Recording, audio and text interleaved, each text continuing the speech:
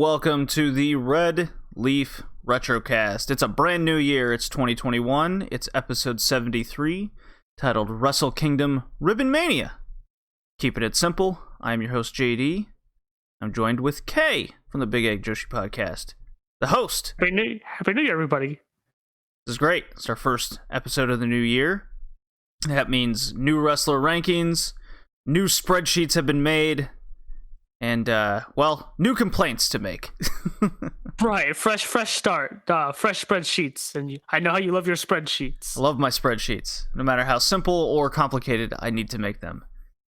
Yes, if you are joining us for the first time, because lots of big shows happen at the beginning of the year, welcome. We do have a stacked show. It's always a stacked show. Hopefully we can keep this under 4 hours. That is a goal that we will have going forward. It's a good goal to have, I feel. So yes, what can you expect from the Red Leaf Retrocast going forward in 2021? So, the way we do this is we've kind of mixed up the format a little bit here. We are going to do less AEW talk. My mom, I think, is getting a little burned out at this point. So, bring her on when she kind of feels like it. Get her little AEW thoughts. In the meantime, we'll just get our tiny little thoughts over the past couple weeks of AEW. Obviously, we'll do bigger episodes for the pay-per-views that they do, since that's only like 4 times a year. We're going to have the basically men's section to start us off. If we don't have any recommended matches from outside promotions, we'll go AEW, New Japan, Dragon Gate, DDT. Those are our 3 men's promotions you can expect us to concentrate on in 2021. And then we'll hit the Joshi Hour, the women's wrestling hour, with Stardom, Tokyo Joshi Pro, and Ice Ribbon. And then from there, we'll go into our retro section to end the podcast. This format will stay the same. All Japan Women will continue on as we head into the 90s, as we are in this episode. Very fun and good timing, actually. We're going through... the 90s. The 90s of All Japan is pretty good.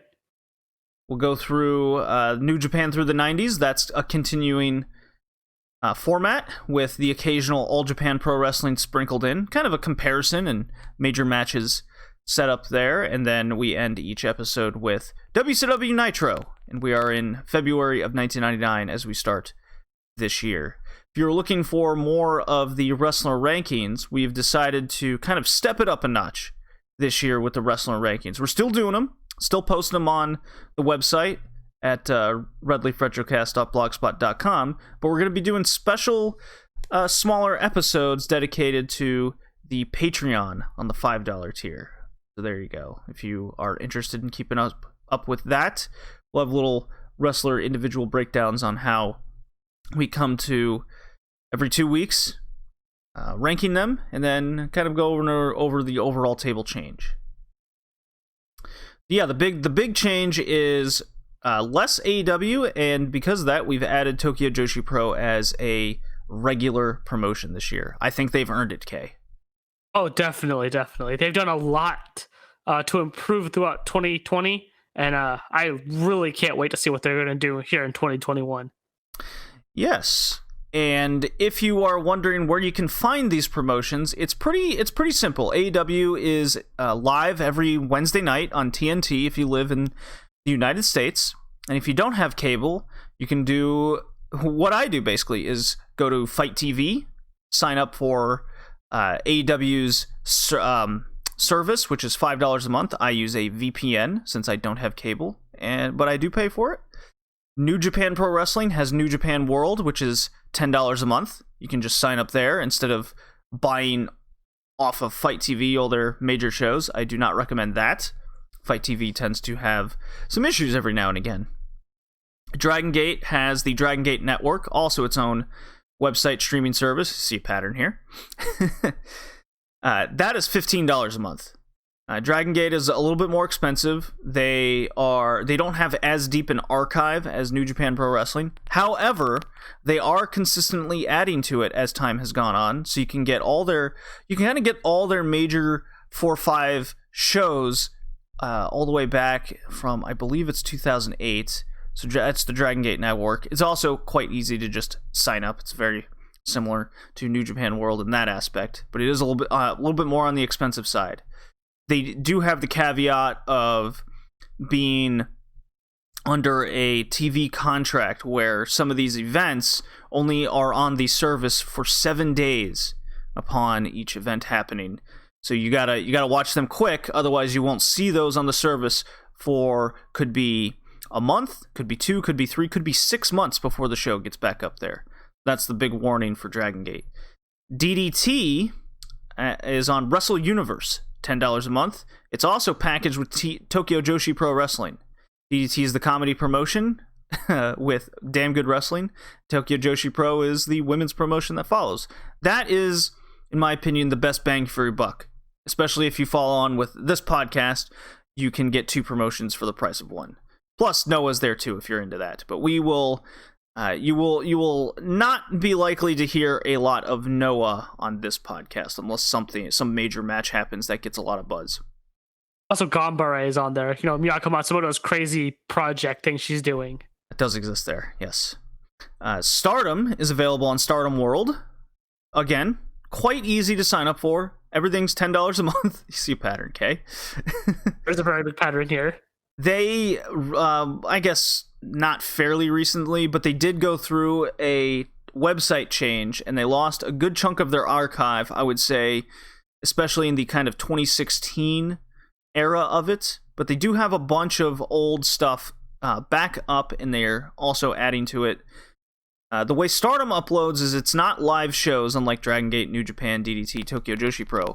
They tend to have the shows, and they upload kind of on a match-by-match basis. Sometimes a full show will go up on delay, and the caveat with Stardom is they have subtitles for a lot of promos, which also helps. I'm very curious to see if Tokyo Joshi Pro is going to do the same thing, since you can follow the DDT English account on Twitter, which translates a lot of the promos, but it seems like they're doing English commentary. That might be a regular thing, depending on how popular it was received, how many people watched it.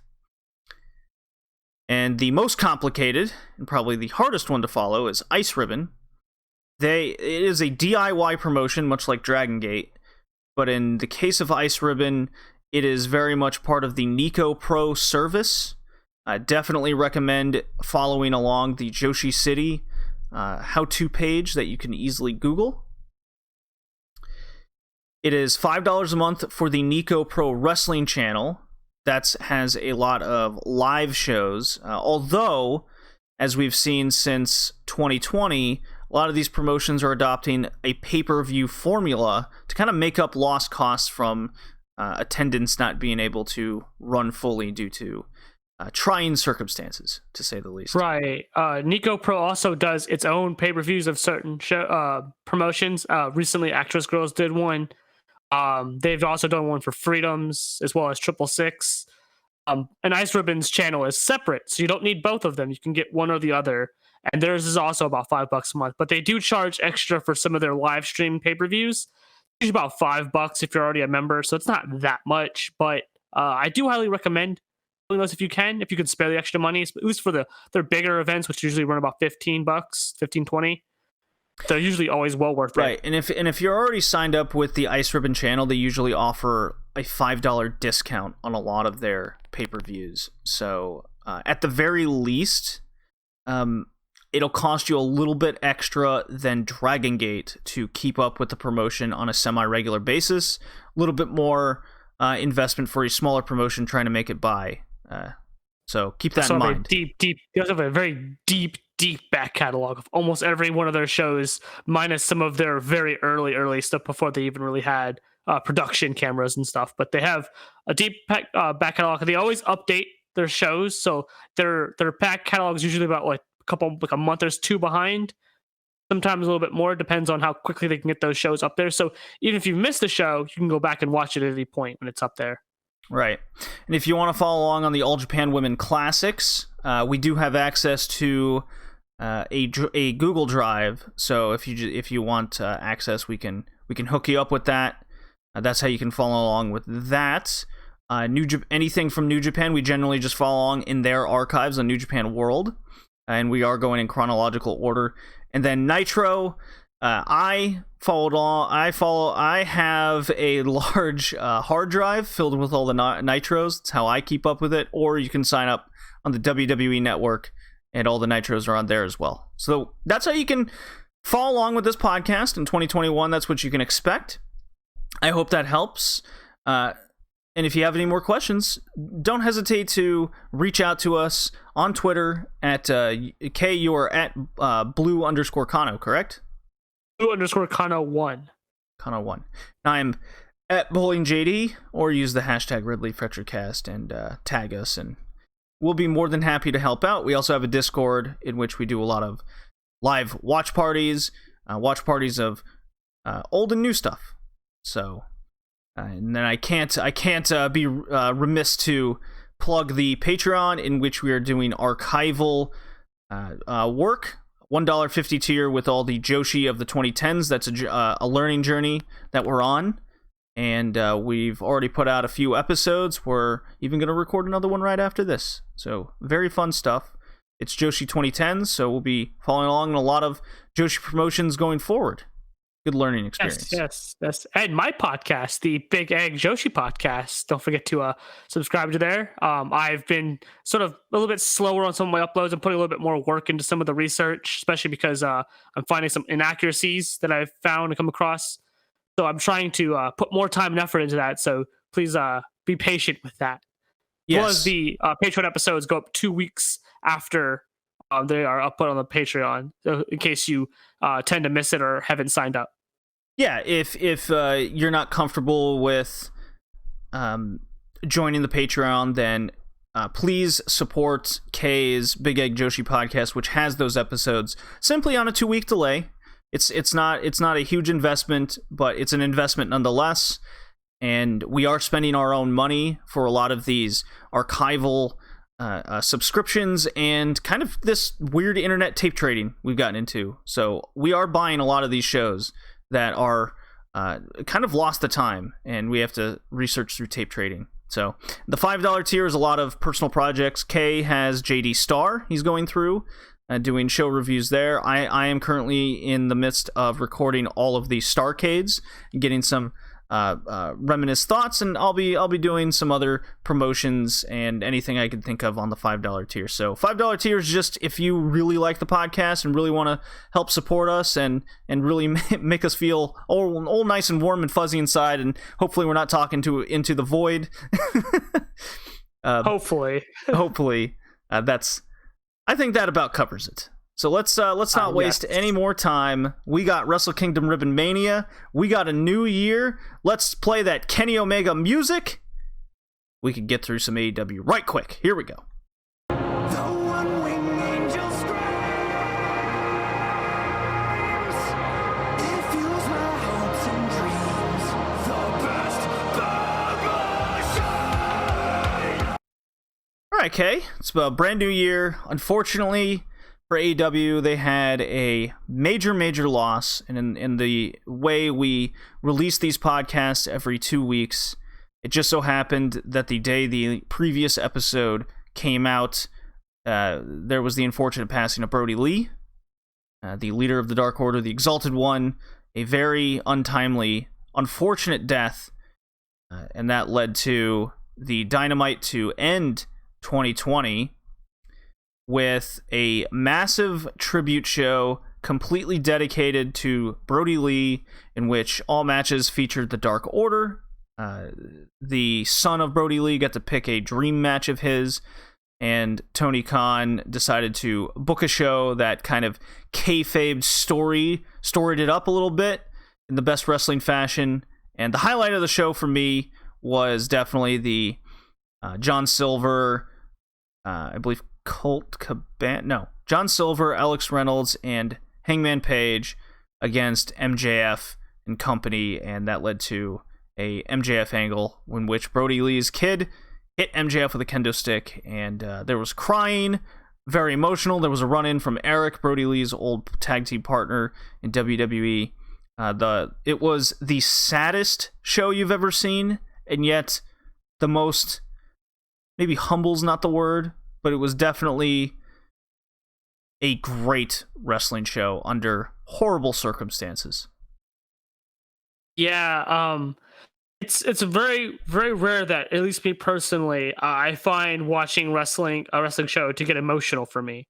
I tend to not have that problem with some of the wrestling stuff, even with angles that are usually pretty emotional. I tend not to get as emotional. This one, much like maybe not to the extent of the Hanakamura stuff, but to an extent, I did feel emotional. Even if I hadn't been following AEW for as long as you or some of the other people that have been, I still liked Brodie Lee. I thought his character was pretty well done, and I mean, the Dark Order was fun, and this whole being a tribute show. And I think the moment that got me was seeing John Silver, who I know from the BT stuff, is like has this back and forth reprieve and joking stuff with Brodie Lee, and seeing him get all emotional got to me pretty hard. It's definitely one of those somber shows, but kind of at the same time, you feel like it's a celebration, and so you feel sad, but you don't feel as sad like you're gonna cry, but you feel emotional. But I don't know how to describe that, but it was definitely a very good show. I guess it sucks that it has to be under those kind of circumstances, but it sucks that he passed away when he did. Came out of nowhere for most of us. At least I imagine his family at least had some form of heads up on it. We didn't know, and nor should we even really have to find out anything about it. But it's sad. Yeah. I put that Inner Circle Dark Order match, the one with MJF and Silver Reynolds, as a 3-star match. And the way our star rankings, or at least mine, going forward in 2021, is what we do also on Patreon episodes, the Joshi 2010s. We do a 3-star rating system. No star is not rated. For whatever reason, it just wasn't good enough. 1 star is worth a watch, 2-star recommended, 3-star highly recommended. I put that John Silver match as a 3-star highly recommended. It's been a long time since a wrestling match has gotten me in that state of emotion. So. It's like I said before, I tend not to get super emotional in wrestling. But between this and the Hanakamura stuff, 2020 was a very emotional year for wrestling, and just in whole as a result of all this. Yeah, I think the Mayu Jungle Kiona match, I tried rewatching that, I think for the 3rd time this year, and that just hits differently. If we're comparing to like really just horrible tragedies in very 2 different ways. Just completely different emotions just come across my mind. I almost feel bitter when I watch the Jungle Kiona match, but I know I feel what she's going through, and what she wants to accomplish for her lost friend. And then there's this Brodie Lee one. It's just amazing to me. It really gets me thinking about just a number of mental states that you can go through. So I just wanted to throw that out there. Let's talk about some nice stuff now. Yeah. I think we should try to maybe pick this up a little bit. Let's pick this up. I don't be sad. Otherwise, we'll be here forever and be all sad. So New Year's Smash was delayed.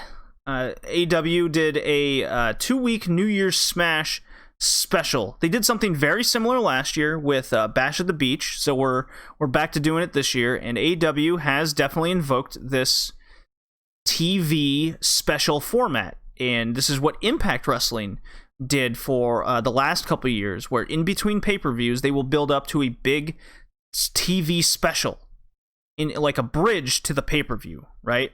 Some big angle might happen, a couple big matches.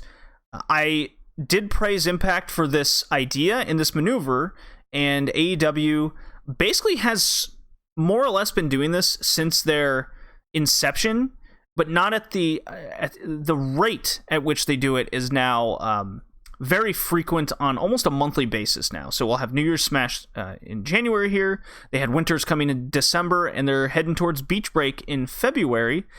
And then by the end of that month, beginning of March, we'll have their pay-per-view Revolution. I like this format. It makes TV feel much more special and much more must-watch in my mind. It's important. It makes you feel like you want to tune in instead of it just being a weekly show. Also, might I add, I guarantee you they're doing it better than Impact was doing it. Just going to go out on a limb for that one. As someone who covered Impact in the past for the podcast, of trying to do the whole expand horizons and figure out kind of what wrestling I want to watch as a fan, Impact is indeed not as good. No, I've dubbed them the mud show that can't afford the mud. Look, when I was covering it, it was definitely better than what it is now. That's not saying much. I think That's a very low bar. I mean, just a side tangent comment here. I think Impact is WWE, but with a low budget. I really truly believe that that's where they're at now in 2020, 2021.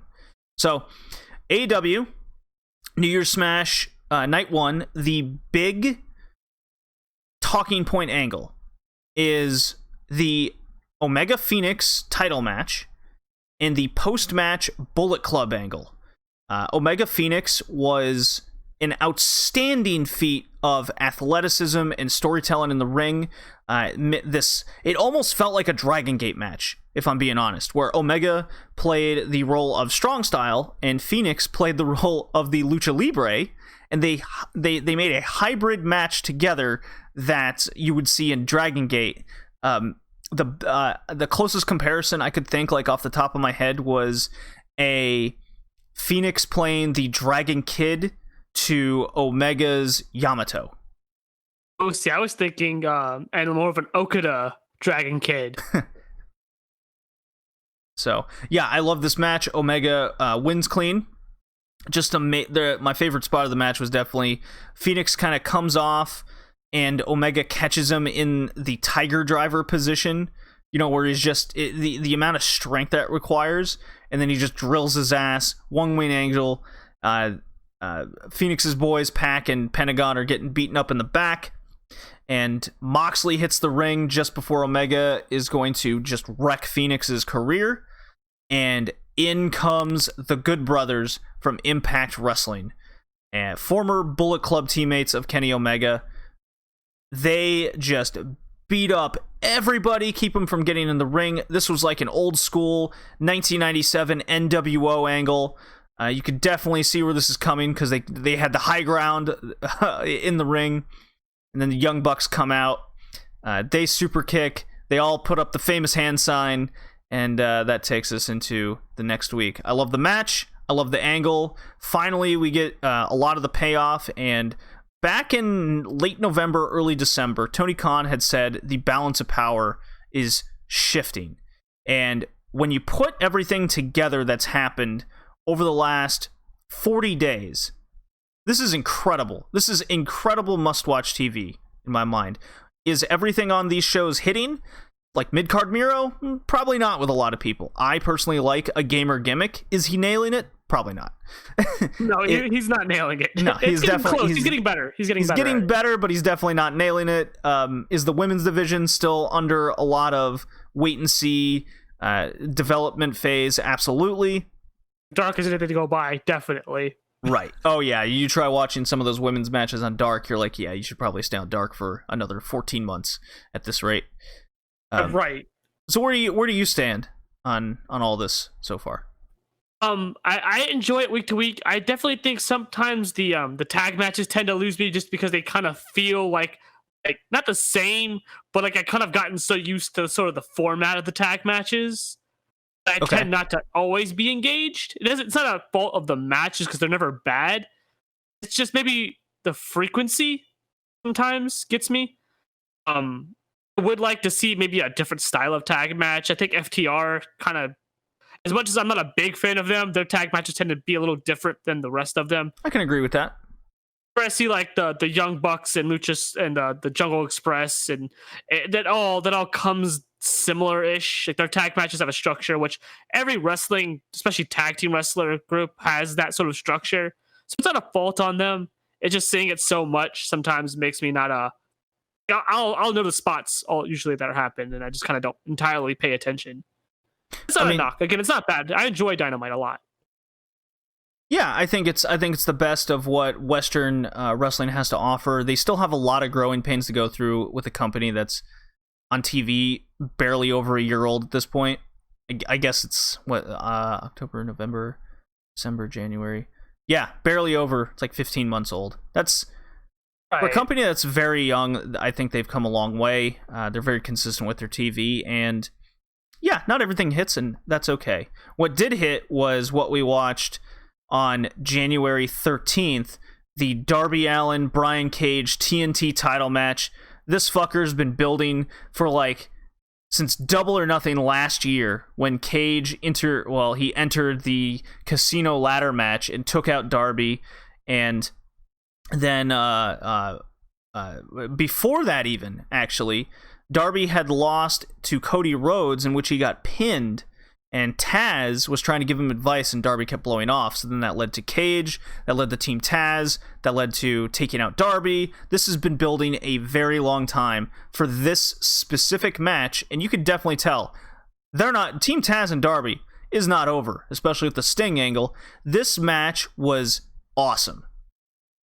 It was great. I think we popped for about every spot. And Cage just tossing Darby around, and it was great. Just the table spot, he just chucks him onto that table. The table exploded. Dude, I've never seen a gimmick table explode so badly that it was just a great spot. Yeah, we popped so hard. That's like something you'd see out of Lucha Underground. I am not kidding you. Cage press slammed this dude from the ring to the outside. You got to get a measurement on how far away that announce table is at Daly's place. But yeah, he just exploded. Cage ragdolled him. We were all expecting a ref stoppage, like a total dude. We were feeling so sorry for Darby and this beating he was taking, but he mounted that babyface comeback, coffin drop on steel steps, got Cage on there. They give him the bird. Yeah, he just kept giving him the bird, which I liked. I thought that was a great character moment. Every time the meathead gets mad kind of situation. Just giving him the middle finger. He's like, he's defiant. He's not giving up. I liked that about Darby. It's very much it's how you book a good Jeff Hardy. I thought of it. It's how you book Jeff Hardy to make him actually a compelling and good character instead of just daredevil man that does drugs now. Yeah, and if you're going to do interference, this is how you do it. Team Taz tried to interfere, and for weeks, they've tried to beat up Darby Allin, and Sting just keeps coming out with his bat going, boys. Got a little repetitive, not going to lie, but it finally paid off here where Sting comes out, evens the odds, basically just keeps interference from happening, and Darby does a crucifix bomb on Cage off the middle rope, and essentially pins him the same way Darby got pinned by Cody in that, I think it was the TNT it was either a TNT title match or for the TNT tournament spot. Either way, great storytelling, a lot of little things that added up. What a payoff this was. What a great way to end the show. I think the Sting stuff was, I agree, it was getting a little repetitive. He was coming out every week and kind of doing the same shtick. And I was about to, if that was what was going to happen in this match, I was going to complain. But the fact that he actually started hitting people with the bat, and it wasn't like he was just standing there, I liked that. Him hitting, I believe it was Starks with the bat, and it was good. It was a very good payoff. I like Sting in this role. I don't think I want to see him wrestle. Just gonna throw that out there. I don't think he should be in the ring right now. I could see them doing some sort of kind of walk and brawl, outside taped type match. I could see that happening. That way he doesn't have to keep it small. Yeah. Keep it short. Keep it simple. They could definitely do a lot with Sting that isn't ring bump related.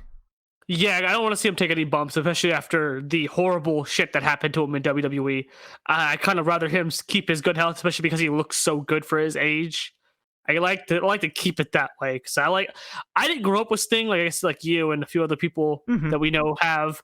But I've always thought Sting was cool, so that was one thing, my big takeaways. And so seeing him in the ring and doing stuff is great, but I don't want to see him take any bumps. I don't want to see him hit any of his big moves either, because I feel like you just hit him with the bat, be intimidating, be this like enforcer presence, maybe almost like a weird pseudo Undertaker, but not as hokey as the Undertaker.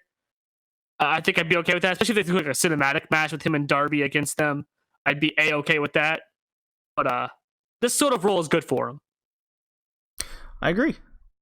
Any other Dynamite thoughts, or shall we move on to New Japan Wrestle Kingdom? Abaddon and Shida was a very fun match. Was that a good match? But it was a fun match. It was definitely not good, but was it absurd and exactly what you could expect out of an Abaddon? I personally like to believe that Shida, being the actress that she likes to be, it's right up her alley. As a big Resident Evil fan, I imagine she was having all kinds of fun with this whole angle and stuff. Yeah. You could just tell she was having fun because she's a big Resident Evil fan. I don't know if anyone knows that, but she really likes herself some Resident Evil. So I enjoyed it. I'm shocked she didn't get some Jill Valentine gear on just for this match. I imagine if she could have it made in time, she probably would have. Yeah, so I'm curious what they do with Shida going forward. I'm curious if we'll see Riho in the short future. There's a lot of she's done with Stardom now. She's not even in Stardom anymore. Yeah, there's a lot of mystery surrounding a lot of people in these promotions these days. So let's move on to New Japan Pro Wrestling, and we can. Oh man, I don't have. Yeah, okay. Let's go on to New Japan Pro Wrestling. We've got fucking Wrestle Kingdom to talk about. Oh yeah.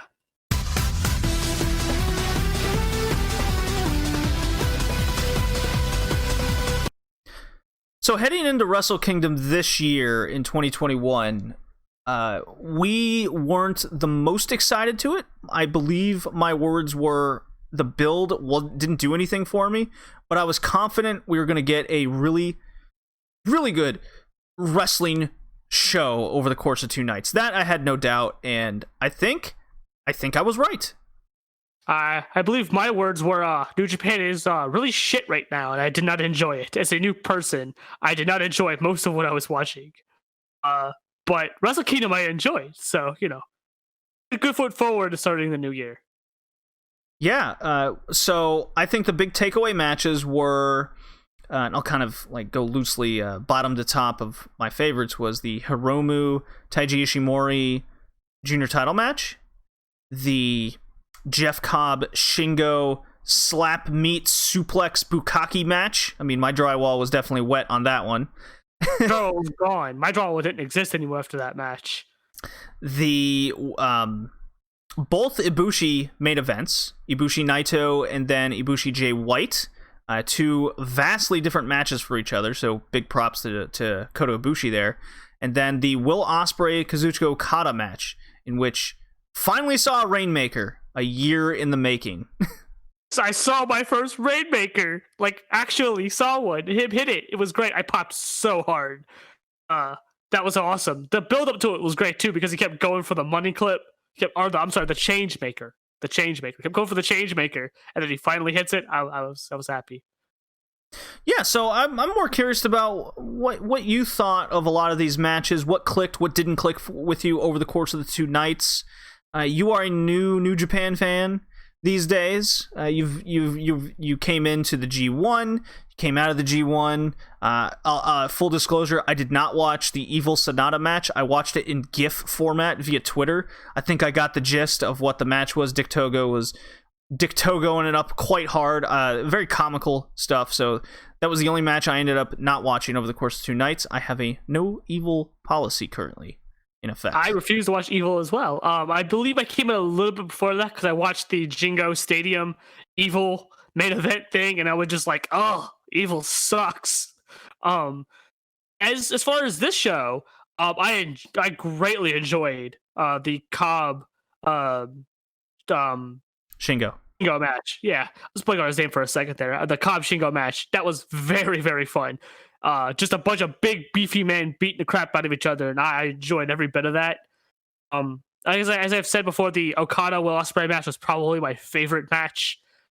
It was great. It was fun from start to finish. Ospreay being a smarmy, shitty heel was actually really good. I think he fits that role a little too well. I wonder why. But Okada, continuously going for the change maker I was like, he definitely made you want him to finally hit the Rainmaker. And I think I popped when he hit the rolling elbow thing first because I thought that was a Rainmaker, so I popped prematurely. Then he hit the Rainmaker, and I was over the moon. That was great build up. As much as I hate the Changemaker, the build up using it was actually really well paid off. Well, I really, when it was all said and done, I really enjoyed the story of Okada and hitting he lost Wrestle Kingdom, so he, in his mind, thought the Rainmaker couldn't get the job done. This is the story that was told to me. This is my interpretation of it. So he developed the money clip, his Changemaker, if you will, his head and arm choke deal. Does it look stupid? Does it not click with the audience? Well, no, it doesn't. It did have a moment in the G1 with Shingo, which got over really well. But over the course of the year, in tough matches, he's been trying to hit this Rainmaker, but guys keep hitting it before him, and they're dodging it, right?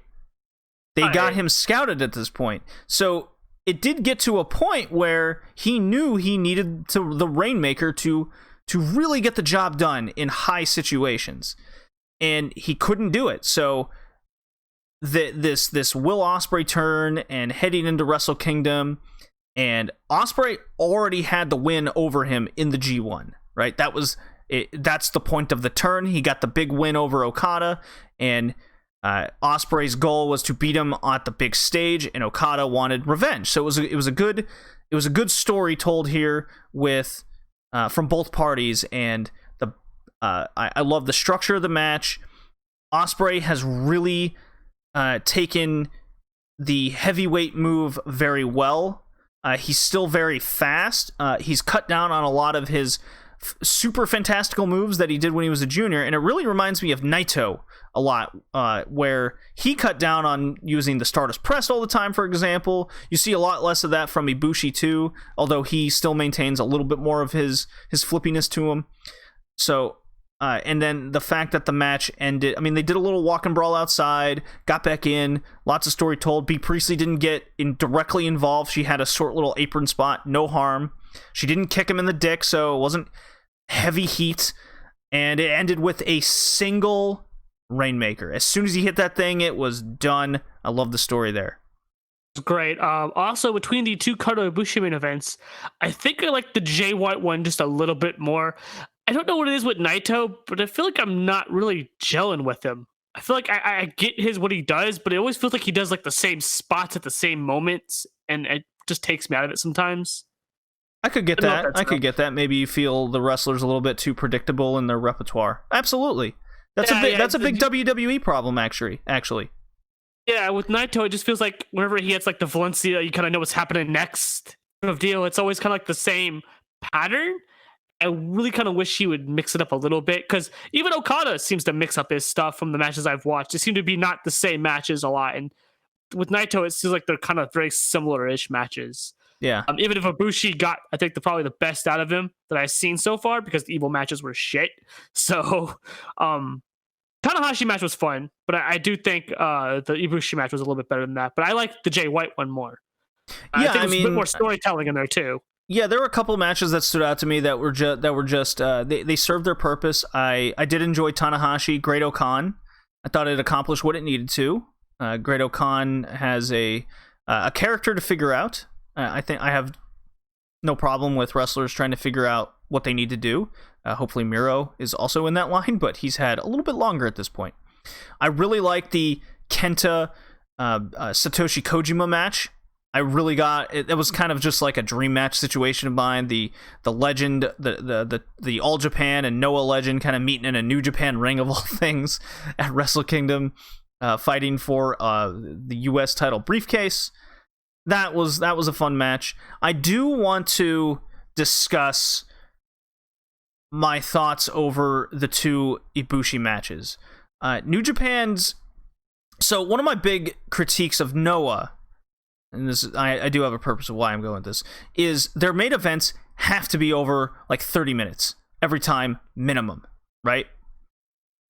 New Japan has kind of gotten to that point lately where they have this incessant need to put on this idea of a spectacularly long main event with that big feel, and that's becoming a worry of mine. I think Evil had a lot to do with that, because at Wrestle Kingdom here, both these matches, a lot of them were 30 minutes plus. In the Jay White Ibushi match is actually I think it was 48 minutes, the longest Wrestle Kingdom match of all time. I didn't get hey, if it works, it works. I have no problem with a long time investment for matches as long as it works. And when I thought about what those two matches brought to me as a fan, the Ibushi Naito match brought me their rivalry. One match in particular at the Garden I got to see live. They didn't kill each other this time, or at least attempt to, but they did have a more athletic match with the big feel.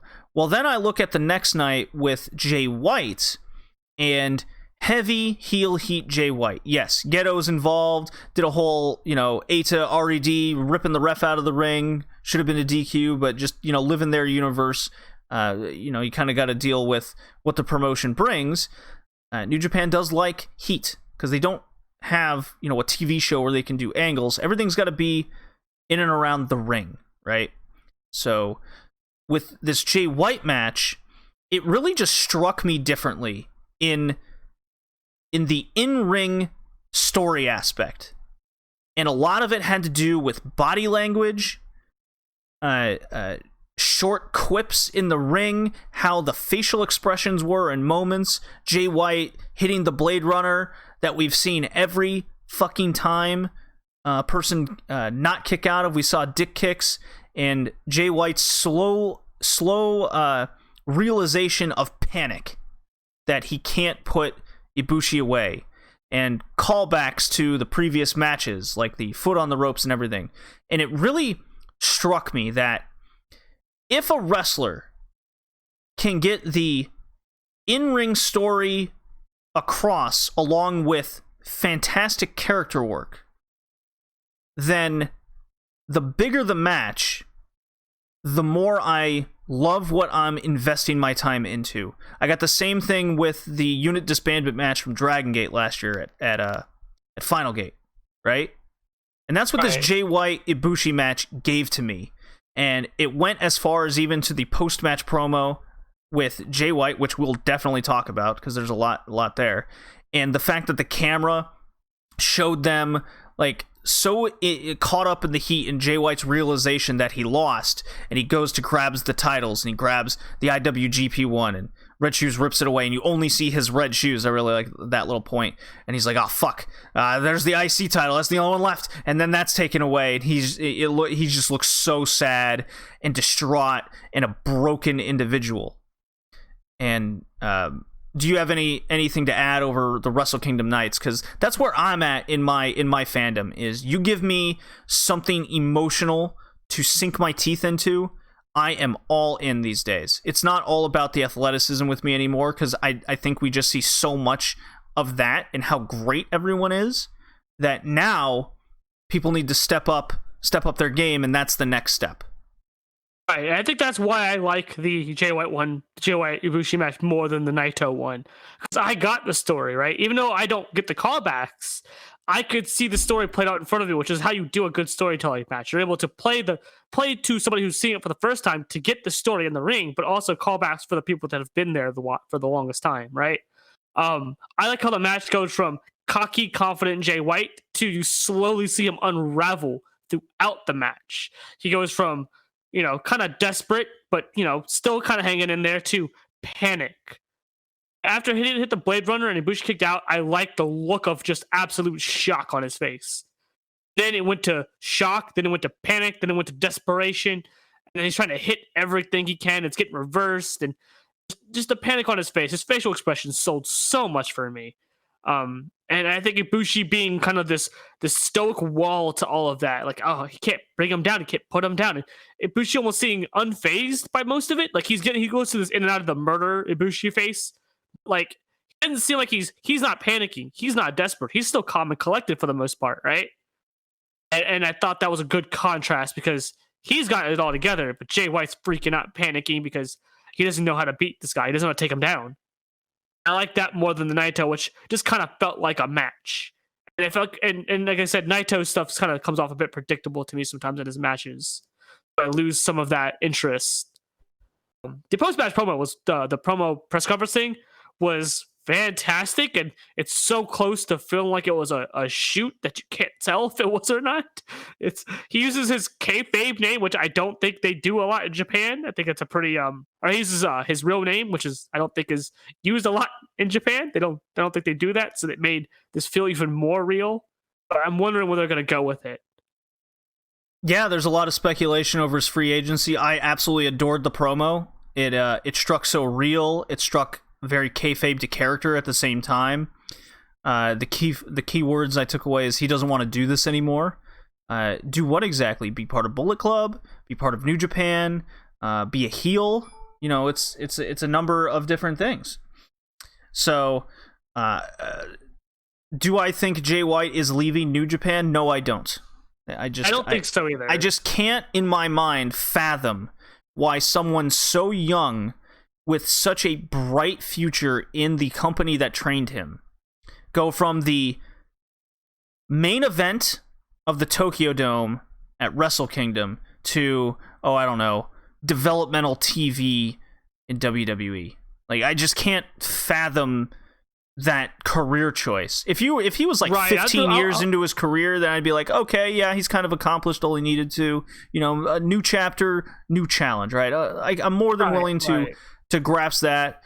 Not with Jay White. He's still in his mid-20s. He's got such a long career ahead of him, and we'll definitely see. Right, and I'll make the argument also. I don't think he should go to AEW. I think they've got enough high-level people. He would just get lost in the shuffle. I think Jay White's too good to do that, and they do have a spot open. Sure, but they have such a top heavy card at this point with a lot of good talent that they're building. That I think adding him would just kind of, I mean, where does he fit right now in the current landscape? I think he's staying in New Japan. And I think it's smart for him to stay in New Japan because in New Japan he's the big star. He's the big Gaijin star. Why would you that sort of why would you rip yourself out of that to go somewhere else where you probably won't be as big just where you are? I mean, he's wrestling in front of how many people? The Dome, I mean, not counting this year, but just last year, how many people were in the Dome? They sold out the Tokyo Dome? Yeah, I think I'd rather stay in New Japan if I were him. Yeah, but to be fair, if I was the owner of any other company out there, I'm giving him a call. Yeah, definitely. At least to find out if he's actually available or not. Yeah. Are you actually available? Yes. Contract's up January 30th. Okay, I'll call you. I'll call you again then. We'll be in touch. Like that kind. Like you got to do it. Jay White's that damn good. There is the topic of the New Beginnings outlook coming out of New Year Dash. So over the past few years, Kay, New Year Dash has this reputation now as being kind of. Just to compare another show, the Raw after WrestleMania, right? This is where your story for the next year begins. Okay, big angle happens. There's a big match on there that gets you pumped.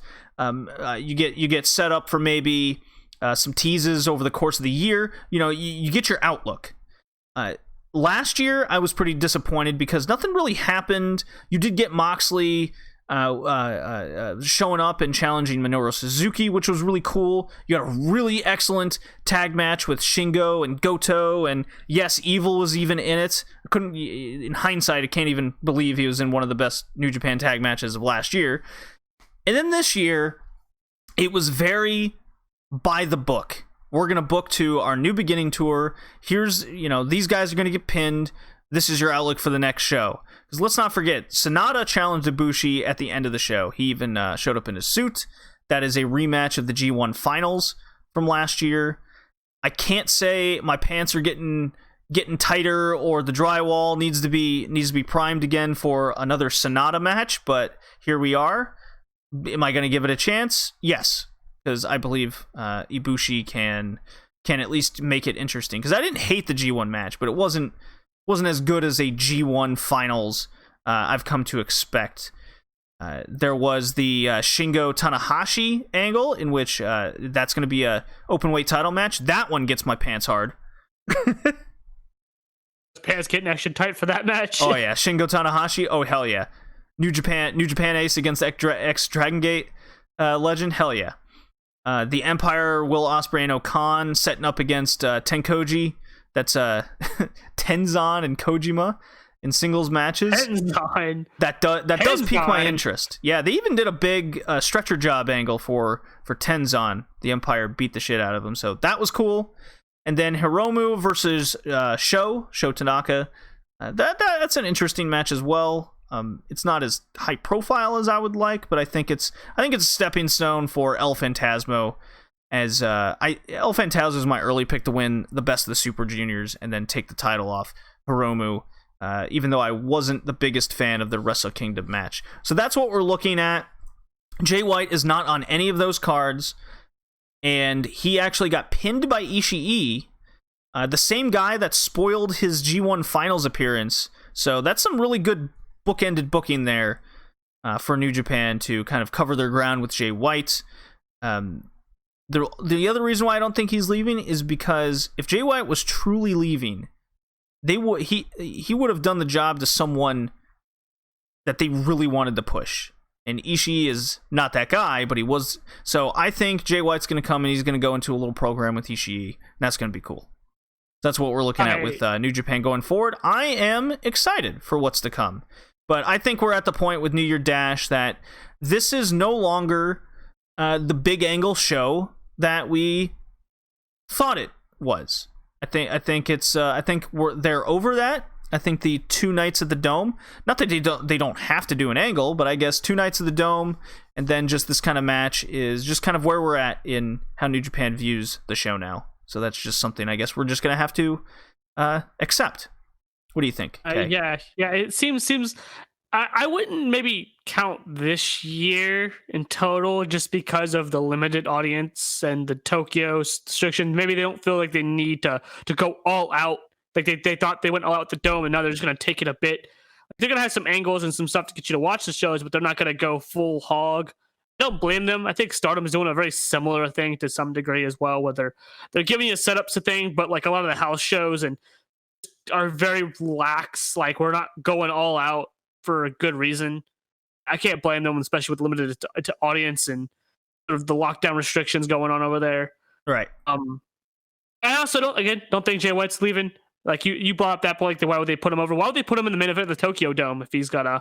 I mean, that's not uncommon. You know, Kenny Omega's contract was up, so he wasn't under different circumstances. Weren't they thought that he was going to sign and then he didn't, and that's what made them mad at him? It's pretty normalcy for New Japan to have a lot of their contracts ending in and around the Wrestle Kingdom post period in January. Okay, that doesn't make any sense, but sure, I guess. I can't say I'm excited for the Sonata match. Sonata has no charisma, so me getting excited for anything he does is very, very low. My bar is low for that one. The Japanese fans absolutely love the guy, so who are we? I mean, it seems like the stone-faced, no charisma thing is very popular over there. I don't get it. Well, if there's no more thoughts, let's talk about some Dragon Gate. Shall we? Yeah, let's go do that. R-E-T.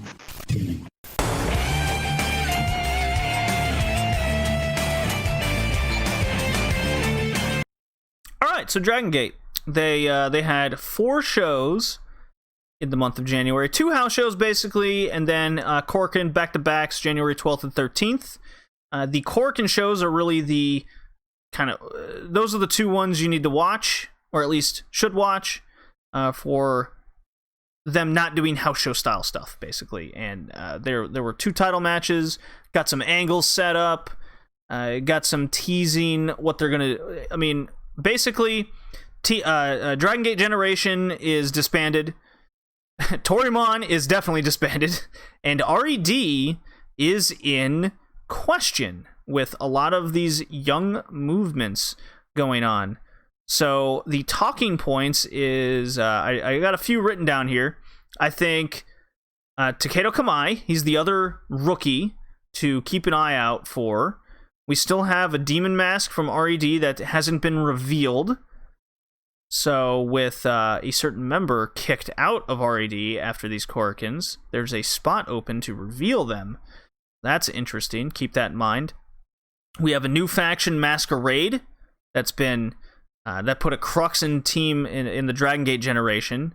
So it's a lot of unit movements and free agents, if you will, that are unitless in a unit-heavy promotion that is Dragon Gate. Bokutomo Dragon teamed up with Ultimo Dragon, so it looks like this could be a thing going forward. The best undercard thing you could ask for, in my opinion. Oh, I was all over this. I think you had so you knew this card before I did. So you were like, hey, pay attention to the entrance. It's like, okay, sure. See Bokutomo, hey, my dude. See Ultimo Dragon, oh hey, they're actually doing this so soon. I popped hard for it. I love this Bokutomo gimmick. I love how he messes up all of Ultimo Dragon's moves. Just can't do them right. It's the best. Pretty great. We did get a rematch of a tag title match that was the Twin Gates, if you're unfamiliar.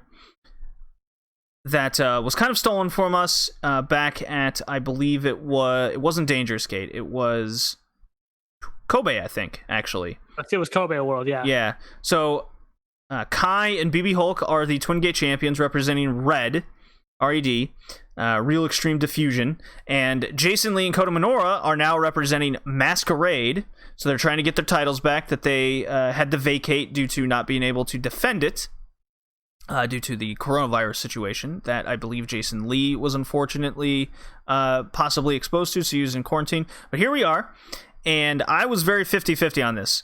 I was more on the 50% of leaning towards Kai and Hulk retaining. They are king douchebags right now. My God. A good match. It didn't reach the level of their Dangerous Gate match in which... I can't even remember anymore. Whichever one, Lee and Minoura had won the tag titles from them. And then this time it was very much Kai and Hulk beat the shit out of them, convincing victory. Yeah, I was less 50-50. I thought Lee and Minoura were going to win. Was kind of surprised that Hulk and Kai won, but not upset by the outcome because I think them being tag team right now is kind of the best thing. They're just douchebags, and I love the fact that Kai owes Yamato drinking money, and I swear BB Hulk is just a womanizer, so they're the best.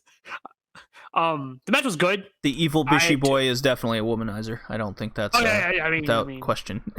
I mean, you saw him in front of all those women saying to touch his abs and everything. I mean, come on. He's definitely king. He's definitely a king womanizer over there. I see him at the hostess clubs and everything. I like the match a lot. I feel like it just never really hit the high gear that I was expecting it to hit, but I think it's because seemed like it was supposed to be more of a dominant one-sided thing. Is what they were going for. Lee was knocked out for most of the match and was kind of off of his feet. Played like him being kind of knocked for a loop for most of the match, which I liked. And I thought BB Hulk was probably the best part of the match. He did a lot of really cool flippy kick shit and made the match much better as a result. Kind of my thoughts on the tag match. Yeah, it's going to be interesting what they do with the Twin Gate titles in 2021. I think it's pretty obvious that Yamato is not out of the picture quite yet, as we saw in a Yamato Dragon Kid singles match.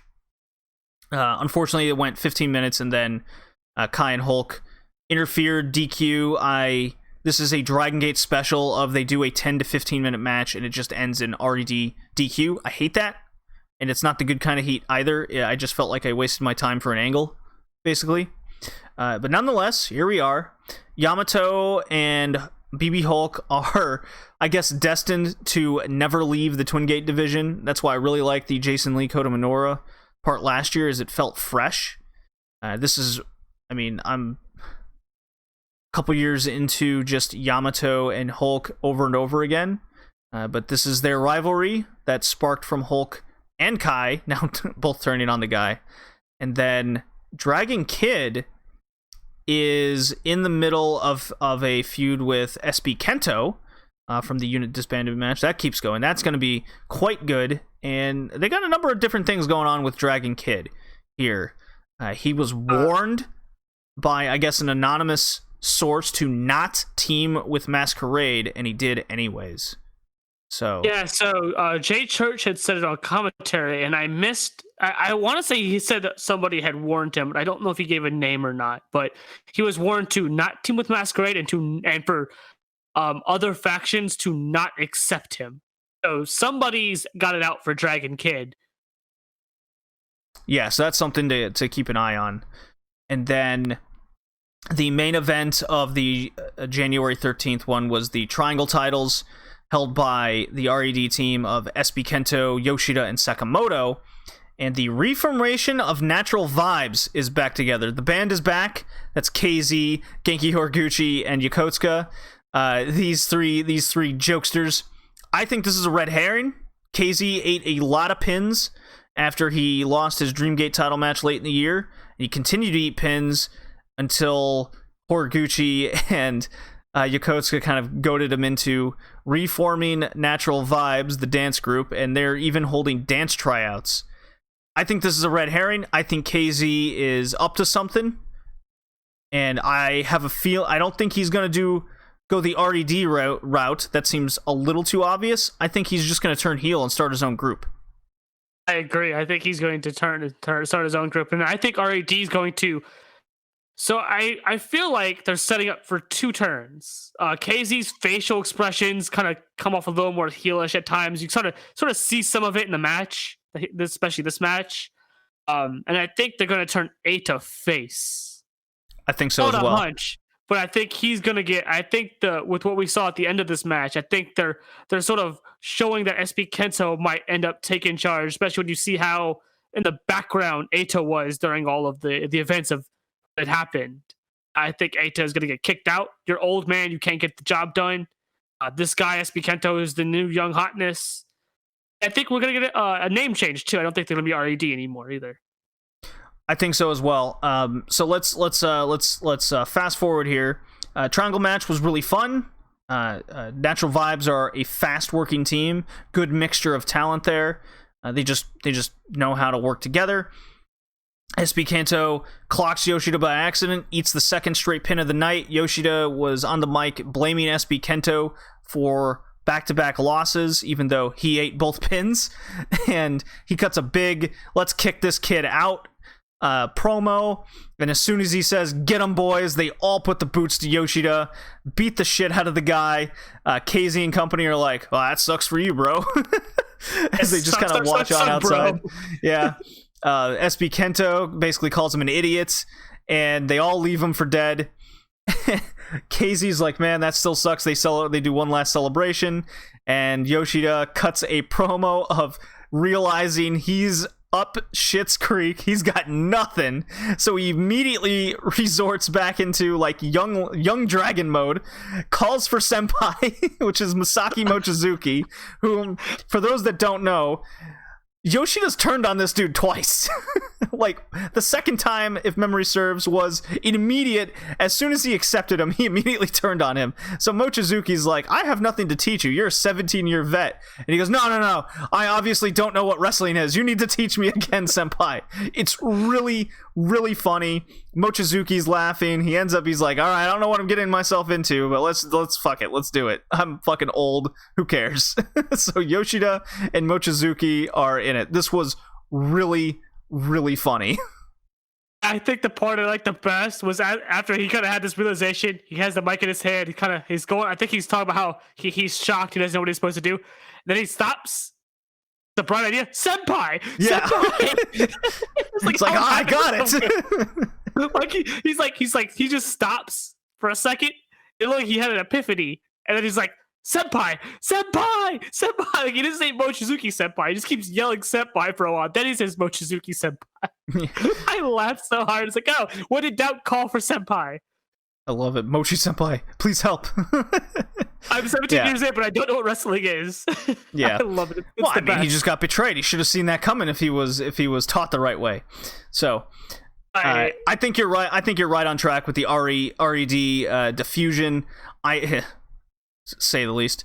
I think the young guys are taking over the group, and they're going to slowly kick all the old dudes out, namely Sakamoto, Yoshida, and Eita. I think BB Hulk and Kai are gonna be the only vets to stick in the group to kind of teach the young guys. Kakuta, I would bet you a couple other young dudes are going to join in due time. Right. I almost had forgotten about the Demon Mask until you said something. Yeah. And that's interesting. It's in the background constantly. And who knows if that's the only Demon Mask they have. Yeah, and who knows who's actually going to be in charge of the thing? Could be BB Hulk, could be Kai. I'm leaning towards Kaito Ishida just because of that long Brave Gate run. He seems to be the guy that they're gearing up to lead the group, but who's to say? There is an outlook on 2021. There's some injuries. There's still the Benkei out with the concussion from Final Gate. Doi is having elbow nerve surgery. SBK suffered a slight injury after the triangle match, a slight little back thing. And then Dragon Dai is out with a busted collarbone. And Super Strong Machine J is still out, just trying to get the right parts he needs to actually. They're on back order. Yeah, they're on back order, it seems. So that's what it's looking like in Dragon Gate. The whole unit thing is one of the more fun things to follow and keep up with. We're definitely, after watching 4 straight shows here, definitely going to take it easy on the house show circuit. Probably skip and listen to various outlets of what should watch, but we're definitely watching the January 17th show that's coming up, featured by, I believe, a Yamato UT match. I believe that's on the dock. I haven't. I'll have to double check that off the record. But the January 17th show is looking very good. So let's let's get DDT. There's not a whole lot to talk about except one match and then some people that have come. So where's my eruption drop? And we can get going.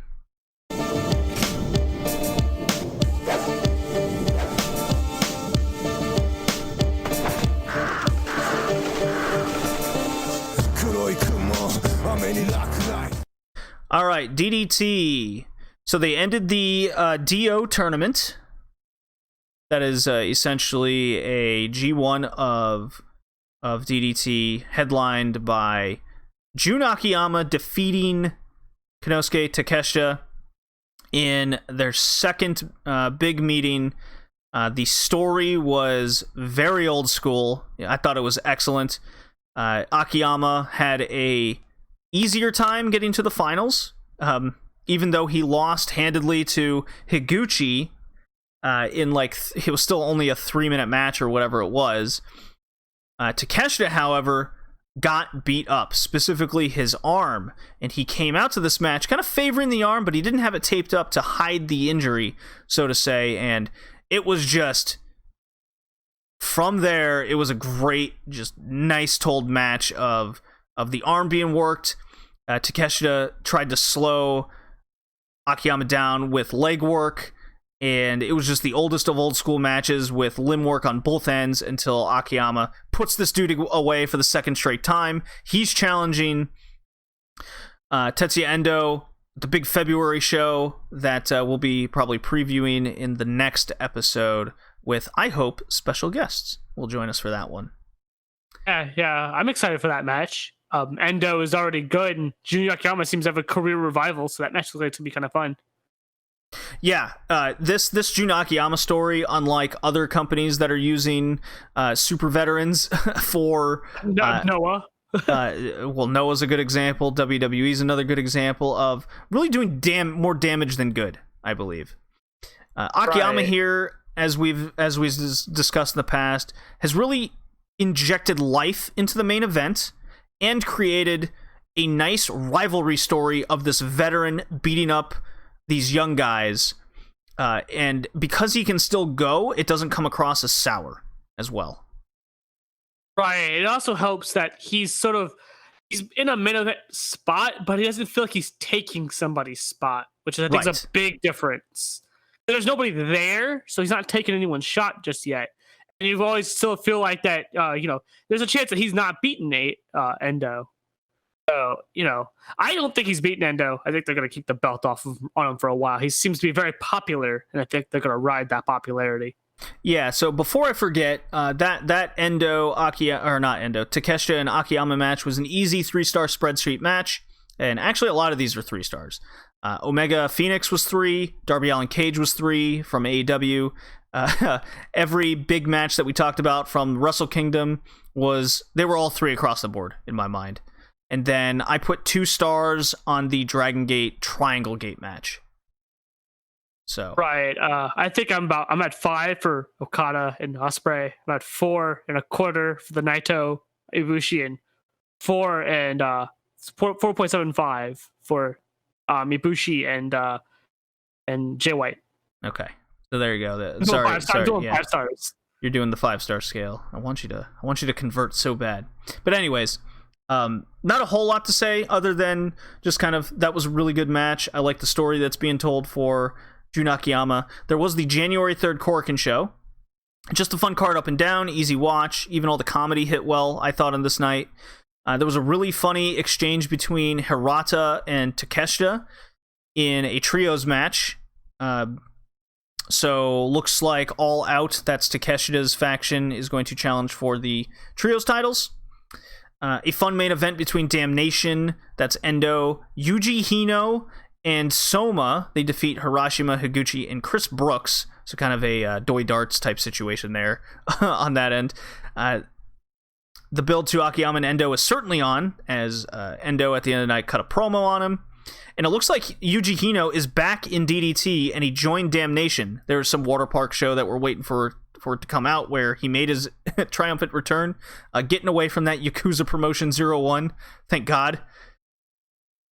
There was funny. I don't know who this guy is. So he's a big ass kicker. That's really all you need to know. He's awesome. Right. Well, who's the guy I watched in that match that was like the big dude that was just tossing motherfuckers? That's Yuji Hino. Okay, yeah, no, big dude, like him already.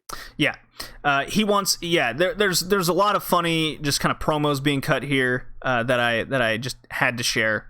So Hito wants the title, but first seems to be set up to face the returning Ino from injury.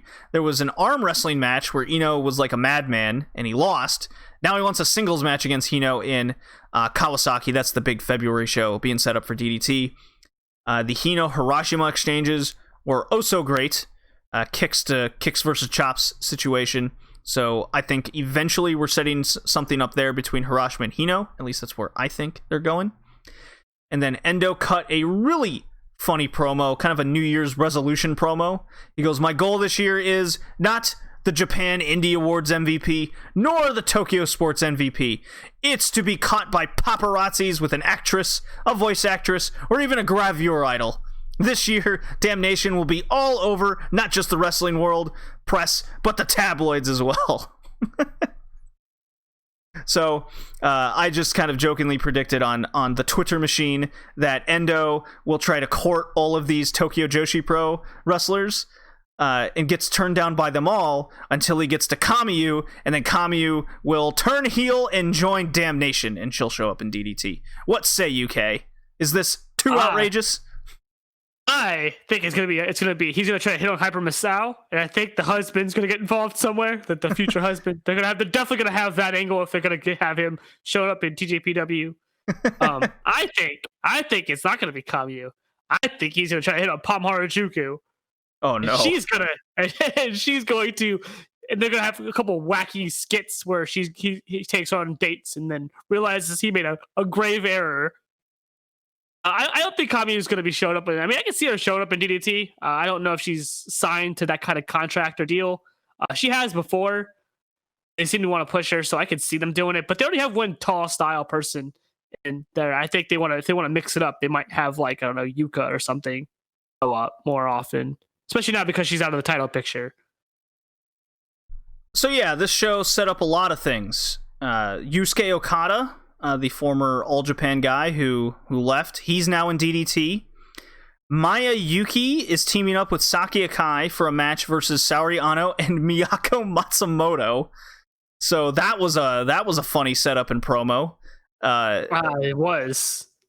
So yeah, Maya Yuki is in DDT, and this brought up a lot of speculation. Now this is full speculation, but I think I think it's actually warranted to think about, right? Just keep an open mind on it because of the open door relationship with DDT and AEW. I don't think it's a coincidence that we're seeing a lot of these freelancers. Mei Suruga is an example. Now Mayayuki showing up in DDT and possibly getting their foot in the door to Western notification.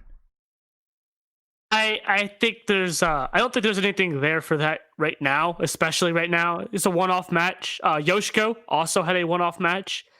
So did Asuka, and so did Seriano, and this is probably her third appearance there. I'll put it this way. Well, that was all in the past. That's less than a year, and that does line up with where all this speculation kind of comes from. And there's merit to it. There's some merit to it, to why the speculation gets you thinking is because of what the owners of both companies have said and want to do. I don't know. I think right now, especially, just that's a little too much reading into it. It's a little too much speculation, conjecture. Oh, just have fun with it. Okay, come on. I don't think there's a whole lot there just yet. I wouldn't, if it happens, cool, but I'm not, especially when there's very little to go off of so far outside of just interviews with the DDT guy. Because Maya still has a contract with Ice Ribbon, so she's still contracted to Ice Ribbon. So that would be Seriano would be more likely if that were to happen, but Maya, I don't know if that's as easy thing to jump to. I like to think Miyaka Matsumoto and Maki Ito are showing up in an AEW ring in 2021. I don't think the Western world's ready for Miyako. Don't you talk like that, Kay. Don't ruin my dreams. They're barely ready for Maki Ito. They're definitely not ready for Miyako Matsumoto. Can you even put her on TV? Would she have to be censored? She'd have to be censored. I like the idea of her coming down the HM, but she's just a big pixelated block.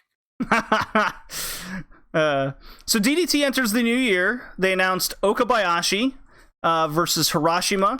There's Mayayuki, Yuji Hino, and Yusuke Okada all in a DDT ring to enter this year. Not bad. They're making moves. I think it's DDT trying to make moves to sort of, unlike TJPW, but maybe to a different extent, like a different scale, a different path, making moves to sort of make inroads within the Japanese industry to the extent, whereas I think TJPW is making more outside because they're more popular in Japan than I think DDT is. They make a lot more money, that's for sure. So I don't think they're having to worry about the domestic audience. That's why they're probably focusing more elsewhere. From what I gather, DDT doesn't have that same luxury right now. So they're trying to focus domestically by getting some big freelance names, some big names from other companies to show up and try to get. Oh yeah, this February show is looking awesome. I'm very excited. It's a good way to start the year, get some buzz. I think it's the cyber agent companies trying to make more inroads. I think a lot of it's spurred on by the Bushiroad DDT, Stardom and New Japan stuff, especially with regards to Tokyo Joshi Pro. Well, again, I think because they're so well domestically, they're trying to go further outside, whereas DDT is the opposite. Before we go into JPQ joining us for the Joshi section of the podcast, I got 3 questions. Or let's just do 2 quick ones. Sure. Where do we think Inaba of JTO is going to end up? I am leaning towards Stardom. I too am leaning towards Stardom. I think they're going to sign more people, and I think someone like Inaba is a good sort of. You can have her at the undercard area. You can have her eat some pins while you build her up. She's young, she's talented, but she's not Micah. So Micah was already, when they got Micah, she was already kind of building pretty high end, right? Despite her experience, she was like a new Tommy, a smaller scale, but kind of like Utami, where she was really good early, so you don't want to have her be buried. But Inaba's a bit different. She's got flashes of good offense from what I've seen, so I can see Stardom picking her up.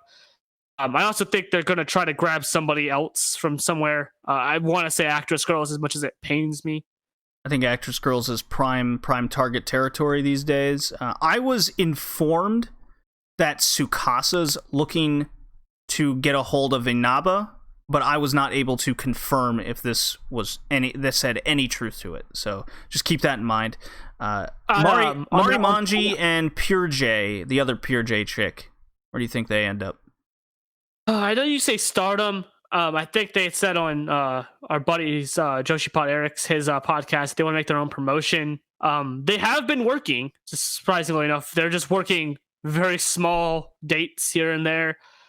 I don't know if they fit Stardom, but I could see them grabbing them. I wouldn't be shocked if they want some depth. Again, we talked about in the Stardom section about how they're not going. They need people to eat pins, sort of diversify that roster a bit, so it's not so top heavy. And I think those two would fit that role. I think Mari Manji is a bit on the older end, if memory serves, or the other one might be a bit on the older end, so they might not even want to invest too much in them. I can see them either going Stardom or starting their own promotion, it failing, and then attempting to go to Stardom. I guess we'll see. Well, from here on out, it's we're joined by JPQ for the Joshi section of the podcast. Hope you enjoy.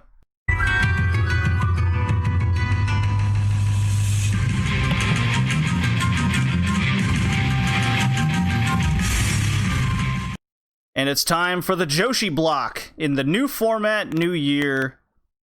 It's the Red Leaf Retrocast, Joshi section, women's wrestling. We got Stardom, we got TJPW, we got Ice Ribbon. They are our three major women's promotions we're covering in 2021. TJPW has made the regular rotation, and we are joined for the Stardom and Tokyo Joshi Pro section with JPQ. How you doing? Good, man. Happy to be back. This is exciting. It's been a little bit of time since the last time I was on the old RLR. Yeah, I thought about sticking you behind the new paywall that we got going on these days. Shout out Me to and the Omega Patreon. got something in the works for you. Ooh, I'm very excited. But yes, it's been a hot minute. You've had a human in your life lately? I've added one, yeah. I'm up one. That's been eating up a lot of time, and every minute is worth it.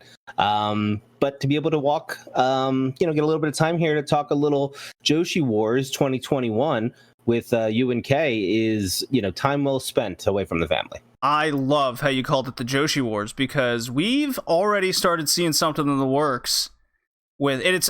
We're not going to take all the credit, but clearly some of it's there with our award-winning podcast that we have here.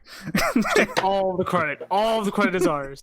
Who covers Ice Ribbon? Just us. But at least in the terms of the Western fandom, in there's some Joshi War discourse starting up. I'm actually kind of excited about this.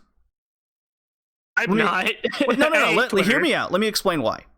So for many years, okay, when I first got into Joshi, a lot of people discover, the Sendais, something on YouTube through, Wave, and every single podcast and dirt sheet coverage or what have you. So we start them. But now, coming out of COVID and coming into 2021, this time in 2020, we weren't talking about Tokyo Joshi Pro. That was probably the farthest thing from our mind.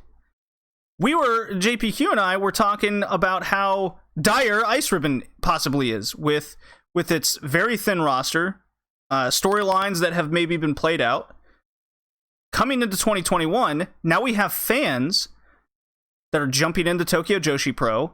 Stardom has increased their fandom tenfold over. Some fans, may not be a fan of the product anymore, so now they're going over to Tokyo Joshi Pro is a big example I've been seeing lately. I'm excited because what this means is there's more fans out there.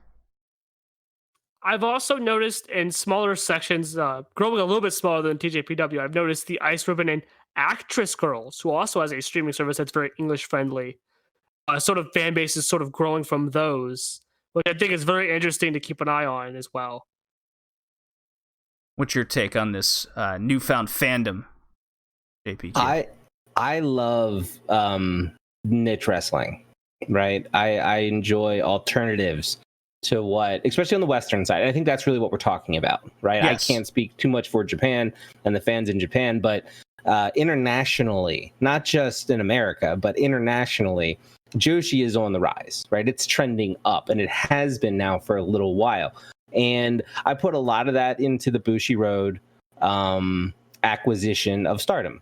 I think that when that happened, a lot of people started to take the scene a little bit seriously. And for whatever motivations, fandoms, connections with wrestlers from other promotions, fans started to kind of splinter off and find their favorites, right? They were exploring these streaming opportunities. They were going onto YouTube. Joshi this year has done a fantastic job. Well, excuse me, I guess 2020 did a fantastic job over the course of the pandemic, keeping their hat in the ring, right?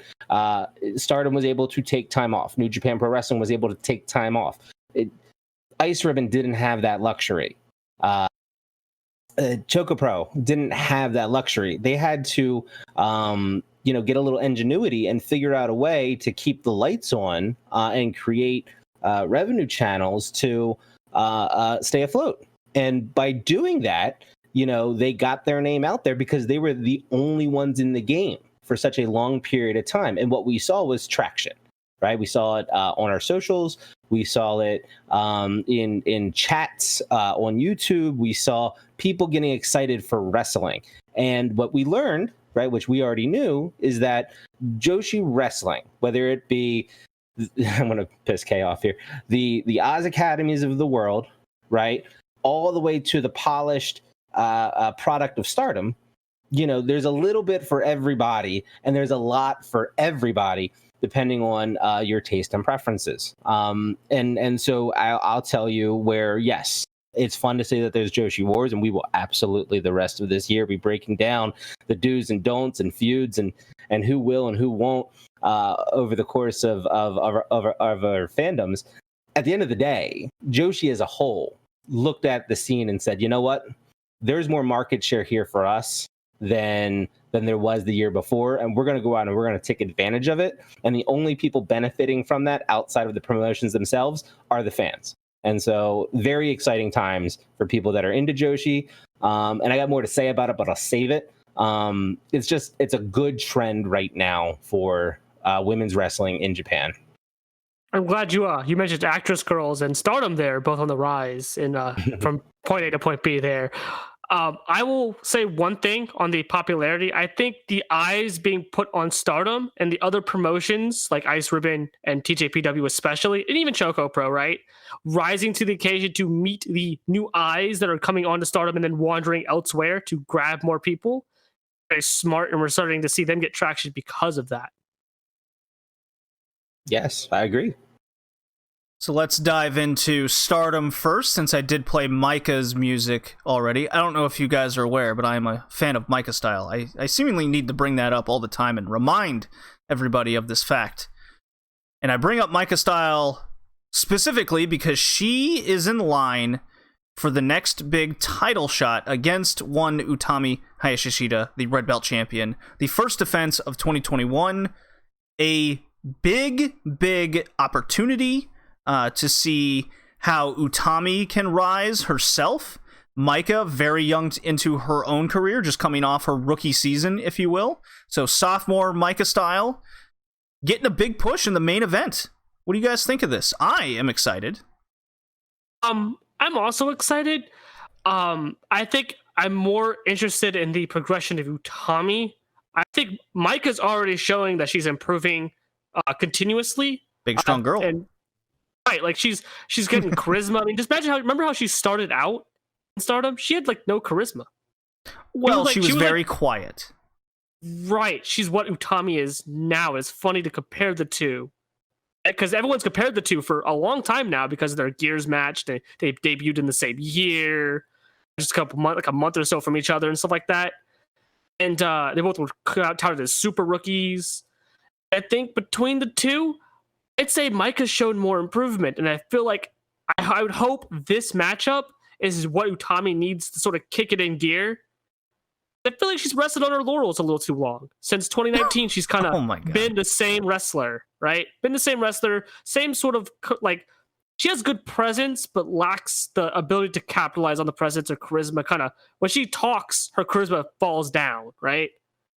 And I want more from Utami because I want to see her succeed. Because if the company's going to put faith in her, I want to be able to put faith in her too, especially as top champion. And nobody wants their top champion of wherever company they're watching to suck or kind of be in the middle of the road, because then it's not fun to watch their matches. And I don't want that. I've not been the biggest fan of Utami, but I like Utami, right? I got her autographed picture with her. I like Utami, not her biggest fan like some people, but I want to see improvement. And I think Micah, I hope, is the kick in the ass she needs to get there. Micah is showing a lot of improvement, and I'm very happy to see that from her. Well, it's a big test for both, which is why I'm very excited, and I do like the storytelling involved with this match. Coming out of the 5-star, going into the 5-star, I should start there, Micah was in the future title situation, very similar to how Utami started the year. And then coming out of the 5-star, Micah had 2 major victories. One over Momo, and one over Utami herself. Momo was the last challenger. Makes sense. Micah's the next challenger coming out. So it's a big test for both. Micah is less seasoned when Utami was going for her title shot, in which she won. But Utami herself had title matches as well. So we can't discount that. And remember, when Utami had her title match, her title chances early in her career, she rose to the occasion. You could argue that, you know, the workers she was in there with were very strong. Sure. You can make the argument that maybe this match with someone even younger than her may not be as good. I think that's okay.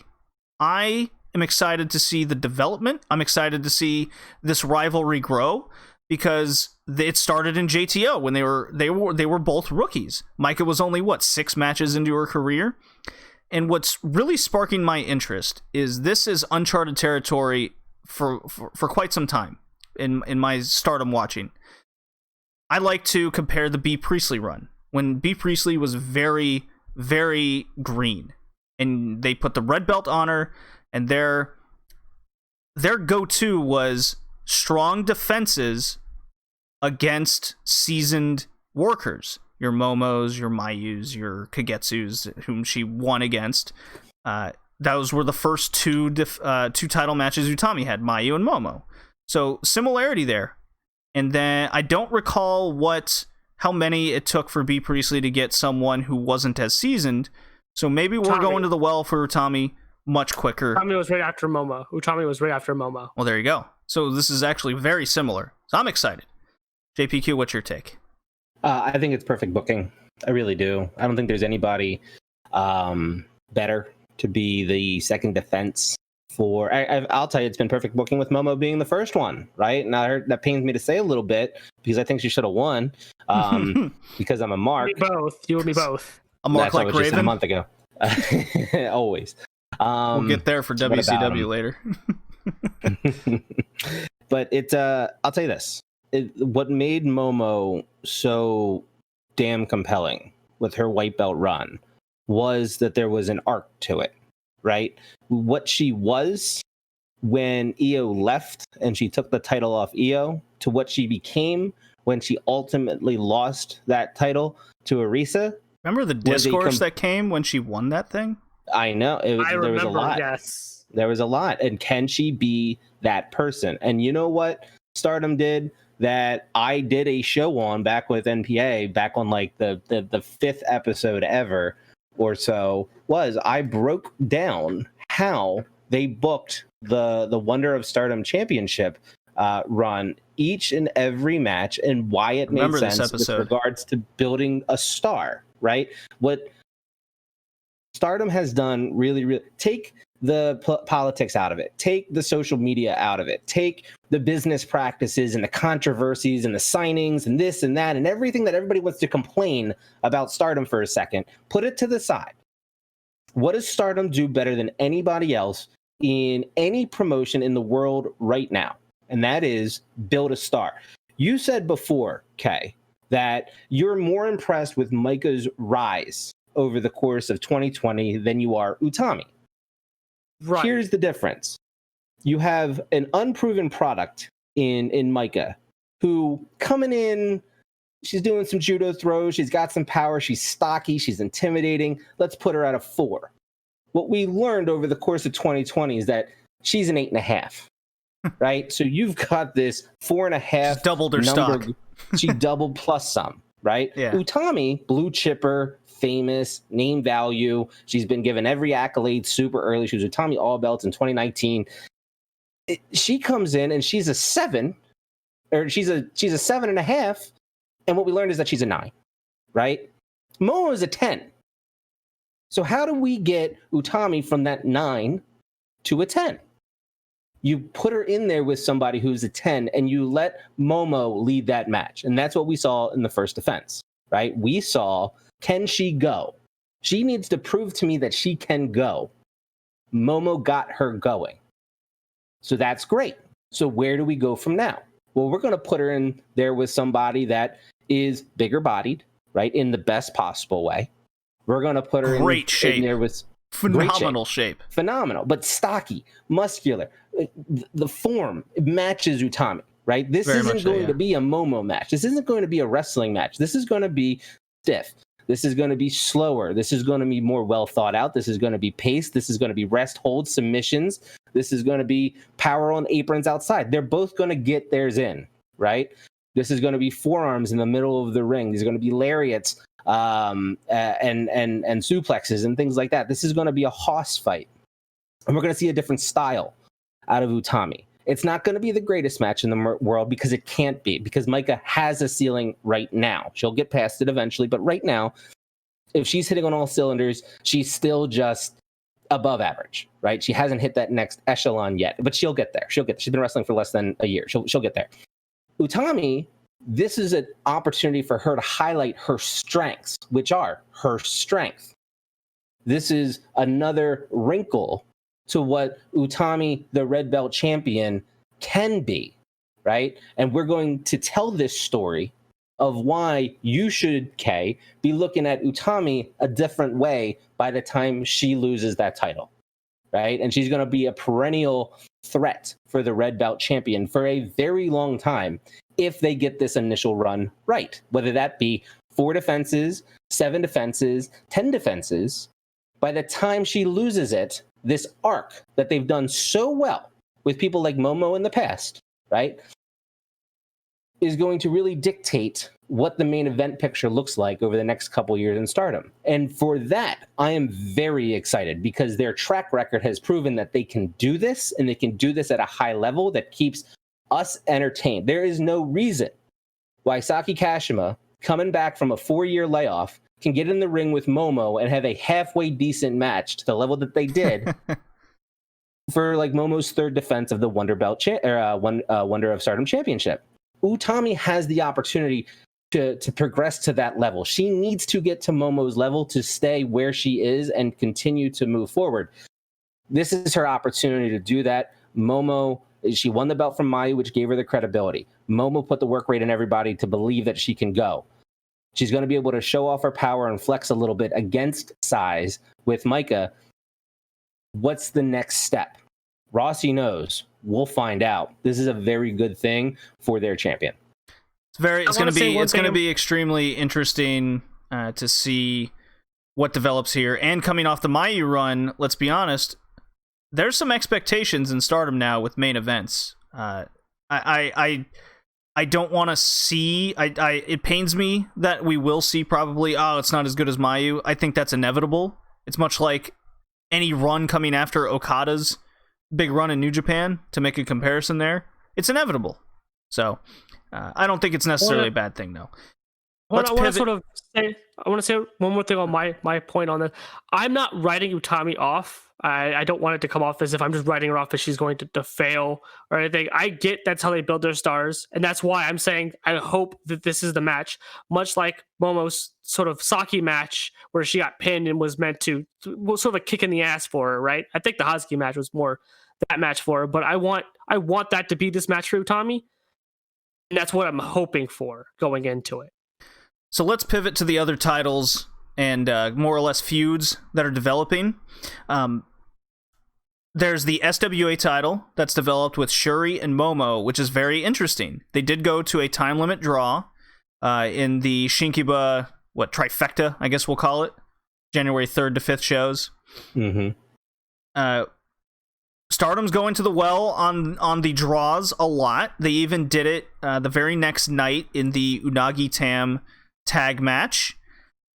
So we have that situation along with the impending tag title situation that's developing between B and Konami against the way it looks, Himika Natsupoi. I like that.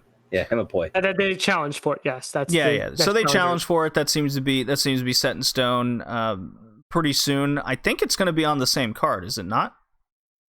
I or don't maybe know. later.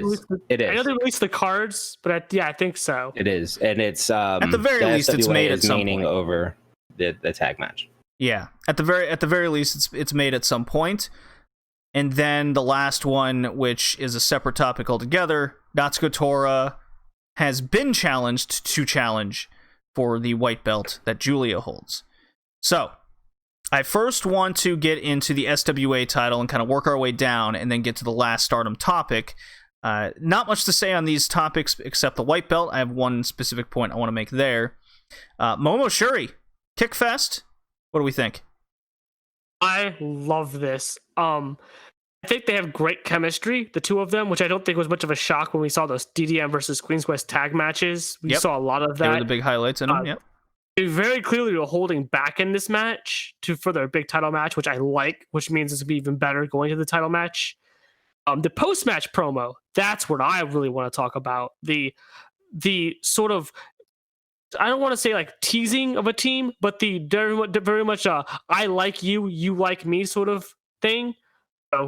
Shuri saying, I like you, Momo, challenge me for this belt, I really like you. And Momo being like, I love you, Shuri, I hate DDM, I will challenge for the belt. There's definitely something brewing there. Are you saying Momo is not Chopai? I'm saying Momo is not Chopai. Only B believes that. And B's wrong, so it's okay. I think there's a lot building in that story, which is what I think this sort of SWA title match is sort of going to lead to anyways. I think it's telling a bigger story as just a title challenge, is going a little bit further than that.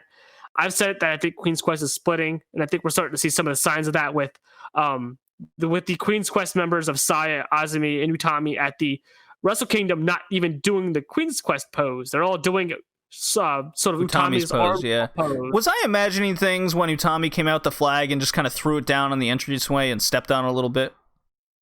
I think that might have been a little subtle. Okay. I think you could have been overthinking it. You could have been overthinking it, but sometimes small things in Stardom build to bigger things. Just go ask Tam. I was 100% on board, not to cut you off, Kay, but it was Utami when she came out to face the Unagi. She brought out the flag and then she threw it on the ring apron. And then literally I watched Momo versus Shuri and the exact same thing happened. Okay. So right, I was about to mention that. Yeah, I liked it at first, the idea of it. Then I was like, okay, this is just what they do. Right, but I like to think that there's another idea going in it, because I think Queen's Quest is going to split. I think that's an inevitable thing, and I think it's, as much as originally, if you had pitched this to me a year ago, I'd have been very much opposed to it, because like, oh no, that's Io's faction, that she passed to Momo and everything. But I think with how the faction is brewing now, it has to split, right? You can't have two number ones in the in a faction. That's just not how a faction works. You have to split it. And I think they're going to at least add another person to the roster. So I think splitting that and taking some from DDM to make another faction, kind of like they did Stars, is what they're going for. I think they're going to go for more 3-person factions and less of bulky 5-6-person deep factions now, is what I'm starting to get from things. Any other thoughts on I think it's a lot better. Any other thoughts on the SWA title situation there, JPQ? I think it's phenomenal. I think that the SWA title is the most interesting championship going right now. I know that the prestige behind it is that it was pretty much an inactive or dead belt for an extended period of time, because they weren't really doing this Stardom World Alliance or whatever it was called back in the day. And so it didn't make a lot of sense. And what happened? They looked at it and they said, we're going to bring in the women of the world. We're going to bring in these signings.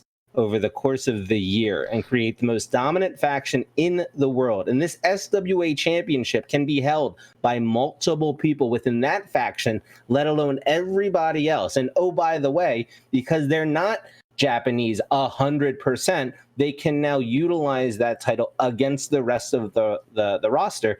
And what Stardom does really, really well is put on singles matches, high profile, main event worthy singles matches. And this just gives them another avenue, some padding to be able to fill out show cards with prestige, with importance, using people of the caliber of Shuri to run rough sack over the roster in a way that keeps everybody on their toes, because you never really know who's going to win that championship. Shuri's immediate positioning at the top of the card and her ethnically ambiguous look to her is a big movement in Stardom, and that's definitely not on purpose. You see that in a lot of promotions. This isn't just Stardom. So Stardom definitely has a vision, and Shuri is at the top of that vision. So putting her with Momo in a big title match to start off the year is a good sign going forward. The tag title situation, I think it kind of goes without saying at this point in time. There's the closer we get there, the more to say. The white belt situation is very disappointing to me. Stardom, it's a presumably a no DQ match of Tora versus Julia. That's officially no DQ. Officially so Stardom does not have the best reputation nor history with good, quote unquote, no DQ matches. Are they entertaining? They could be. That doesn't mean they're... The Exploding Death Match baseball thing with Tam and Io was entertaining, but it was not good. Right. It was very GIF and meme worthy. So what's aggravating to this is... I don't want to beat the dead horse home, so I'm just going to make my point and then we can move on, because I'm sure you guys agree with this. It is the constant character rhetoric of Natsuko Tora and getting DQ'd and seemingly not caring about what she's going for. So they have the best example of this was this recent main event in Shinkiba, where it's 2 out of 3 falls match, Oedo Tai versus DDM. They take the ref, Tora cracks Julia with a chair, pins the white belt champion via cheating. It's like, okay, cool, she's a cheating heel. Awesome. But then 30 seconds later, turns around and chokes her out and gets DQ'd, and then they immediately proceed to lose the match. This... It's a waste. It's a waste of time. They clearly didn't care about winning. Otherwise, they would have just pinned her again, right? And then the post-match promo was very aggravating, because here you have Julia now challenging her. I guess it goes into the character of her being annoyed she was beaten. That does have some history with Saki Kashima pinning her, for example. Mm-hmm. The problem is Tora turns around and goes, look at you challenging me. I guess since you won that magazine, it'll be fun to crush you. I have no indication that this will be anything other than a clusterfuck and a waste of my time. It's going to be a bad match. I'm skipping it. I'm not going to watch it. Yeah, it screams Evil-esque to me from New Japan, and unless I hear a rave review out of it, I am not watching this match. I'm going to rave review about it. Just to make me watch it. No, I think this is. I think this is the pivot. I think this is what we've been waiting for. I think that for the people that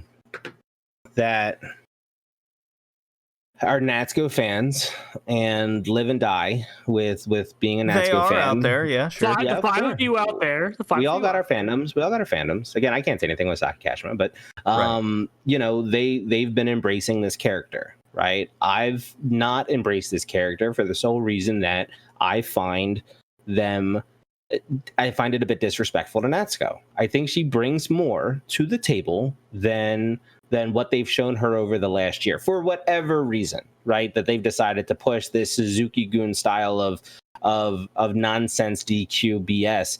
It's just not enjoyable as a wrestling fan, in my opinion, in my preference, to watch. And the only reason that I've watched Natsuko as much as I have is because she's been teaming with Saki Kashima. So I've, by default, been watching her. And do you know what has happened while I've watched her?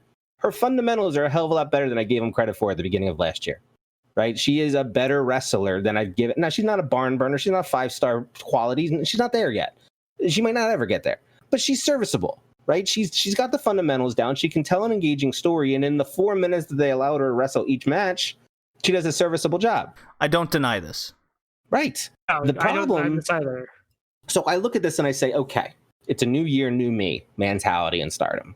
And you need to do something with Natsuki because you can't just do another chain BS the rest of the year. So where can you pivot? I'm not so sure about that. Right here, you can pivot. And I'm not saying she wins the Wonder. Don't get me crazy. Julia is making way too much money for Stardom for her to lose the white belt right now. It's just not going to happen. But can she go out there and get 9 minutes with Julia and outperform Julia? Yes, she can. Well, from a wrestling perspective, yes, she can. If Julia and her take this into the stands, that's a problem. If they can keep it in the ring, Natsuko is going to come out of this looking a hell of a lot better than she did going into it. And then they can utilize that momentum to begin to rebuild Oedo Tai until I think a draft comes and they ultimately lose that faction altogether. But as much as I root for some type of parity with regards to wrestling rosters, this is not one of them. This needs to be a pivot for Natsuko. Get her moving in a direction away from DQs, because you can't have, with the type of work that she puts in and how highly she's regarded by the roster there, you can't have fans just not want to watch her wrestle. That's not fair to her. I agree. We went from this is a wrestler who's got a unique look to anyone on the roster. This is before the M. Bison character kicked in. She was in the Hazuki retirement match. You're like, yeah, she's going to give her a good match. It's a good going out party. She's going to pass down some moves. Cool. Great. And then this character kicked in and she does the shtick, but it's followed by the chain, and it's a problem. So we're just beating around the same bush over and over again. I want to make two small points on this. I get the character she's going for. She's trying to do the Dump Matsumoto, right? No, she's not. I think Dump Matsumoto stabbed bitches and opened them up and paraded them to a crowd that scared children. She is not doing any of that. No. I think, but in terms of the Dump Matsumoto DQ thing, remember when Dump Matsumoto would have a big match, she'd get DQ'd because she'd go too far, and then she'd get frustrated, beat him up the person, then go back of the line, right? Natsuko seems to try to go for that character, but she doesn't get how that character worked. And that's why it always falls so flat, because she just has this laissez-faire attitude, which is not what Dump had about it. Dump would just get mad because she got DQ'd because she went too far and got too into the match and would bring out the weapons and stuff. Thus, she would have to go to the back of the line. Also, I don't like the promo of, oh, well, whatever, champion, you challenged me. It's like, you just lost. How do you get to have that kind of attitude? I don't like that promo. No, I think it buries the title match, and that's what. Anyways, that's all I want to say. Yeah, let's move to a very exciting thing heading to Stardom in 2021. Besides the anticipation of Micah Style getting the title shot, a big moment happened for Starlight Kid, and this to me stemmed from the unit. Elimination match for the Triangle title at Osaka when Starlight Kid pinned Tam Nakano. And at the time, I went, oh, that's very interesting. And I said it on our year-end review. That's a good sign to pivot Starlight Kid into the clear number 2 role, much like how Mina Shirakawa was the sole survivor, made her the number 2 in Cosmic Angels. These were clear moves. And sure as shit, the first big Stars unit match in 2021, she steps on a motherfucker. She does the Io Shirai pose from the top rope, bends the chest over, hits the moonsault, and then after her hands raised, she does the hand signal of, like, get the fuck out of here, this is my ring, bitch.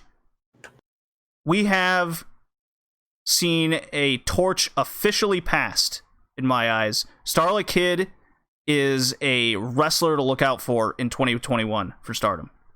This is very exciting. I'm excited for this. When I saw this, so she did hit this moonsault, mind you, in the Osaka show, but the crowd just didn't react at all.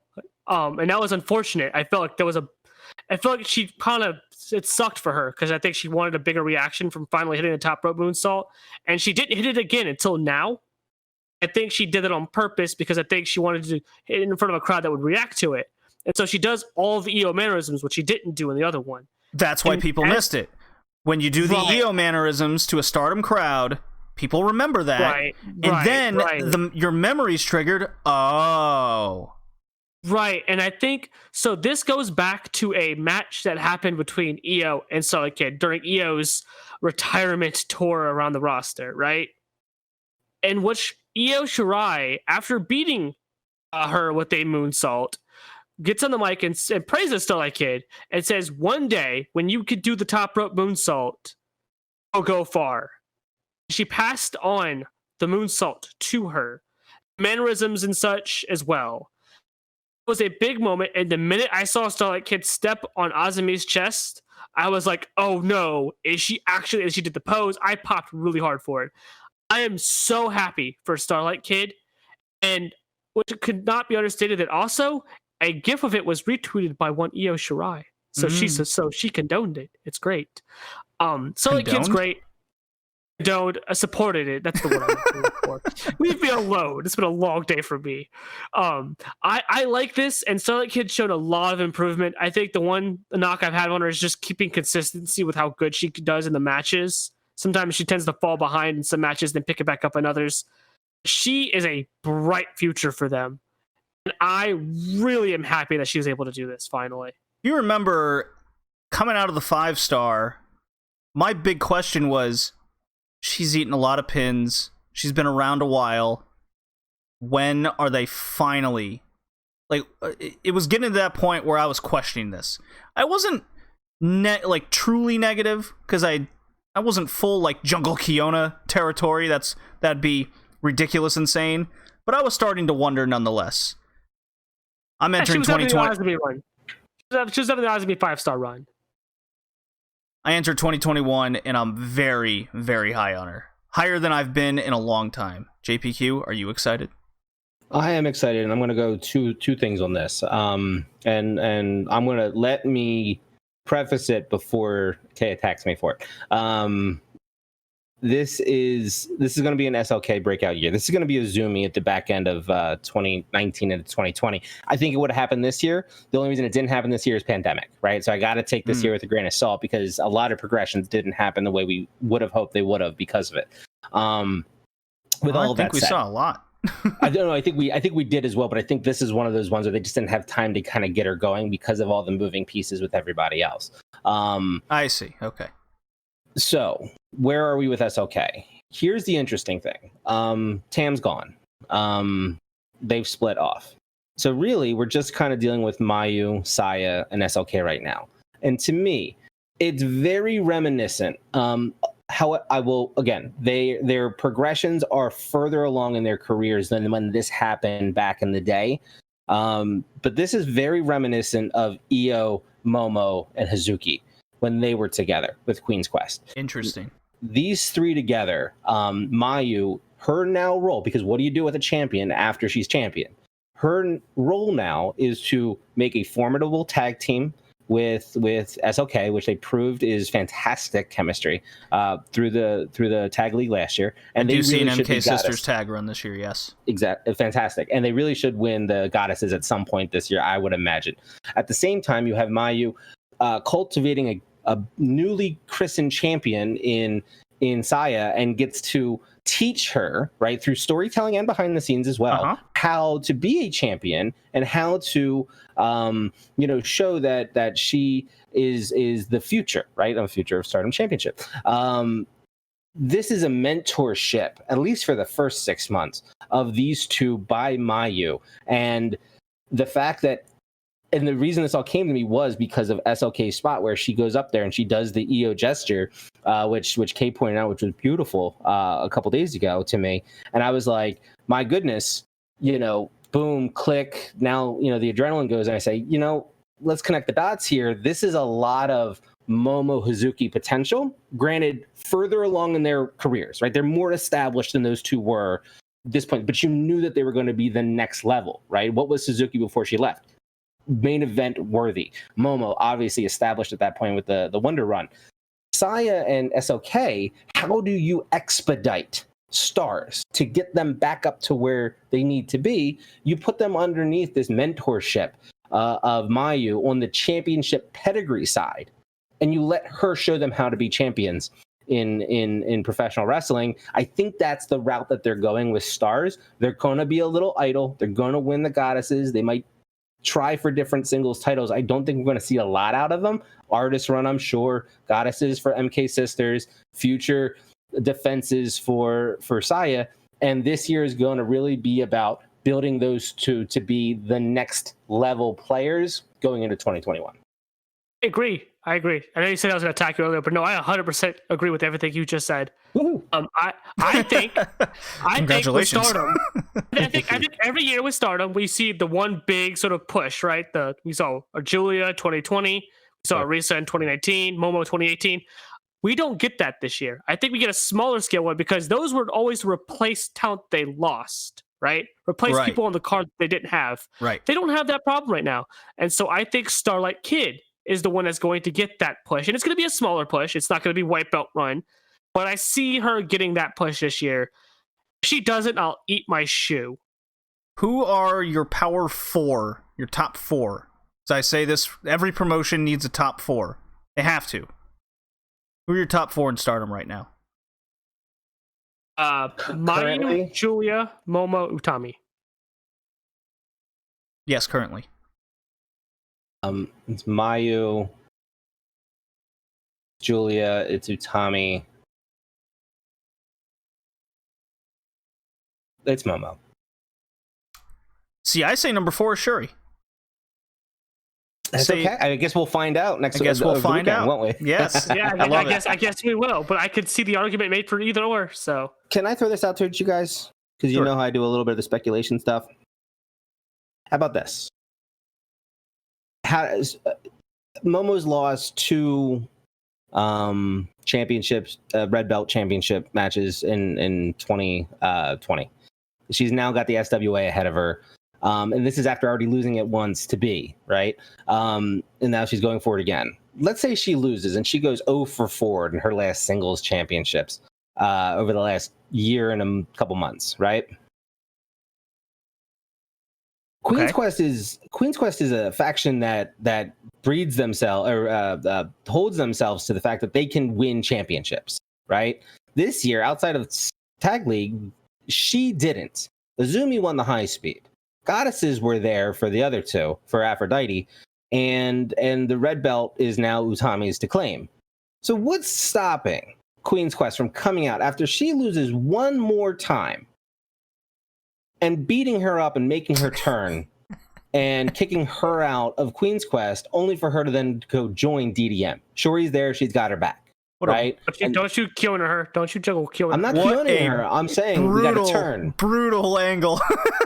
But don't you dare juggle Kiona Momo. But it's the women of the world, right? Which okay, you point. You can play the jungle card when jungle comes back, and you got JK Green sitting there as well. I'm saying like I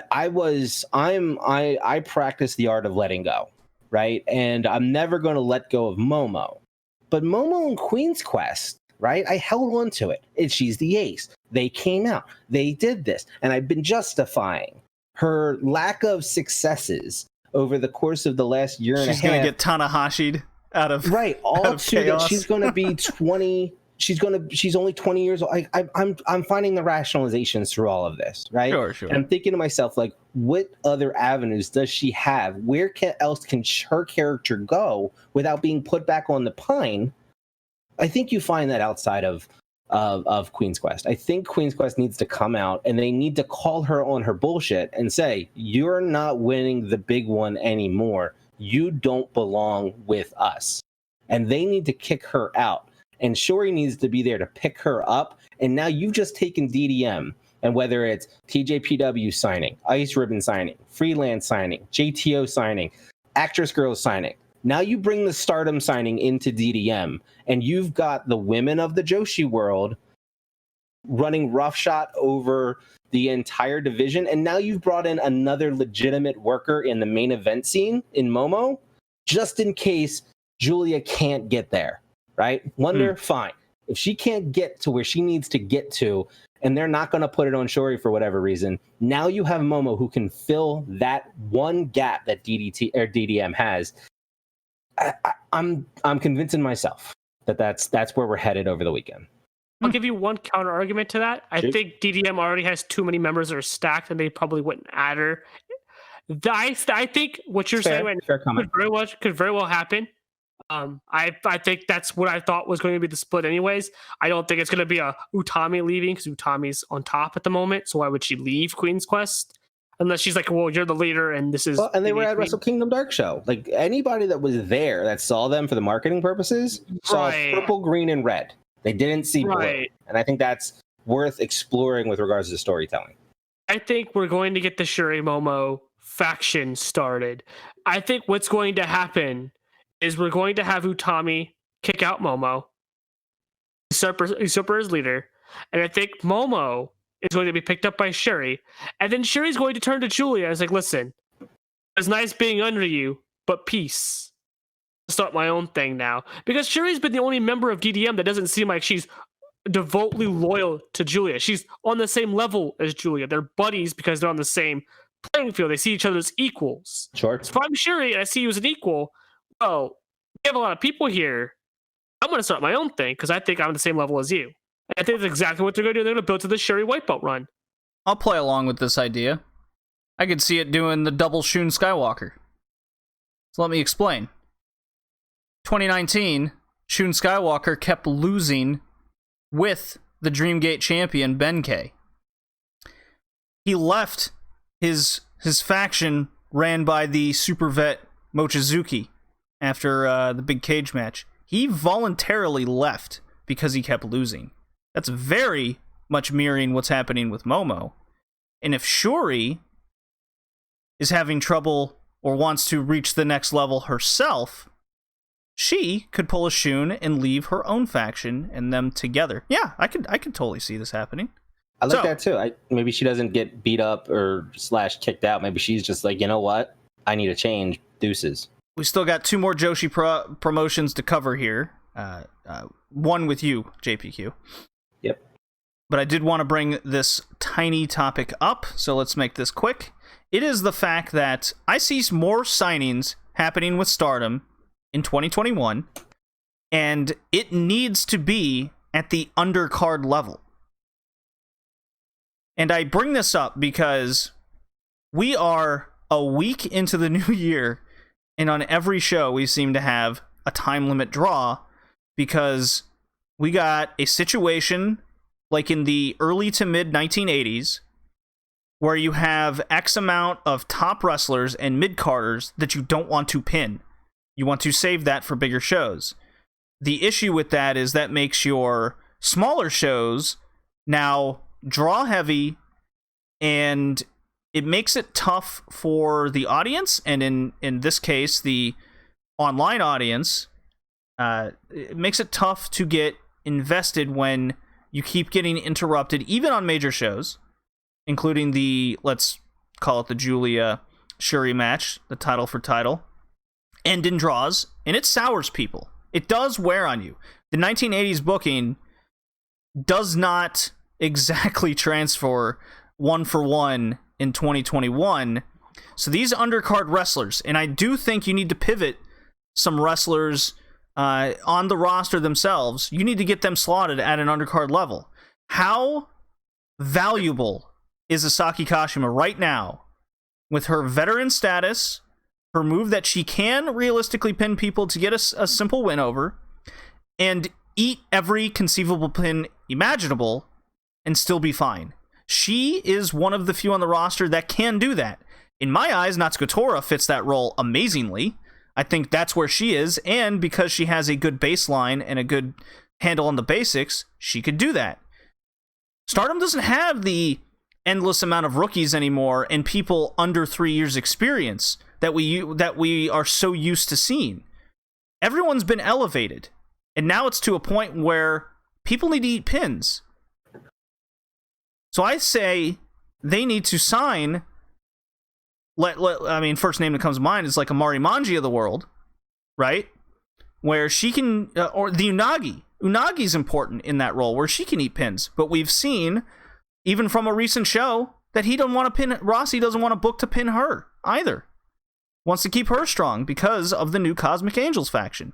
They need undercard wrestlers to keep the mid-carders as mid-carders, to keep matches flowing properly and to get your stars over so you don't constantly pin potential challengers before they're ready. You guys see and understand where I'm getting at with this? Yes, I 100% agree. I think I just said that I think they're going to at least sign one or two more people, and I think they should be undercard people. They should not sign Sayoriano. Even if they have the chance to, why sign her now? You're so top heavy, you couldn't do anything with her. Correct. So it'd be a waste of a roster spot because she would just sit there and do nothing. And that's not what you want to do with someone like that. Right. I think Mari Manji is perfect. I think you sign Haruka Misaki or Madeline, someone who's young that can at least do something. Madeline is just a comedy character, so you can make people laugh with her as well as build her up later. You keep those people in the Ice Ribbon faction. Make at least my fandom happy. Listen, my fandom would be very happy if Madeline stayed with Ice Ribbon, but I'm trying to look at it as a practical scene businessman Rossi approach. I mean, put myself in the Rossi hat. We could look at a number of people in Actress Girls that could fit that role. Right. I think you sign a Kaho. I think if you want to go to the Actress Girls, I think you could try to sign like a Misa Matsui, but I don't know if she has any ambitions beyond her acting because she seems to do that a lot. So right, maybe not her. See with Actress Girls, it's weird because most of them are actresses and that's their first career. Wrestling's their second career. So there's a few exceptions like Kimiko and Tae and Takase and Sayori, but like those are very few and far between with that roster, which is weird. I mean, try to sign Momo Kogo. She's young. Yeah. She's good. You can have her eat pins until you eventually want to elevate her. She's like 18 or 19 years old. I'd imagine she doesn't seem to be getting a whole lot of acting roles these days, at least right now. Yeah. So you can probably make up with some of that money. Stuff like that. You gotta sign some people that are lower on. I want them to sign Kaho, but I don't want Kaho in that role because I've seen her enough in that role in Oz Academy to be frustrated because she's just too damn good to be sitting there eating pins all the damn time. I mean, this is why the Hino Arena is very important right now, because that they do have at least a decent amount of skill level now at this point in their career, but right now they're not there. So if I hear any of these crazy podcasts out there where they sign an undercard wrestler and they're like, they're not going to be making a splash, what good does this do? You're not seeing the bigger picture. And I'll bring this up in Ice Ribbon. Apparently there's an interview going around with Tsukasa. She's going to debut up to 10 rookies in Ice Ribbon in 2021. How ridiculous is that? That's a big piece Stardom's missing. That's a big piece Ice Ribbon has over them. Because at least one or two of them is going to develop into a potential star. Easily two of them, given their track record. I mean, that's a 10%. I'm shooting low with a 10% success rate. So anyways, let me play Maki Ito. We can get some TJPW on. 世界一可愛いのは伊藤ちゃん。本当の愛を探すんだ。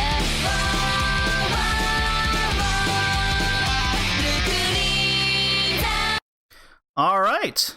So I had to cut that a little short. We went kind of long. Anytime JPQ joins the podcast, we seem to always go long on Stardom. It's a problem. I'm sorry. It's okay.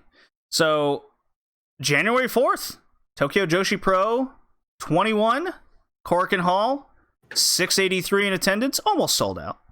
Not bad. For all intents and purposes, let's just call it sold out. It's coronavirus period. I think they would have done it.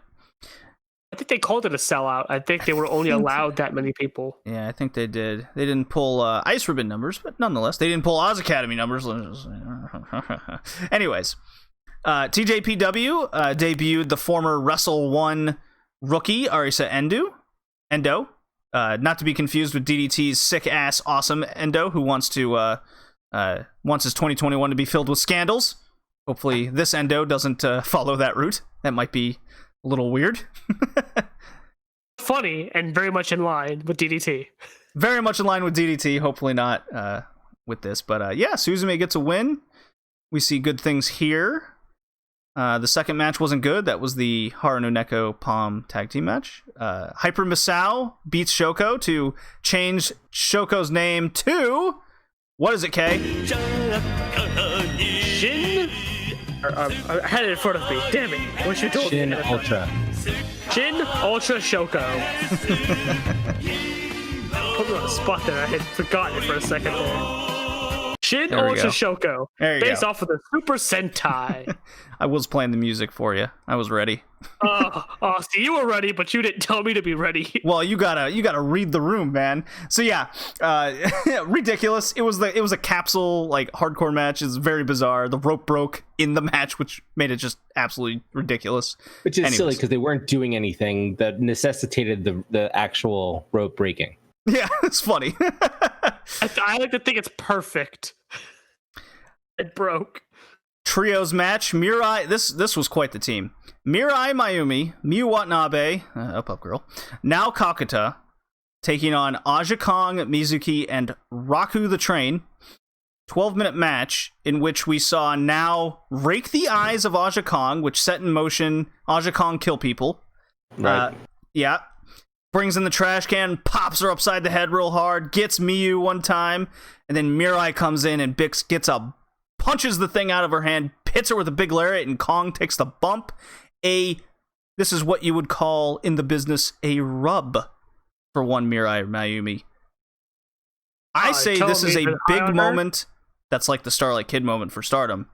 I think 2021 is going to be a big year for Mirai. Well, she was endorsed by Tiger Mask. No one's ever heard of him. Which one? Tiger Mask 2 or 4? Oh no, I don't count that high. Count that high. Starlight Kid was also recently endorsed by one Tiger Mask. I don't know which number, don't ask. Oh my god. So, there was a funny moment in this match where they set up for the Goodnight Express with Raku, and, you know, gonna be honest, this was very wholesome fun. This is the kind of wholesome good-heartedness that TJPW brings. Aja Kong comes in, kind of steps over now. This is before the eye rake.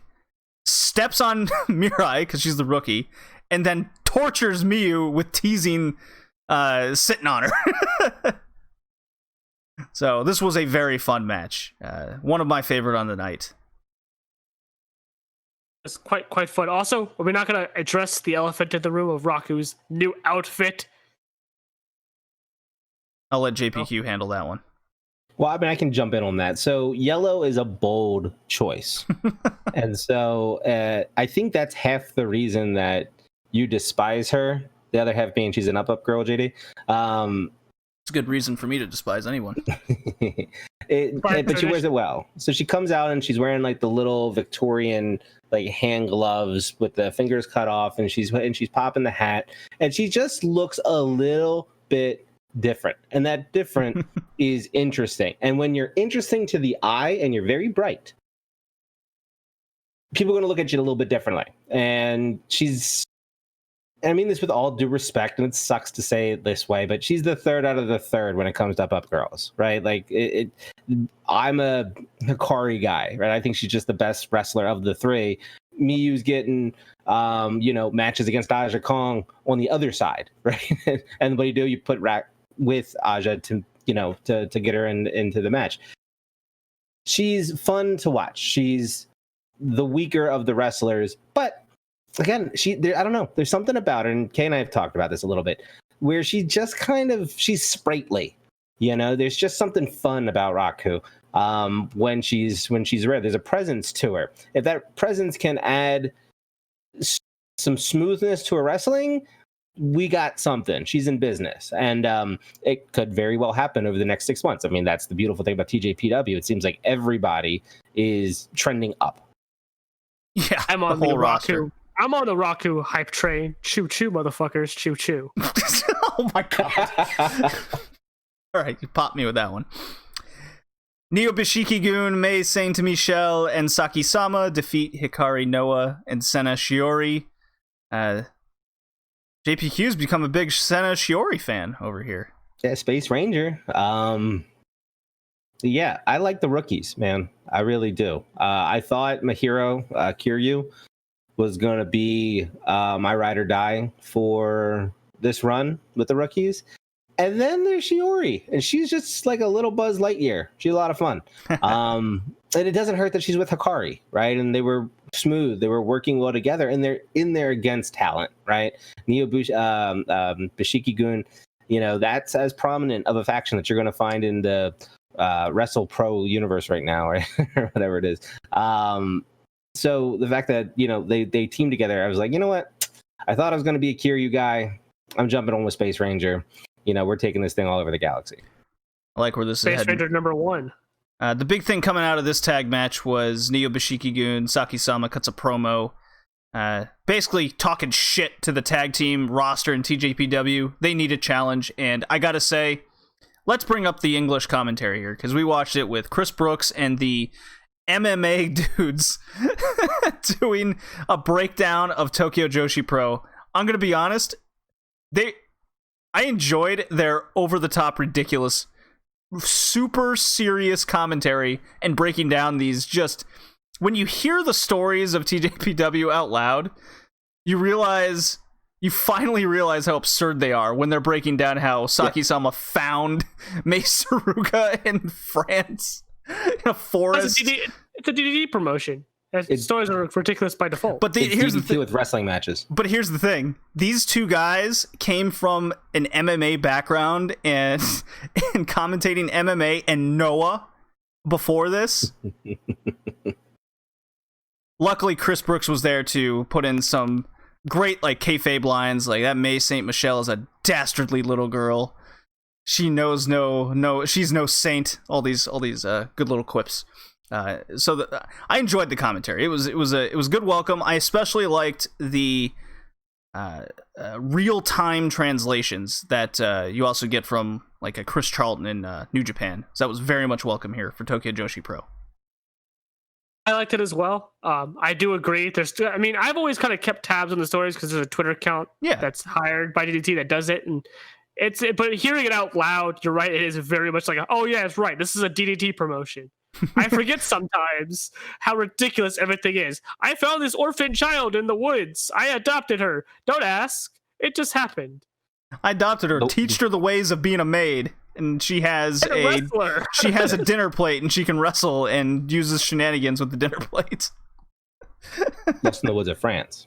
Right. I have a maid that drugs people and makes them my slaves. Go ask Azusa how that worked out. Yeah. But this is first class training maid.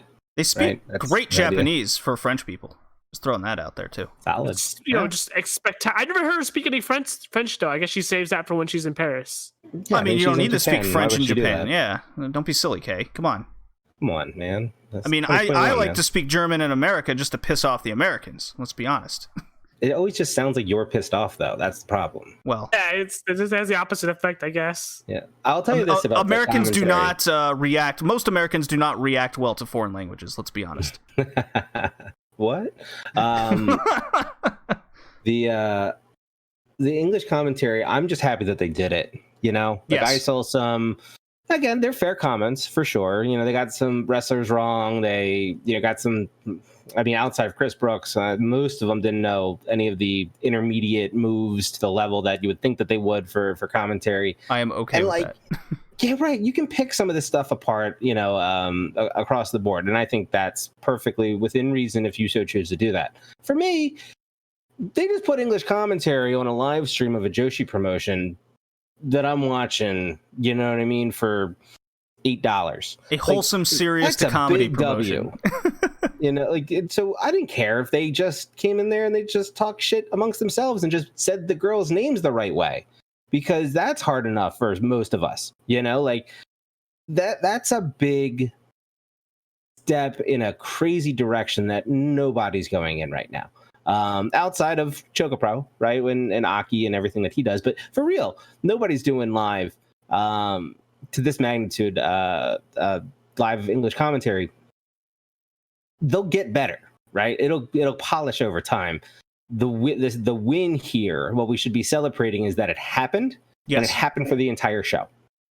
Right, eat that, Stardom. 2021 Joshi War TJPW wins. Well, they get a point. They get a point in that tally. I mean, they definitely win English commentary of the year award. Right? Well, fuck that. I'm giving it to Yappy again. I mean, listen, Yappy's the best. I give her all the awards. Yes, give Yappy all the awards. So I want to save this. I want to save these two particular matches for actual topic to dive into because they do have purpose and story to them. Not saying that the others don't. So I'm skipping to the Princess Tag Team title match. Bakuratsu sisters, Nodoka and Yuki Aino, defeat Tokyo University, My Hero Kiryu and Kamiyu. 14.5 minutes. I thought this was a good time for the skill level in the ring. I thought as a tag match, it flowed well. They played to their strengths. I thought I really bought the near falls. I thought perhaps we were looking at double champ Kamiyu over here. In a way, I'm a little disappointed that they couldn't find a singles match for Kamiyu, like they had for the title, the international title last year. But they pivoted and made this into a tag match I wanted to see because Kamiyu and Kiryu missed out on their chance before because I believe it was due to Kamiyu's broken finger. Is that right, Kay? Yes. This is what they did this match for. I think had they wanted to do Kamiyu in a singles match, they probably could have, but this was a make good for them not being able to do their tag match earlier. So yeah, I thought the match was fine. It served its purpose, had good near falls. It's not a 5-star work rate level match, but I don't expect it to be, and that's okay. That's my take. Yeah, I thought it was fine. It was a solid tag match. And I'm going to tell you that Yuki Aino is going to win the international championship in 2020. Like, I think that happens at some point. 2021. At some point over the course of the year. I think she's that good. Interesting. And I think she had a good showing the last third of the year here. So big things for her this year. Hey, look at you, JP. Me and you in agreement over here. I think Aino also wins it in 2021. I think she wins it at the big TDC Hall show. Why don't you go have Milky Ways together and eat some other good chocolates? God, adversaries. I do like chocolates. But we get along on TJPW. What's next? You gonna start calling each other handsome, and you want to go out on a Starbucks date with some? Anyways, after the podcast. Let's go to Starbucks and have some chocolates. Step at a time. Pandemic. We're not. It's a Zoom coffee date. Wear your masks. Whatever. Right. All right, let's get to the two big matches. If you would have told me 2021, there's going to be a Joshi promotion that's going to do a knockout and referee decision finish, and you told me it was going to be Tokyo Joshi Pro, I would have called you crazy. But here we are, coming out of the January 4th show. Miyu Yamashita defeats Maki Ito via knockout. A fantastic match. I think it's the best singles match I've seen from Maki Ito. She's come a long way. She was unable to... She got her head kicked off, but she wouldn't give up. She was near the ropes, so Miyu didn't pin her. I mean, this was great ring work. I can't speak volumes about it. And Maki just couldn't break the 10 count. Ring the bell, knockout finish. Beautiful. It continues this rivalry. It continues the story, and I like the build up to it, where Maki got her a time with in a multi-fall match. So it made you believe that Maki had a chance, and with Miyu Yamashita being at such a high pedestal in the TJPW tier rankings, if you will, that it's okay for her to lose on their second biggest show of the year. And they can continue this, and it keeps Miyu busy as well. Or it gives Miyu an opportunity for a title shot, and Maki can come back and get her again. This is good booking. I love the finish. It's unique. I have nothing but praise for this match. I loved this match. So the story between Ito and Miyu is very, very good. I feel like this was the natural sort of step for this story. It starts with Ito's first like real match signing from TJPW being against Miyu, and her like, "Oh, I'll let you win, or I'll let you wrestle me," sort of deal. And then she loses, and then ever since then, she's never been able to beat Miyu. They've constantly had singles matches, and it went from like Miyu doesn't take her seriously, you're a joke sort of deal, whereas Ito keeps trying to prove herself, to what we saw, right? Miyu Yamashita flipped her murder switch because she was taking her serious now. She's no longer just kind of like, she no longer just has her normal expression going through the flows of the match. We saw her trying to break Ito, right? Her kicks were vicious. Her moves were crisp. She was trying to break her. She was kicking her hard, kneeing her hard. Was trying to absolutely break her. Ito wouldn't break. Ito wouldn't budge. Ito wouldn't quit, and that is the Ito character to a T. She doesn't quit. She doesn't break. Fuck you, I'll do it anyways. I love that. That's her character. And I think the best part of the knockout, she gave her the middle finger. And instead of kind of like the normal kick she would do, she tried to kill Ito. That's not a reaction we've seen from her before. Normally it's just like, I'm just trying to kick you because how dare you flip me off. She tried to kill her. Just straight whopped her in the head. Ito could not get up. And then in the corner, the camera work was perfect, by the way. They show they had it over the top of Ito laying there, knocked out, with Miyu in the corner gearing up for her finisher, the Crash Rabbit Heat. Yes. She's in the corner kind of I love that camera work. I was like, okay, if Maki gets up, she's dead anyways. Right. But I think the fact that it was like she's trying to break Ito. She's already, like, Ito's knocked out. She killed her with that kick, and she's going to try to finish her off, and Ito couldn't get up. But Ito didn't break, right? Because we see, as soon as the bell rings, Ito's kind of stirring, and Ito's yelling and screaming and crying and refuses to shake her hand and gives her the bird. It's great. I love this. Good character work all around. I see people mad that Ito didn't win. No, Ito didn't need to win this time. Ito didn't need to win this time because that's not how the story is going right now. Ito not budging is the best part of the Ito character. Her in-ring work is getting up there now with her character. And the fact that she's doing this, she's not breaking against Miyu finally, and Miyu respects her now.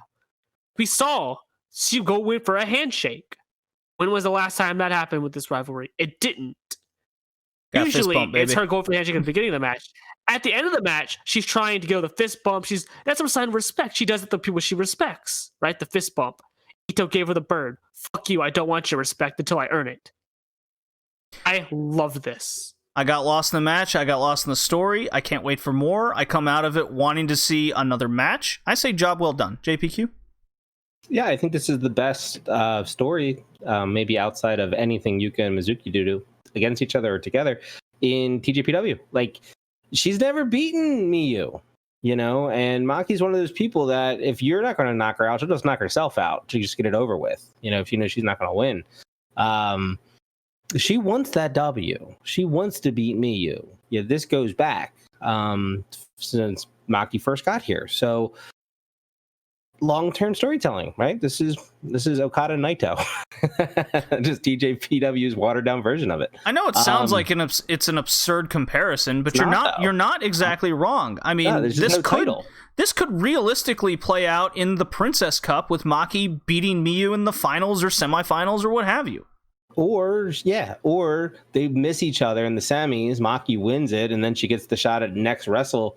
Or at Tokyo Joshi Pro 22 to go against the now champion Miyu and loses again, you know, and now we got a championship element to wrinkle in for another 6 months.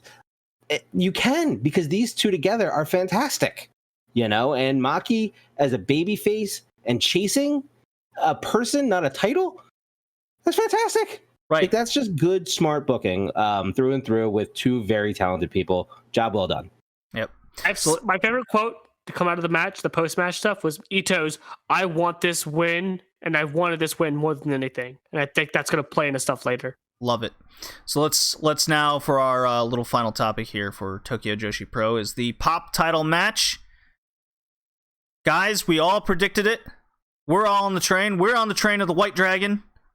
Rika Tatsumi dethrones the Magical Girl by referee's decision. I heard commentary all night make absurd Legends references of the past. Rika Tatsumi channeling Shiro Koshinaka from 80s and 90s New Japan. Her dragon screws were compared to Tatsumi Fujinami, the dragon, and her dragon sleeper that she was trying to lock in. Yuka Sakazaki was compared to one of her favorite wrestlers, Eddie Guerrero, anytime she did the suplexes.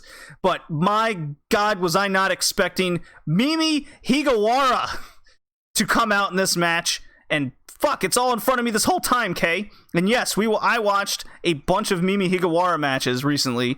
And for all those that don't know, she was former All-Pacific champion, second from the top in All Japan Women in the late 70s, early 80s. She's a big deal. She was the original Snow Princess, if you will. She wore the white, the cute white outfit. And her finisher was the figure 4. Rika Tatsumi channeled this all the way to the finish. This was not what I was expecting. From the match itself is what I mean. It went 19-22. Yuka was worked. Yuka was sore. She's been champion for well over a year. She's come off tough defenses, long defenses as well. And here comes the former tag team partner of Miyu Watanabe. Rika came in as one of the OGs of TJPW. There's a big story here.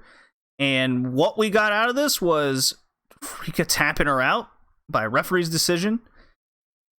Cuts an emotional promo after the match. Tokyo Joshi Pro is on a roll of emotional storytelling.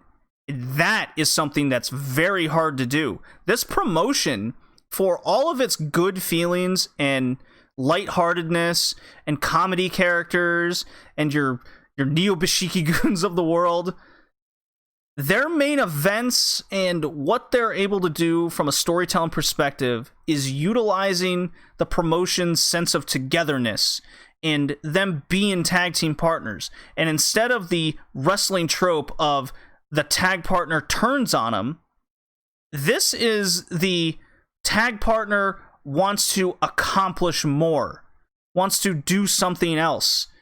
We saw this with Omega and Page to an extent, with just frustration in losing, and Omega moves on and Page goes his own way. What we have here, we saw it with Yuka and Mizuki. Now we have Rika and Yuka's past, and it's now moving on to Rika and Miyu, the former tag team partners, and another emotional storytelling, and they're crying. It is, I don't know how you can't get invested into this. This match vastly exceeded my expectations. I was not the biggest Rika fan, but her newfound confidence, she's really dialed in her ring work just in the last 5 months. It's really surprised me. This match was outstanding by the standards of its expectations. And we have a new champion, a new person at the top of the card. Yuka can take a break, which is very needed. JPQ, I'm gonna throw this over to you. What did you think? Yeah, I'm gonna add to it. Let's look at Mizuki and Yuka, and not for that, but just for tag teams. Just they love each other, but they're gonna go after each other. It's so. They do it so well, and they do it without being conventional as hell, at least in the Western sense of what we've come to be accustomed with, the turn and the rivalry that is the tag team partners. Nah, they're just like, we're going to have, we love each other because we're, the Sugar Rabbits, and, we are going to try to supersede one another in Miyu and Rika because they were both up girls.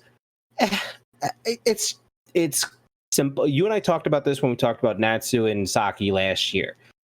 Simple stories told well with characters you like or you don't like. It is the most basic of professional storytelling. It's the most basic of storytelling.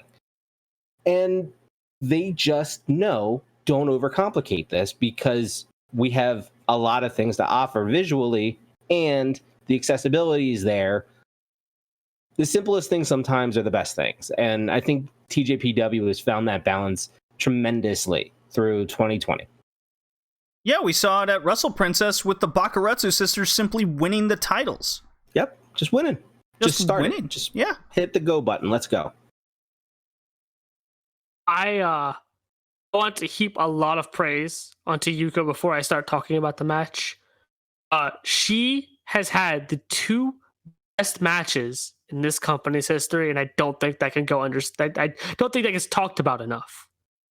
Despite the fact that the Mizuki match gets talked about a lot, this match to me is right up there with it.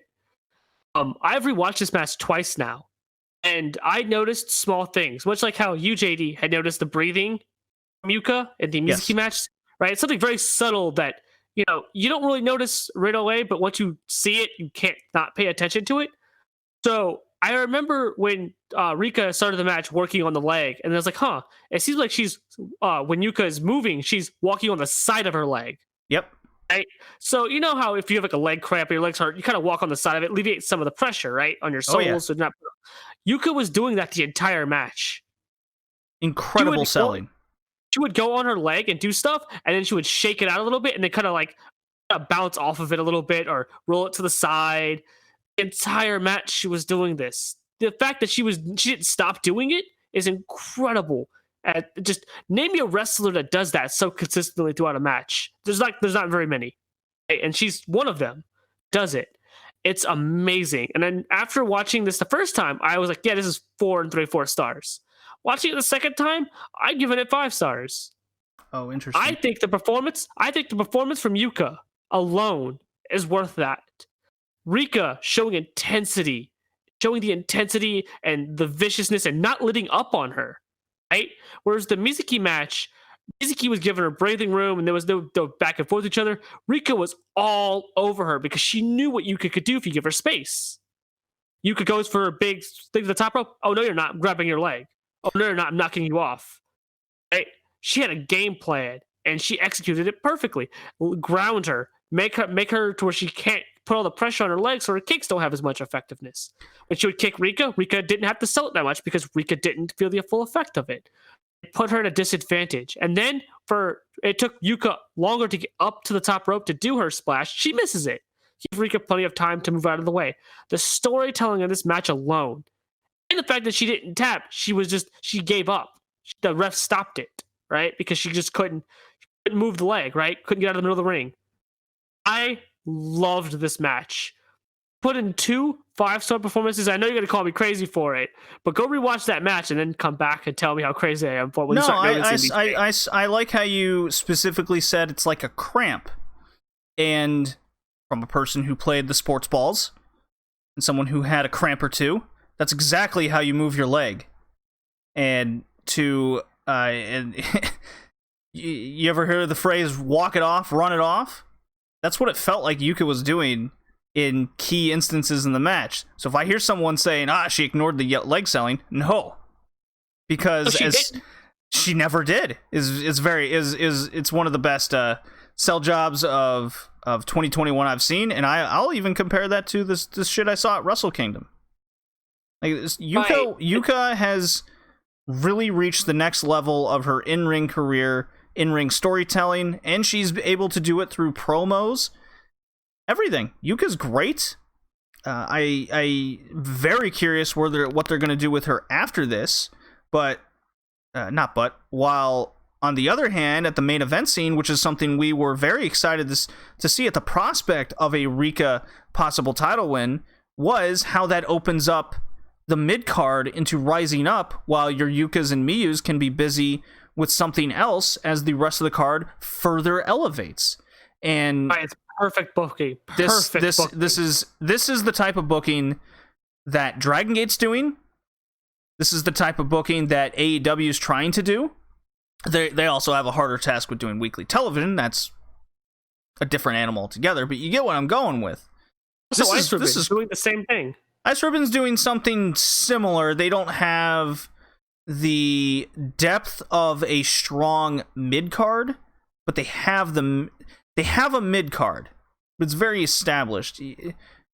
It's a different animal that Ice Ribbon has currently. They have a lot of undercard wrestlers that I don't really see I see a limited ceiling with a lot of their undercard, while in TJPW here, you have the Senas, the Mahirus, the Mirais that you see a much higher ceiling.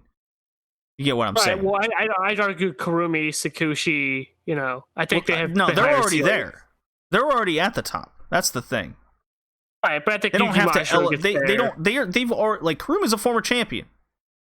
What they're doing here in Tokyo Joshi Pro, exactly. What they're doing in Tokyo Joshi Pro is they have to get people to what Ice Ribbon already has. Right. I think so. We started this whole thing talking about the Joshi Wars, right? So about the fandom. I wouldn't be surprised if it's also with the promotions themselves.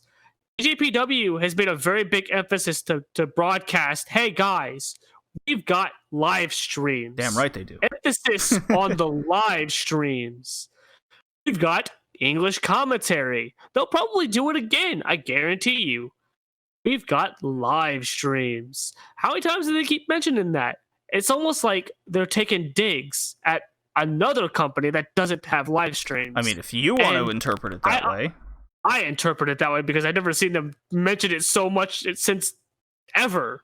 Well, yeah, because the product wasn't that great a year and a half ago. Right. That's an understatement. Also, we're seeing the improvement. Like I said, if you told me in 2019, hey, Yuka Sakazaki is going to be a really damn good wrestler, I'd have left you at the buildings. Yeah, she's a mid-carder. She had a K tag title run. Her first run with the title belt was whatever. She's a comedy character. Well, now Yuka's like, she's running too. Her and Miyu Yamashita are the two best wrestlers on this damn roster. It's crazy. She's one of the best in the world. Top 5, but she's top 10. This promotion has gotten me more excited for it than between this and Ice Ribbon, I'm more excited for the overall landscape of the promotion than I am a Stardom right now because, like you had mentioned, they don't have a mid card, so there's no space between things. Everything feels kind of meshed together, so you don't have your lack of investment in smaller shows because they're going to go to draws, stuff like that, right?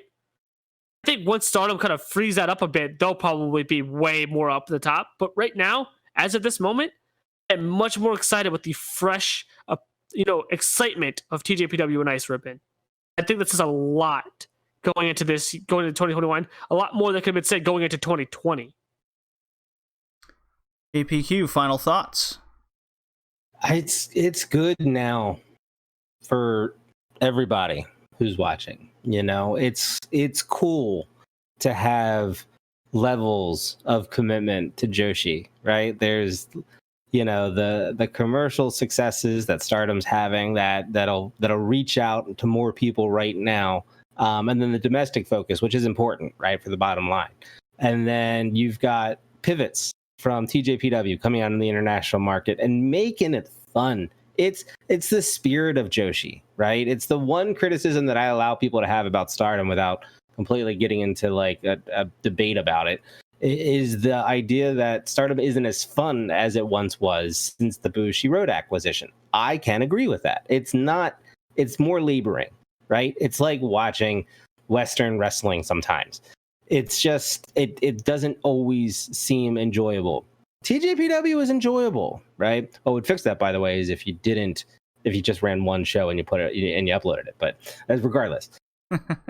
If you TJPW is fun, like start to finish. It's not the greatest wrestling, right? It's not the most, it's a huge difference than what it used to be, which is why it's so impressive, right? For the people that know 2018 TJPW. Oh, God. My goodness, right? That was rare. We talked, Kay mentioned at the very beginning of this with the Stardom, like the progressions from like ranking. This was like a 3 on the promotion scale. And coming out of 2020, this is like a solid 8, a huge difference in the last 18 months that they've been able to do. And I think that's a good story. Ice Ribbon, they have, if not the best wrestling, the second best wrestling, and if not the best stories, the second best stories. But even if you have Nico Pro, you have no guarantee that you're going to see a smooth live show. And that sucks because they rank so higher on the other two, but visually it's not the greatest to watch. So it's very interesting, right? They're all kind of bring different things to the party. We really should rank them one day. Like, I got it in my head, 1, 2, 3, different promotions, and I think we could grade out, the quote unquote objectively or rubric driven best promotion. But it's fun, right? It's diverse. There's the indies, right? The Dianas of the world and the freelancers and at home market. I have no clue, right? Because I'm not there yet, right? I don't watch it yet to the level. I know who Madeline is, right? I watch Sorry, and I'm a Kyoko Inoue nut, but do they have a roster after that? I don't know. And so, whatever. I'll get there. I'm on the journey. People are starting the journey. People don't even know. Like, they just know what they know about Stardom since Hana died. People are just starting Joshi there, and they're asking questions to a lot of us that know different things and can really drive into it. So what you guys are doing, right? The Red Leaf Retrocast, educating people on not just what's happening now, but contextually how and why that's significant and important from when they started, from a year ago, from 6 months ago. People need that type of context. People want to learn. That's the biggest thing coming out of 2020 for me. And the ultimate takeaway of the Joshi Wars is there's more interest and there's more questions than content creators have answers. And the Red Leaf Retrocast provides those answers. So, that's a big deal. I also have breaking news right now. Shoot. Tokyo Joshi Pro on January 10th will go on with their show with no intermission. There will be 1 to 2 minute ring sanitation breaks between each match, and they also told fans to dress warmly as they will keep the building doors open to help with ventilation. We can't exit this without mentioning the coronavirus re-shutdown threat, and there it seems TJPW is going to continue running anyways. It is ice ribbon, according to Yappy. To kind of talk about what the restrictions are, no more than 1,000 people, right, or 50% capacity, depending on the size of the arena, and they can't have shows past 8 p.m. 8 p.m. is curfew. There you go. Yeah, Dragon Gate also announced that they're moving up shows by half an hour to an hour because of that as well. So there's some breaking news for you, everybody. Right. I think Ice Ribbon and TJPW won't be affected, but Stardom might be a little affected because they tend to run their shows a little later in the day. Okay. I gather. I can't remember if they still do, but I do know they used to run a little later in the day. Well, I'm glad we're all on the education train here, and you can be further educated out on the Patreon and learn about those 2010s Joshi and some other retro wrestling out there as well. And if you just want to watch some good matches, you got a nice little Joshi archive on the Daily Motion page, Red Leaf Retrocast. Go check that out. JPQ, it was great having you. Gonna have to do this again sometime. If I'm coming out of retirement, it's for shows like this. So thank you for the invite. All right.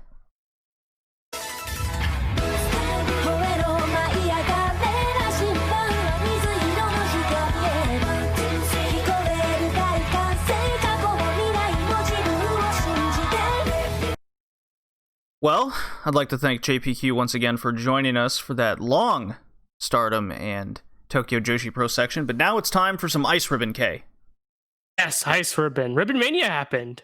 Big event. Their big event of the year, actually, end of year.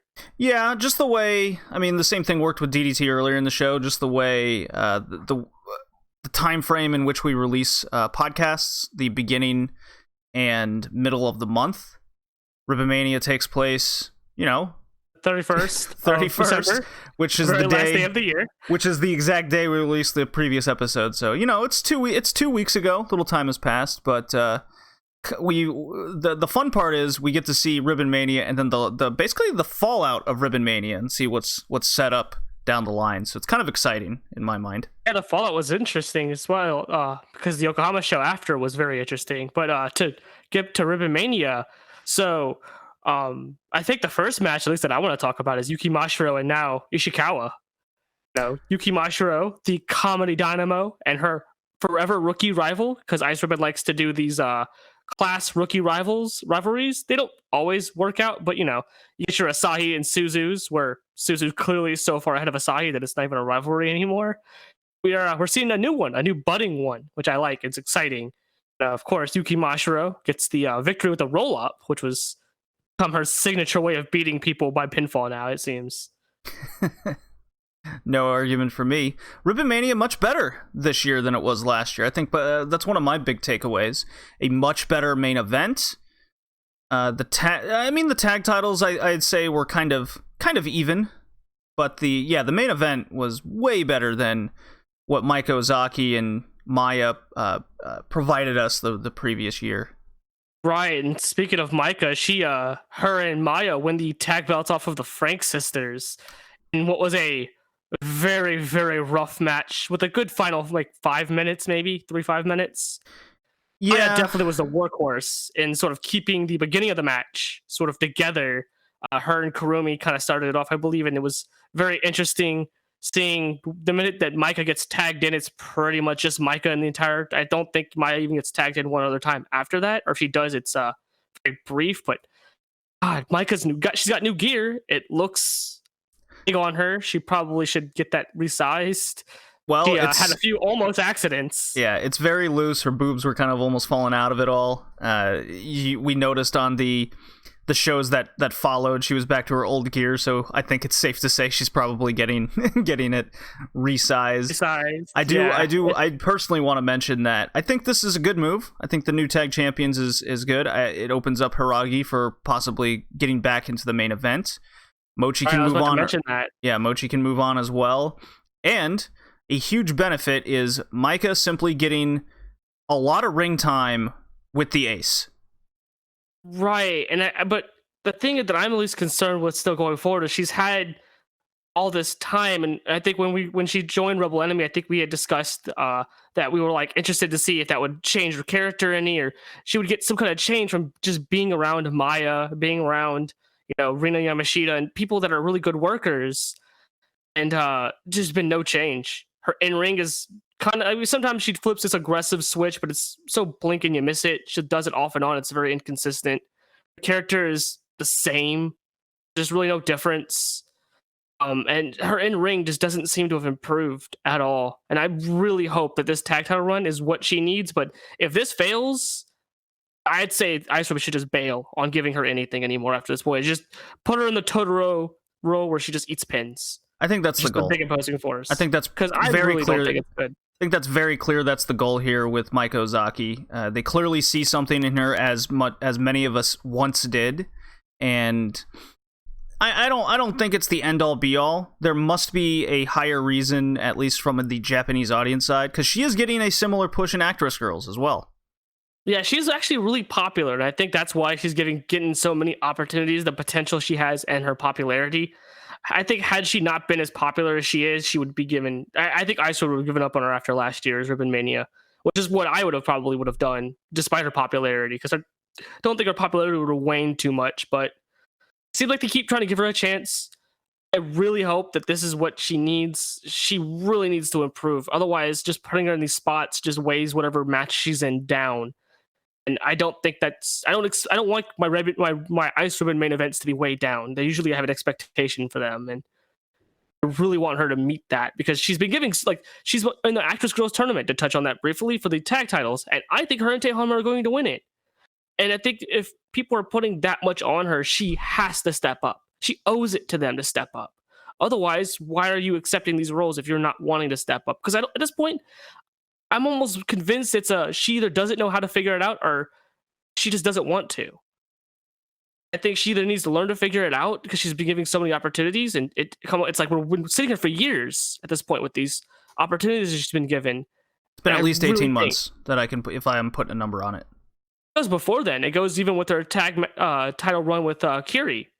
Where pretty much Kiri was the workhorse and she was the big heavy. But even then, Kiri, who was herself is not a very impressive wrestler, outshowed her quite often. And it's just these opportunities she's been given, and I really think she owes it to them to step up or just don't accept the roles anymore. I guess we'll see what happens. I really want more from her. I'm a little harsh on her, but she's been given so much. I really think she needs to start stepping it up now. But I do want to touch on somebody who has stepped up a little bit, and it's not the main event that I'm talking about. It's Risa Sera and her death match shenanigans her pendant for death matches. I think they learned from the light tube one to have enough time for an intermission to clean the ring, because they definitely had it on cue this time as opposed to the light tube death match Ibushi had. Her and Akane had the quite a death match involving a bat with thumbtacks on it that Akane I think she tried to like release swing it to Risa Sera so she didn't hit her with the full impact of it, and like almost flung it into the audience. And then like, was it 5 minutes later, Risa Sera just blasts her on the side of the head with it, like, no give, like just hits her. God, the pictures after that match were pretty crazy too. Just looking at Akane have all those cuts all over her. Her bath or shower that night must have sucked. The thumbtack bat led to some just cringe-worthy swings. If I'm putting words to it. The thing that's just surprised me the most is how just out there Risa Sera is going in these death matches that she's putting together. She's doing just crazy things, most notably the finish, in which she placed a cinder block, the explodey blocks, but cinder blocks nonetheless, on top of Akane, and she does the mid-rope double knee. It's not a stomp, but double knee drop onto the cinder block. And if you're going straight up and straight down at a nice little non-angle, wouldn't be so bad. It's still hurt because you're still going knees to block. She went shin to block at a 45-degree angle, just shot straight from the corner. It looked like it sucked. I'm sure she had just insane bruising on her shins. Just nonsense. Why would you do this to yourself? Well, I mean, she's retiring this year, so yeah. I imagine that has a lot to do with it. And yeah, well, she's forcing herself into retirement with things like this. Right. But it's also like, it's been years of Risa Sera not being allowed to do these kinds of death matches, and I think because it's her last run, they're just letting her do it.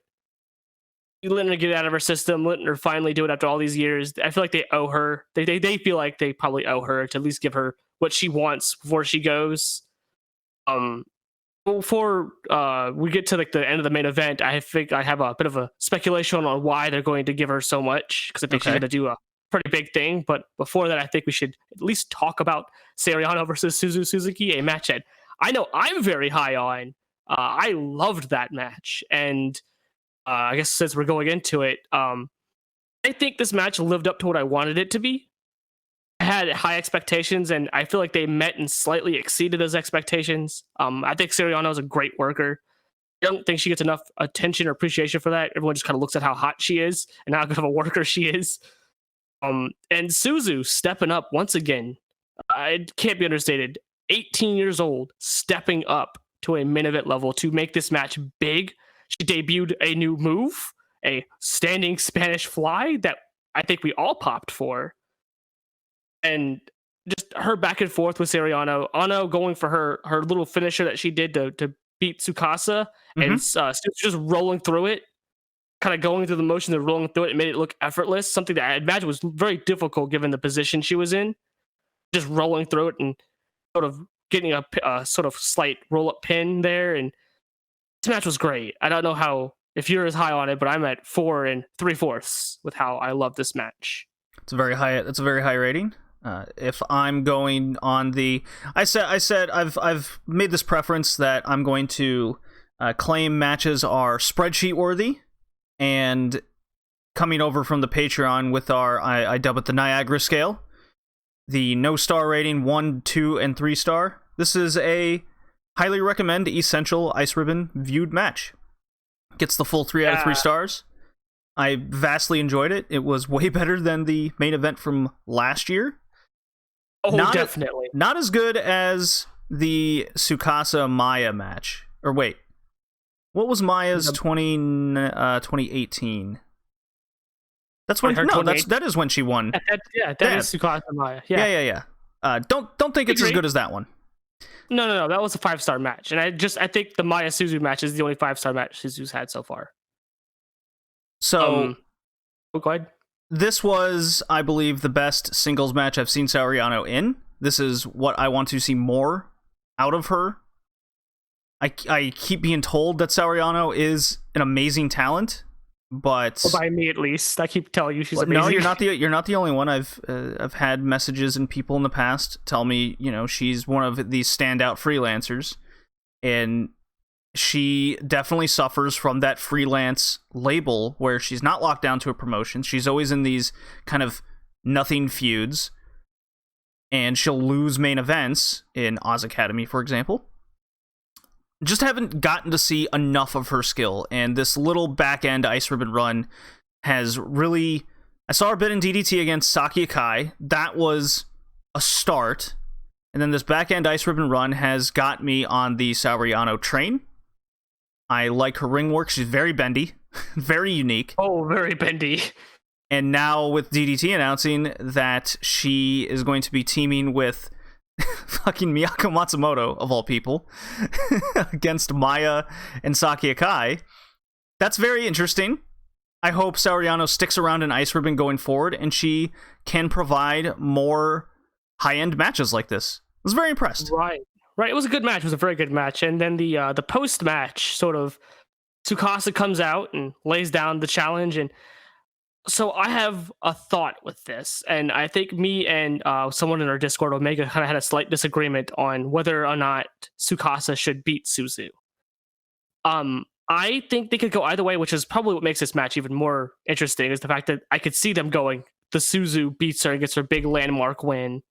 Right, her big giant, I beat a huge star win for Tsukasa, right? Since you don't want to burn the Maya one again, and you don't want to burn Risa Sera until she retires. Or they're close to retirement, at least, with that Suzu Risa Sera match. So I could see them doing that, but it's Ice Ribbon. No one's first title run is usually that long, unless your name is Maya, in which case I don't think they had much of a choice but to keep the belt on her. And I can see, because there's that Sakushi story that's been building throughout last year, that they've been touching on probably more so now than they had in years past. Mm-hmm. Tsukasa Fujimoto winning the belt wouldn't shock me, because I feel like she's going to turn around and drop it to Sakushi at some point. And I think the reaction people are having is, well, she's old, she's the old guard, the Booker one booking herself, and this isn't like Nanai Takahashi. This isn't like Ozaki. Tsukasa has shown just last year, look at her body of work last year. She did the job 4 times. 4. She let herself get beaten more times last year than she's ever let herself get beaten. And she's elevated more talent. And I think we should be able to give her the benefit of the doubt and realize that she's probably not putting herself over, because she realizes she doesn't need to put herself over. She's Tsukasa Fujimoto. She can do what she wants and be anywhere she wants, and she's a big star no matter what.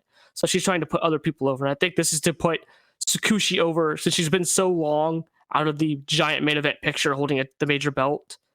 And since it's, as she had put it when she squashed Sakushi, I don't want her to come back after the Kagetsu incident. The death of the old Sakushi, so when she won the belt last, is dead now. This is the new Sakushi, and I think because she wants to put over the new Sakushi, I think she will. I think it was what the drop kicker story was for, and I think what this is going to be for as well. I say that's a fair comparison. I'd like to see how the next couple months play out, because there's a certain angle that happened at Yokohama that followed that I believe merits a lot of conversation through that, and I'll take it from there a little bit if you don't mind, Kay. Oh, go right ahead. So there was a tag match, trios match, in which Sari comes out and challenges the winner of the Suzu Tsukasa Fujimoto match. This is where I take a hard stop on the Sakushi storyline, or any other storyline for that matter.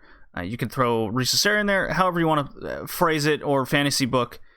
What's really concerning and makes me wary of any sort of prospect is the Sari factor. Because I personally do not like it. I do not like the WWE countdown getting thrown into all these promotions for a match where it could potentially, at least in Ice Ribbon's case, lead to either Tsukasa or Suzu, however the outcome, lead to a time limit draw, because Miss Sari just doesn't want to eat the pin, whether it's WWE decision or not. They just could feel that she's, in their minds, she's a big star, right? I have yet to see really any evidence that she's a big draw, other than her nice little indie bookings throughout the scene that she gets. She has her nice little seedling run with that plays into the Tsukasa storyline there a little bit. So if they go to a draw, then the title's vacated. That really leaves a sour taste in my mouth, if that's the case. If it's Tsukasa or Suzu beat her, well, then you just blew off a money match in February, I guess, to start off the year. That is more the direction I'd be okay with. If Sari wins, then I think you've actually done some damage to the promotion, more so than even a title vacation. Yeah, no, I agree. I really don't like Sari coming out and challenging for major belts. Now, granted, I'm not going to completely...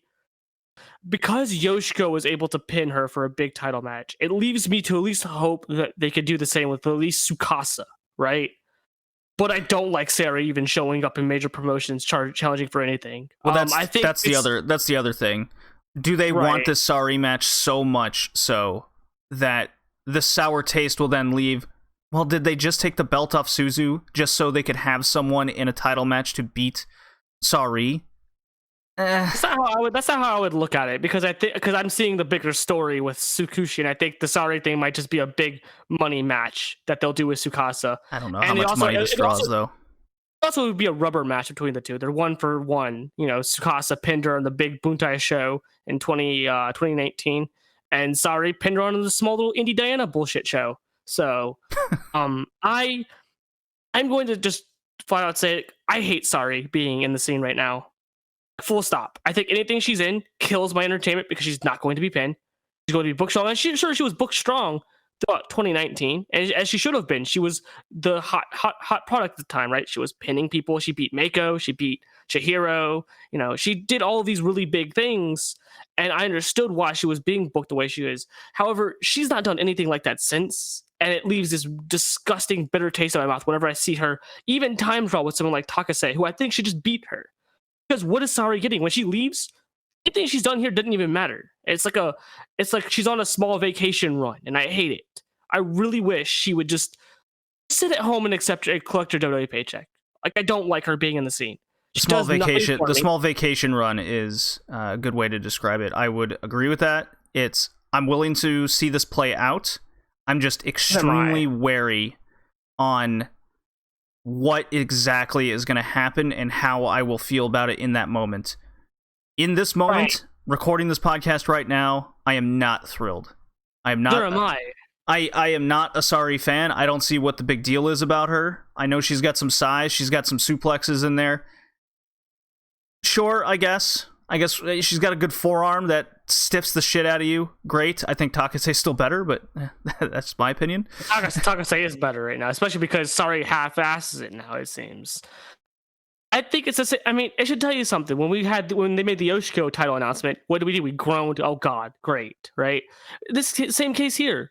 Stop booking her, please, in big title matches. Like, I don't like her being in big title matches. Either she's going to WWE or they're going to cut ties with her.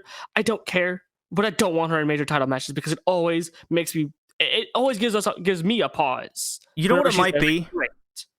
We might be very sour on this because we've seen this play out with so many people in the past. I think Hiroyo Matsumoto, Mako, whomever big-time freelancer you want to name, it always ends the same. Why were they here? What purpose did it serve? And who got over? And it always ends up either being the freelancer gets over, or she loses and leaves and you never hear from him again. And you go, well, what purpose does it serve? That's the story that always seems to play out. Could this play out differently? Sure. I'm wary and I have my doubts. But I want to talk about a good match. One that really got us popped off our seat. It was Tsukushi versus the Ham. That's right. I am saying it. I got excited. By the end of this, the Ham proved me wrong on this day. She made a spreadsheet match. She got the full 3 stars. Ham, Tsukushi, Juku title. The revenge is very sweet. Mwah. What a match this was. Oh, do I hear praise for the Ham? Oof. That's high praise coming from you, especially because you hate her so damn much. Hate's a strong word, Kay. Why would you say that? I hate the Up girls. That's a strong statement. You hate the Up girls, and you hate Hamako. Don't lie to me. Well, I hate them because they're pure evil. I do not trust their intentions. The Ham at like, least has good intentions. Cows. They're like the modern Crush cows. Don't insult them. I made that comparison. But this match was very, very good. I think Hamako got the best work that she's had in at least 5 years, at least. Sakushi, I think we were popping for every near fall that Sakushi had. Jesus Christ, Sakushi looked so good in this match.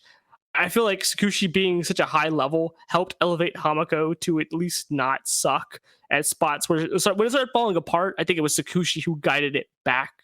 It fell apart at a few portions in the match, and Sakushi sort of got it back on track. And I like seeing that from Sakushi. It shows that she's gotten some more ring generalness to her than she's had in years prior. I think this is better than the Maya match, the Hamako Maya match, and I agree. That says a lot. That says a lot, given the fact that one of them is the ace and the other is not. But I like to see Sakushi winning it. I think it's great. It was a great story. Finally, Hamako gets her second to third defense, and she loses it finally. The belt doesn't really mean anything, but it feels a nice little pop giving Sakushi the belt, and now she is a 3-time Juku champion, the only person to hold it 3 times, I believe. So I think she's also like the first Juku champion as well. I can't remember off the top of my head. So she's the Juku master over here. Well, what popped us was the story of possibility. Because the Ham beat Maya to get this title, right? So in the universe that is the Juku title, the Ham could beat anybody, and that made at least me very worried. That made a lot of Ice Ribbon fans very worried, or at least in the term of they could buy the finish, and that's very important. You just didn't know who was going to win, and I think that's going to be a big factor. Just rolling back to the Suzu Tsukasa match. That's a factor where you just don't know whom is going to win at any point in time. And with the way Sakushi wrestles with all these roll-ups, especially the Harukaze and how over that is, and the fact that the Ham was able to beautifully reverse it into her own role, a master. It was just done so well to what the Ham is capable of. They played into the 19-minute time draw possibility of the going to a vote, but I think they made it clear that it wasn't going to do the vote thing because of the circumstances of the feed. But regardless, they got close to the. I think they called it out at like 17 minutes with 2 minutes remaining, and you're like, oh no, here we go again. Oh no, Hamako might retain by time limit, which is the only belt that has that rule, by the way. Right. And it's only because there's no fan voting currently, so they have to at least do something. And this was a very, very good match. Hamako was looking like Hamako as a good wrestler, which had not been seen in 5 years, at least from my viewing.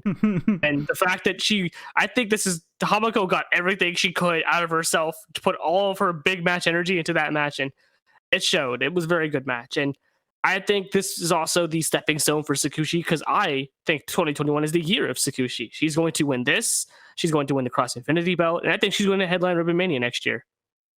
Yeah, this year.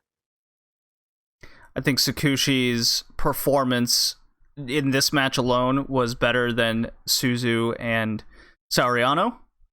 I think the Sauriano Suzu match was better as a whole, but from an individual performance, Sakushi getting the full 3 stars out of Ham, just super impressive, and I really bought the near falls way more here. So right, I will say this though: isn't it great when you don't know what the outcome of a major title match is going to be? Good stuff. I love when booking works that way. All right, I think it's time we hit to the retro. That retro music, man. That retro. I think it's Bull Nakano time.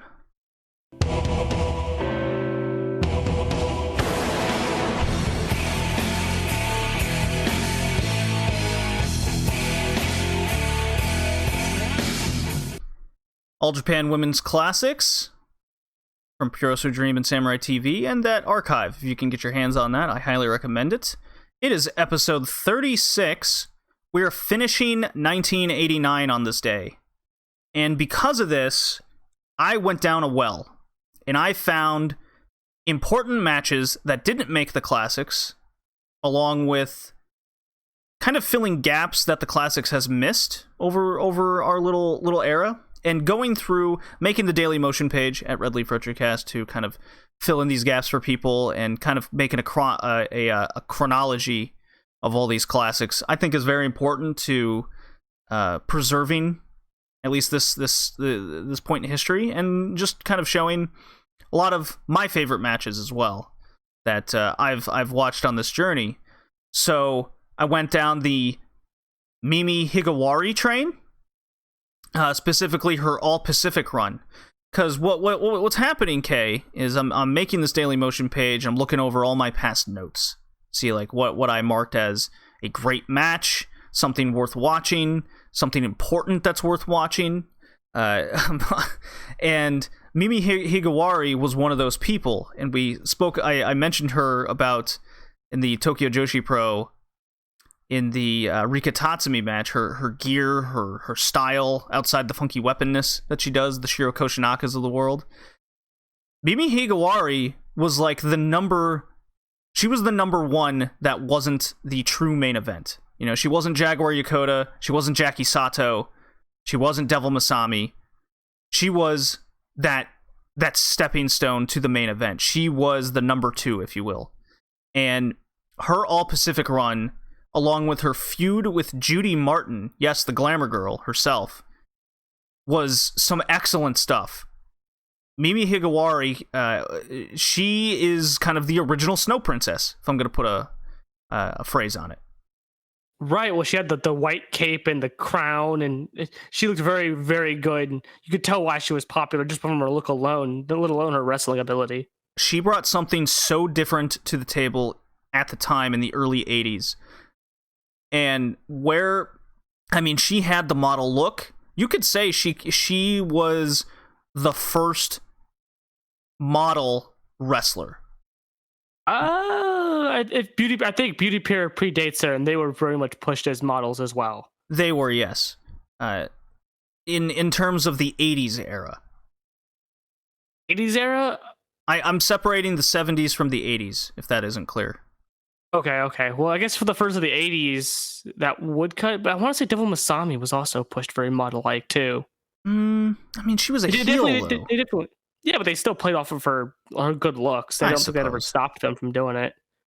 So, I highly recommend. I uploaded a bunch of Mimi Higawari matches and the Judy Martin feud to the Daily Motion page. Highly recommend it. I was extremely happy I went down that well. And when we were watching Rika Tatsumi, I was like, holy shit, she is Mimi Higawari in this match. It was very fun. I felt very satisfied. I also got my hands on the All Pacific title match from 1988. Something we totally missed in the classics. It was when Chigusa Nagayo was the All Pacific champion, and she went up against Norio Tateno. And this match, I think I'm putting it as my match of the year in 1988. It was incredible. High-flying Tateno, striking and submission Nagayo. This is, 1986, 86 and 87 was peak Nagayo in terms of in-ring, at least from what I've seen personally. But 1988 versus Tateno here brought out the best in both. They just clicked. It's almost like they had a feud over 6, 7, 8 years at this point in time. Right. Well, as for the Chigusa, good work. I think when we get to Gaia, you'll start seeing. Right. I haven't seen any Gaia. I'm sure that's a completely different wrestler as well. Oh yeah, she's more of a brawler at that point. Like she's just an ass kicker. Yeah. It's funny that you went down these Tateno and Mimi Higawari sort of rabbit holes, and it's always great whenever you go down those, because I went down one recently as well with the tag team of Mima Shimoda and Etsuko Mita, LCO, or I can't pronounce it. At some point, we'll get to them. Oh, we will. We'll get to them probably sooner than you think. And Grizzly Iwamoto, who we will talk about in this episode. Another match I watched was from June 18th, 1989. This was coming right after in the last episode we did in 72. This is the vacated All Pacific title due to Nagayo's retirement, and they had a match. It was Bull Nakano versus Mika Nishiwaki, and as we know in this point in time, Nishiwaki is kind of in the middle of a big push here. And Bull Nakano is being kind of groomed to be the top act in All Japan women at this current time. And I can't decide if Mika Nishiwaki is any good at this point in time, but she's definitely almost over. She's like almost reaching that point. She definitely has the big baby face and peril vibe to her. I mean, hell, we've seen her getting destroyed by Bull Nakano. They have a nice rivalry going. And then, so I also have that match uploaded as well. I had to kind of search for that quite a lot. And then from June 25th to August 24th was the Japan Grand Prix, the annual tournament. This year was a knockout tournament, while years past were those round robins. So Nakano won in 88, defeating Hota in the finals. Nagayo defeated Dump in 87 to go a couple years more back, so you can kind of see the changing of the guard over just a year-by-year basis. This year, we saw Bull lose to Nishiwaki in the semi-final to continue their feud. And Medusa defeated Hota in the semi-final, so we do not get the Fire Jets final. Instead, we get Medusa versus Nishiwaki, which turned out to be a very short, basic 6-minute match, ended with a superplex, which Medusa does the old kick out at 3, but the shoulders were still down situation. So, do not recommend that match, but in terms of history, we have discussed it now. Yeah, it was weird. So we've seen 3 Medusa matches in AJW so far. One was very much in the middle. Our second one with Asuka was actually pretty good. Then this one was bad. Like, not good. Like, don't watch. You can skip this. You won't be missing nothing. Bad. Yeah. Well, the fun thing is, and one last moment before we get into the December show that's on the classics here. I just love... The big takeaway I got from reading all my old notes is just how much I've learned doing this podcast and going down this All Japan Women journey and the classics and the pace we're going at it, because I can do my little research, read up on all the wrestlers. You know, it's all... At first, it's all names, right? Oh, yeah, I've heard the Jumping Bomb Angels. I watched that one match from Survivor Series. You know, they looked really cool.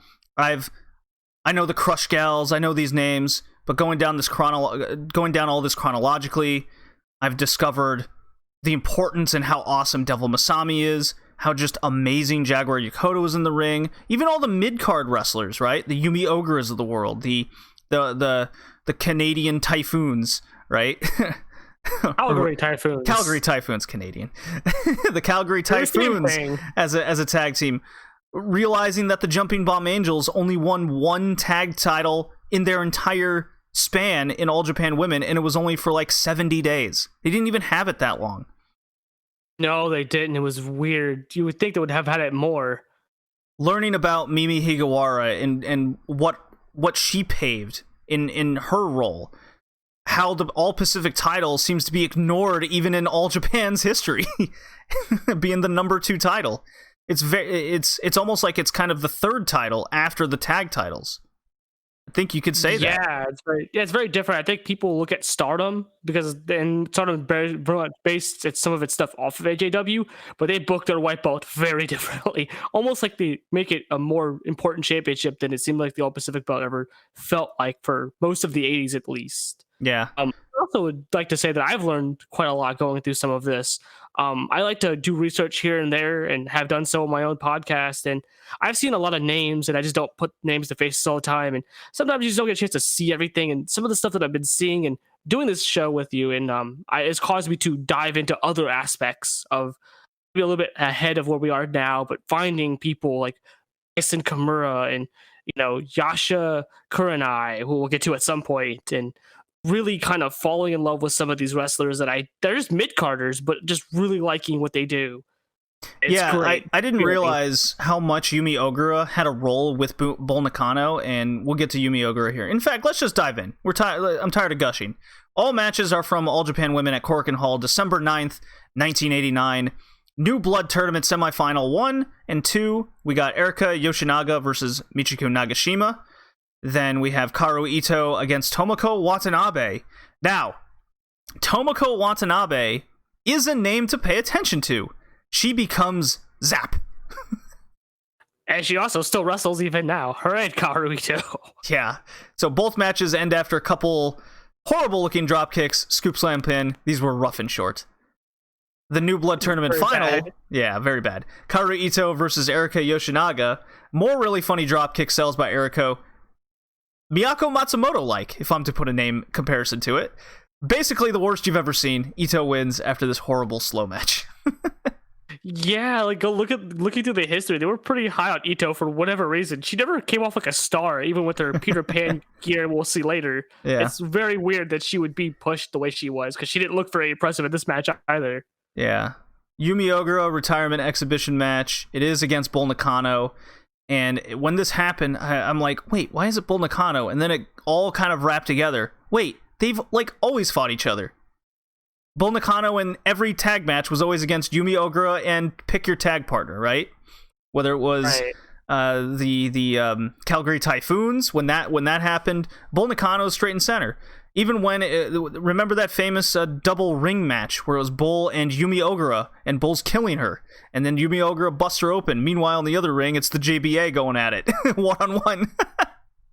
It was very interesting looking at those two matches just happening at the same time. Two really big matches at the same time. Just at the same time. It's totally fine. So yeah, Yumi Ogura, like, you don't think of her as having really any star power, but her role was to go to Stampede Wrestling. And I spoke about this in previous episodes with Devil Masami and a few other people from the 80s. They went to Stampede Wrestling in Canada quite a lot. They did tours, much like Jumping Bomb Angels were the American ones. People went away and came back for a while. The heart grows fonder, if you will, when they're gone.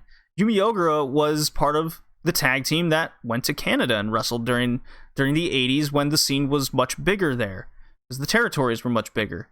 Then they'd come back, have their run, someone else, and they'd kind of do swapping out of people coming in and out.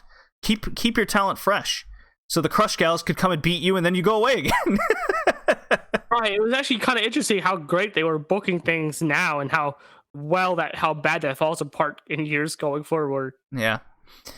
IWA Women's World Championship, so this title's back. Medusa's the champion against Bison Kimura. Bison comes out on crutches, selling her knee, while Medusa is back to her 80s gear mode with a singlet, long sleeve, short, long pant leg, while the other side was short sleeve, short pant leg. All pink, by the way, with half braided hair and a lot of hairspray. It's quite the look. A lot of hairspray, like a ton. Bison turns out that the leg injury was fake. What a heel. Beats the hell out of Medusa with the crutch and then breaks it. Medusa's all bloody, and the match cuts immediately to the finish with some bad communication and bad, rough-looking spots. Medusa wins. Kind of glad this match was cut the way it was. This was not good from what we saw. No, and I think that was more on Medusa than it was Bison, because I'm watching other Bison Kimura stuff. She was actually pretty good. Maybe she got she's better never later. Got the spotlight. I think she was never given the spotlight because she was too much like Bull and Aja, and those are the people they were high on, and you don't want to have too many people like that at the top. Well, she was fulfilling the Condor Saito role. Yeah. I mean, this match right here.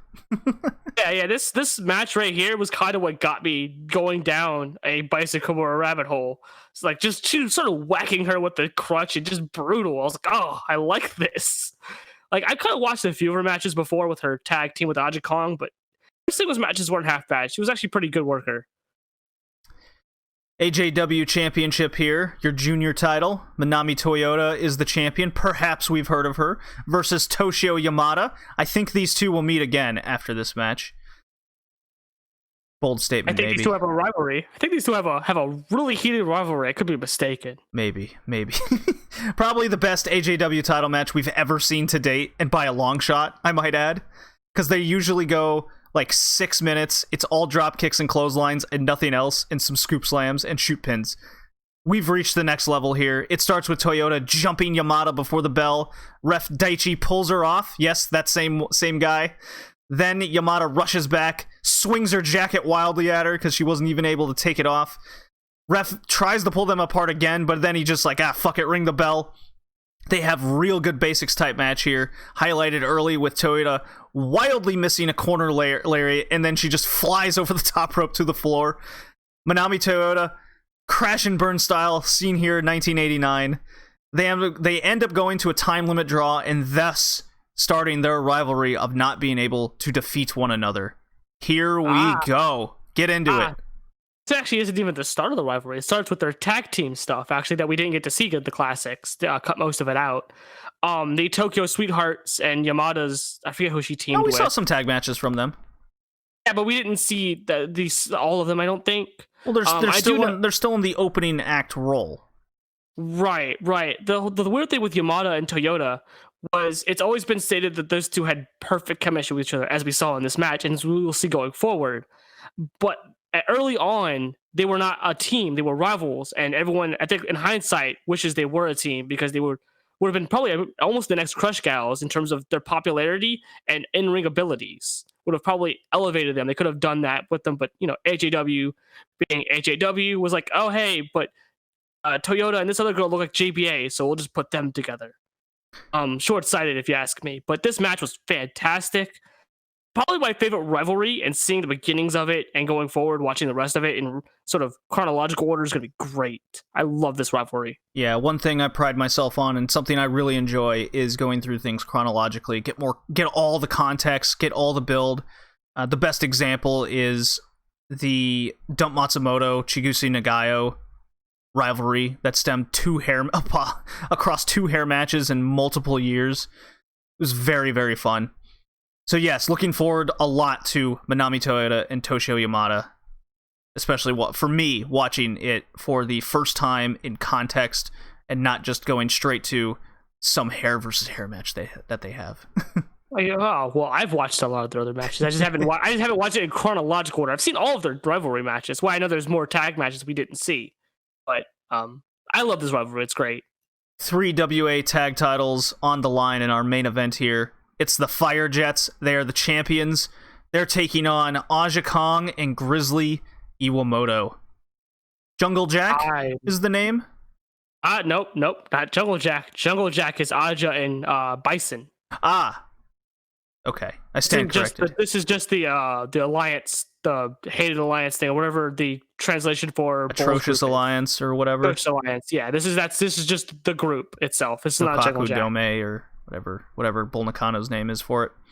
Cool 80s shades with kendo stick in hand. Grizzly Iwamoto here, channeling what she's going to do as a dominatrix later in her life. Meanwhile, Aja Kong nonchalantly brings a fucking battle axe to the ring. Get quite the side eye from Grizzly Iwamoto. It's like, hey, I brought a kendo stick. What'd you bring, Aja? Just a battle axe. No big deal. Whatever. On the other side, is plain Jane Speedo Hota and cowboy style Nishiwaki entrance gear. So clearly they want Nishiwaki to stand out here, or Hota doesn't care. Take whatever context you want to get from that. Black frilled Western jacket, simple black small cowgirl type hat. Nishiwaki is definitely in the middle of her push. Oh, definitely. I just want to point out, Grizzly Iwamoto with the shades is the best look I've seen. She looks so fucking badass with the military coat and everything. Yeah. No, Grizzly Iwamoto, we'll get to what she does in the match, that's for sure. She stood out in her own little way. She took the Crane U-roll to another level, that's for sure. Oh, definitely. Think we know who, this is a brawl from start to finish, highlighted by Aja Kong grabbing the steel full barricade out of Korakuen and toting it around on multiple occasions. Grizzly's role here was highlighted by swinging the kendo stick she brought as hard as she fucking could and cracking him in the head at least once. And when I say everyone, even Bull took not Bull, even Aja Kong took a real nasty shot coming off the top rope or middle rope. She hit people so hard she broke the kendo stick. I had another kendo stick. Yeah. It was fucking nuts. This made me go down a Grizzly Iwamoto, sadly, very small pool of matches, but it made me go down a rabbit hole nonetheless. And Jesus Christ, she's so fucking cool. I wish she had more work that I could see of her, because this right here sold me on her so hard. Just killing people with this. And then she had 2 of them at one point. We're just whacking people back and forth with them. It's freaking awesome. Right, yes. Aja Kong pulls off a package pile driver during this match, which popped me. So, Kong, I believe, I could be wrong on the falls exactly, but Kong gets fall 1 on Hota, Nishiwaki gets fall 2 on Kong, and the Fire Jets lose? Oh shit, I didn't write that. Yes, they do lose. This is the match where her and Grizzly and Aja win the tag belts. Grizzly, I think it's either I think Aja gets the last fall as well. Because I know they win the match. I believe you're right. Aja Kong gets the last fall. I apologize. I should have written that down properly. But I can. You got me here rewatching this match already, going down my rabbit hole. They win the match. They get the tag belts. All right. Yes, Aja Kong and Grizzly Iwamoto. There we go. Cool. Good. Fun match. Aja Kong with the barricade. We're seeing Aja Kong break out of her shell more and more every episode now, and I think we're gearing up for Nishiwaki's push heading into 1990. Bull Nakano is probably going to feud with her again. And we're going to start seeing Aja Kong, Grizzly Iwamoto, and Bison Kimura move up the card. And that would require the young talent to further move up. You definitely see Tateno less and less, and her getting phased out, which is, I think, a disservice to what they could have done with her coming to the end of her AJW career at this point in time with the mandatory rule. But that's just me. Right. Well, it's really much the panic button being hit. It's, oh shit, we didn't have a plan, which in years past they had a plan from their big stars left, but I think they were so blinded by the money that was coming in from the Crush Gals that when the Crush Gals left, they're like, oh no, we didn't plan properly for this. The only person we've had even remotely established is Bull Nakano. So quickly push her up the card, and the Aja, cool, yeah, let's push her up too, and Manami and Nishiwaki, and just throwing stuff at the dartboard, and Tateno got lost in that shuffle. Yeah, well, a lot of this, unfortunately, as I mentioned in the past, is that Tateno winning the All-Pacific title from Bull Nakano in, I believe, November, so just the previous month, is lost to time, as far as I can tell. There's no tape of it. Yeah, it's sad. That's why you backing stuff up, and I also try to do a little bit of that myself by backing stuff up on a drive whenever I can find it, and preserving a lot of this stuff is probably the best, because if you put it on YouTube, it gets strike down immediately sometimes. Sometimes it takes a couple years, sometimes it takes a couple days. It's just always getting taken down by either companies, fake companies that try to claim any wrestling footage to get money that's not WWE. They can't I actually did a test. I uploaded a few matches to YouTube to see what would happen, and it's a fake company that copy struck one of the videos. So then I just I pulled them off YouTube.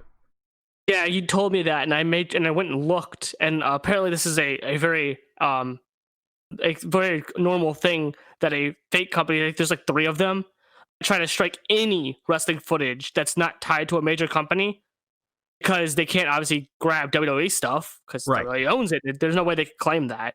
Same with Impact and ROH, stuff like that. They can't do that to their videos, or AEW.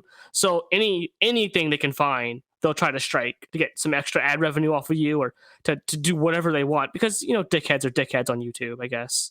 Yeah, so I encourage everyone to go to the Daily Motion page if you want to watch a lot of these matches that we're talking about. I even have what episode we discuss them on the podcast, or and any Patreon episodes that we've done. So I think it's time we speed this along. We've talked a lot here, as I find Jushin Thunder Liger.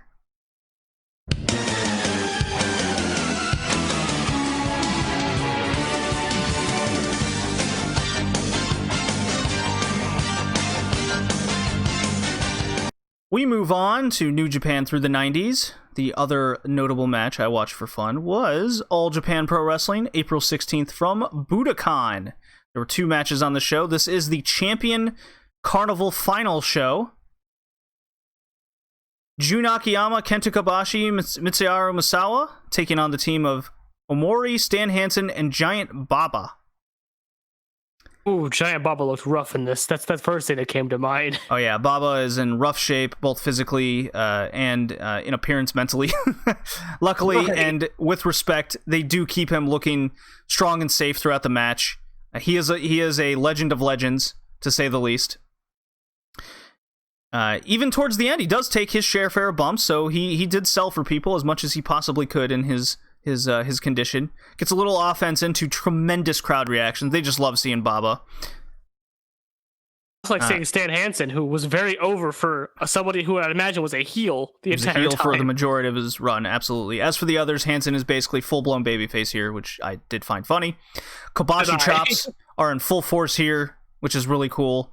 And the end is nuts with a lot happening, as is AJPW fashion. Kobashi pins Omori with a crazy-looking sit-out brainbuster driver, is the best way I can describe it. It's like not the Steiner driver, but he throws him up out of a suplex and just throws him down. Just fuck Omori's neck here. Poor bastard. Yeah, what's a neck? You don't need one of those. Not in wrestling, you don't. Yeah, definitely not. But the main event is why we're really here. I do recommend that trios match, though. That was a lot of fun. Champion Carnival final. It is Toshiaki Kawada taking on Dr. Death Steve Williams. It's a long 30-minute match. However, the pace of this match worked incredibly well. The key here was everything felt like it had impact. It really set the match off to a unique feel and pace to it. This is a good example, I can say, of right place, right time, right feel. Kind of like that Go Shiozaki Sugiura match that was late last year in Noah. This one felt a lot like that. Just everything seemed to work with how it was put together and the aura that it had to it all. Most of the first half was Williams powering and beating down Kawada, so you feel where the match is going, right? Typical Kings Road babyface coming back. The crowd started thumping 12 minutes in, so you know this was working. That's our key thing of the 90s. Thump, thump, thump means good match. Big slow comeback from Kawada, and the man, this just clicks all the way to the finish. So 12 minutes to the 30-minute mark, everything's great. So all that work they did at the beginning set up the pace for a good almost 20 minutes of solid, edgier seat action. This is easily the best Dr. Death Steve Williams match I've ever seen in my life. I can't think of many others. Excuse me? Sorry, this is only the second one I've ever seen of him. Yeah. I mean, I've seen various tag matches that were good. This blows them out of the water, in my mind. Because I've only ever heard, like, in historical context, people hype him up for the Brawl for All, like he was some badass guy. What a terrible way to remember somebody. But you're right. You're absolutely right. I have for him, because the only other, quote, match I've seen of him was him in the Brawl for All when I was a kid. I've never seen him outside of that. And him blowing out his hamstring. Yeah. Yeah. Seeing him here, it's like, yeah, I guess I get why people were so high on him. Dude came off like a badass. It was a good match. The Williams near fall power moves stunting Kawada worked well, and eventually Kawada gets his sleeper ab stretch in. That's how I'll phrase it. Multiple shoulder power bombs. Williams kicks out of two of them, really getting you to think that maybe Williams will win this match in the end. And then they struggle and fight to a third and final Kawada power bomb. It actually felt like the struggle was real. Very rare. Noah tries to do this a lot. Big Japan kind of does that style a little lot. Usually doesn't work for me. This absolutely worked here. This is a high recommendation here, easily. 3-star spreadsheet type match. I agree. It was very good. Yeah. So that's our All Japan. Let's get to the New Japan. Why we're all here. June 13th, 1994. It is the Best of the Super Juniors final. The first time this was called Best of the Super Juniors, by the way. It is Jushin Thunder Liger versus one Super Delphin. Our man, the great dick puncher himself. Our man is back. The final point standings for BOSJ was Liger and Delphin tied 1-1 at 14 points. El Samurai 12, Wild Pegasus, aka Chris Benoit, at 12, Black Tiger 2, aka Eddie Guerrero, at 12, and Dean Malenko at 12. This was an awesome match. Just everything clicks for the heel Super Delphin. He doesn't do his... He is definitely a heel to Liger's just Ligerness, right? Right. What sets Delphin apart from just heel shtick is he's able to sense and know when it's appropriate to do it to reach the next phase of the match. And when it gets to a good finish, that's when Delphin will resort to doing some high-flying junior stuff. Like, he doesn't do a lot. You know he's capable of it, but he's the heel.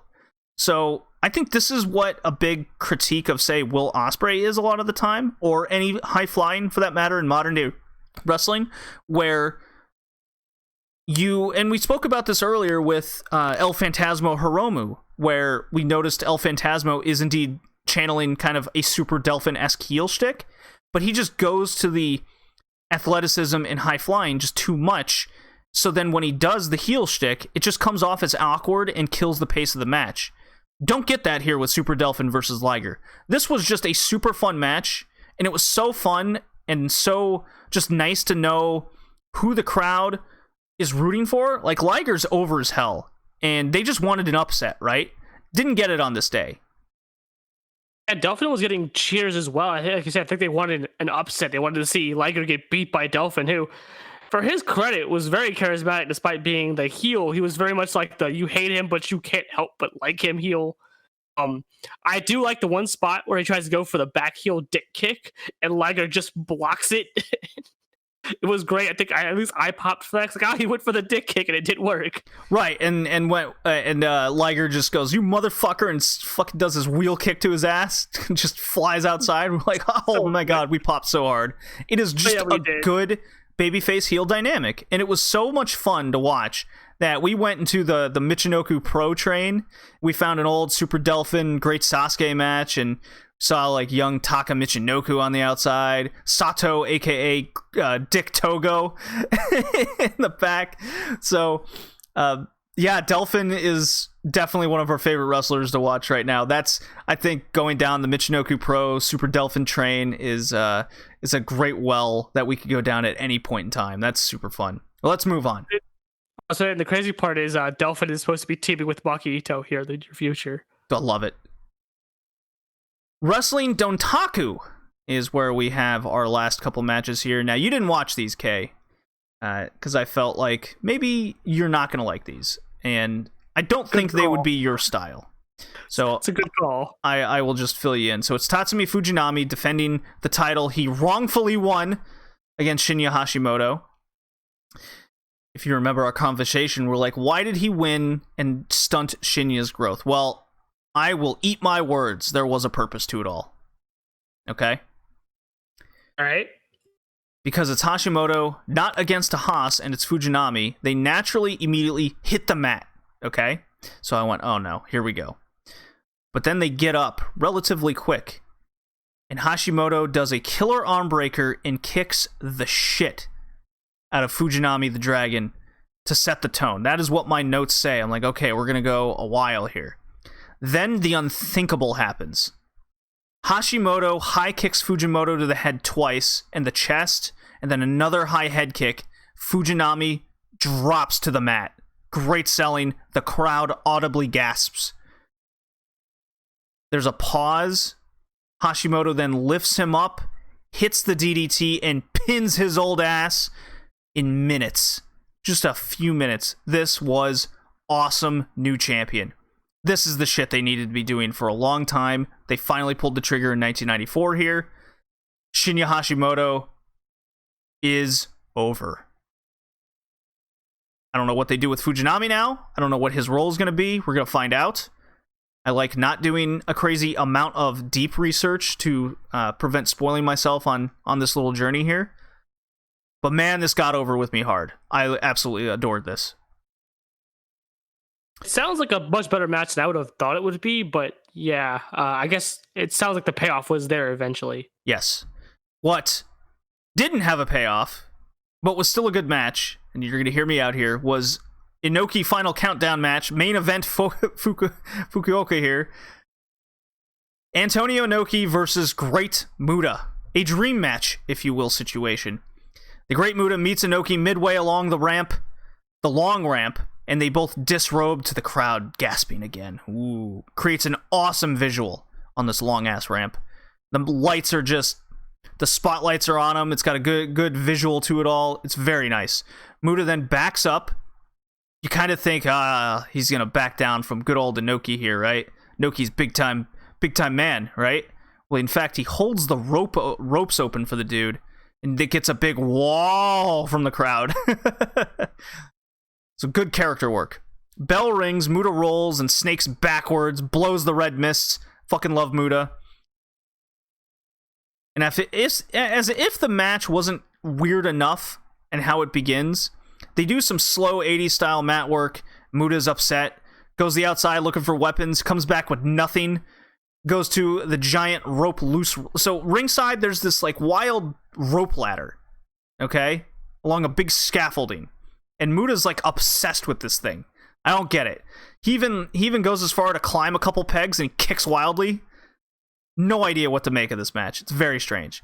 He does finally get back in the ring, and he just straight up green mist Inoki in the face. So after all that weirdness, just gets in, poof, take that, bitch. Suplex onto the ramp, off to the races goes Muta. Full sprint clothesline spot, falls into the ring. No matter how many times I see it, the spot never gets old. So from there, Muta kicks the hell out of Inoki, throws him over a table, posts Inoki, kicks him in the face. Inoki's now spitting saliva, and he has the crimson mask now. And then there's a moment. Inoki stumbles to get up. And here I am thinking, oh man, are they going to, after all that slow build, and now Inoki's getting the shit kicked out of him, are we going to get the Fujinami Hashimoto type finish here with Inoki and Great Muta? Because there is the well-known document that Great Muto, Keiji Muto, is basically Inoki's project, right? He's the guy who won it over. So that was in the back of my mind. But also in the back of my mind was, well, this is Inoki. So I was 50-50 on what was going to happen here. More Muta beatdown. Inoki does the big babyface comeback, locks in a sleeper hold of death, goes to pick up Muta, but gets misted again. So just when you thought Inoki was going to just put this dude to sleep, Muta fucking takes this guy to town. 2 rib-breaking moonsaults, a German suplex, and finally a dragon suplex. But Inoki kicks out of fucking everything. To be fair, the crowd is going absolutely crazy for the man. They want Inoki to win this match.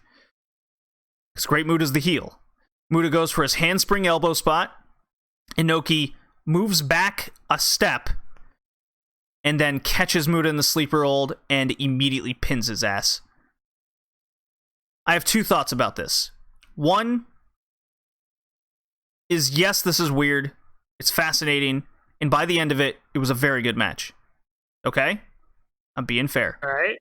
2, and however, with the Hashimoto crushing that we just saw, if Muta would, and I think should have, went over here, this could have been the big push and turnaround officially on these younger stars in New Japan.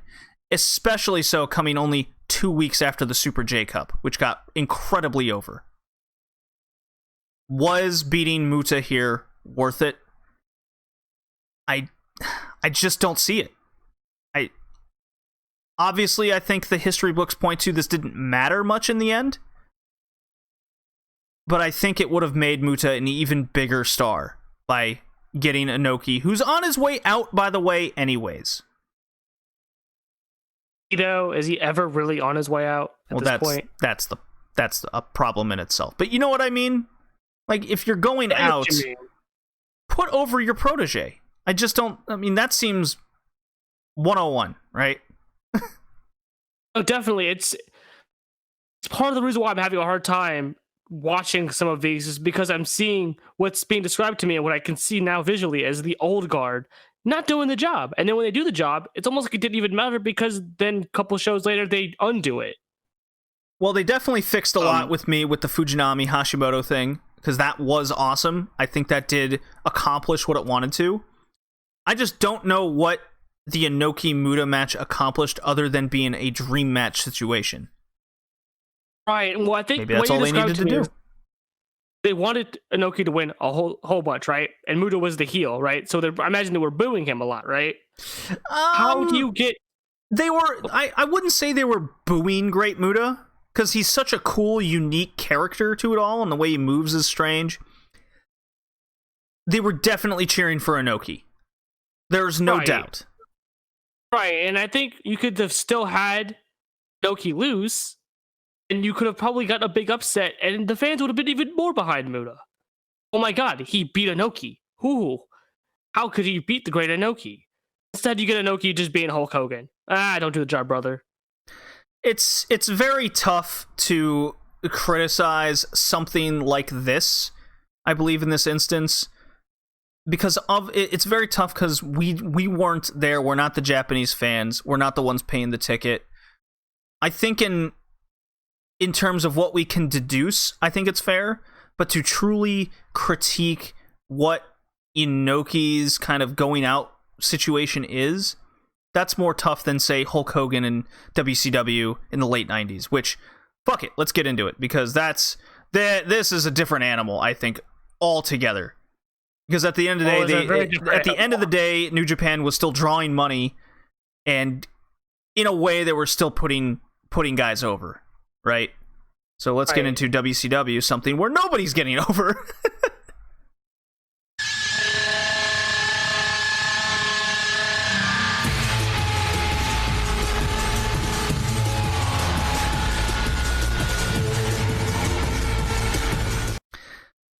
WCW Nitro, February 8th, 1999, from Buffalo, New York.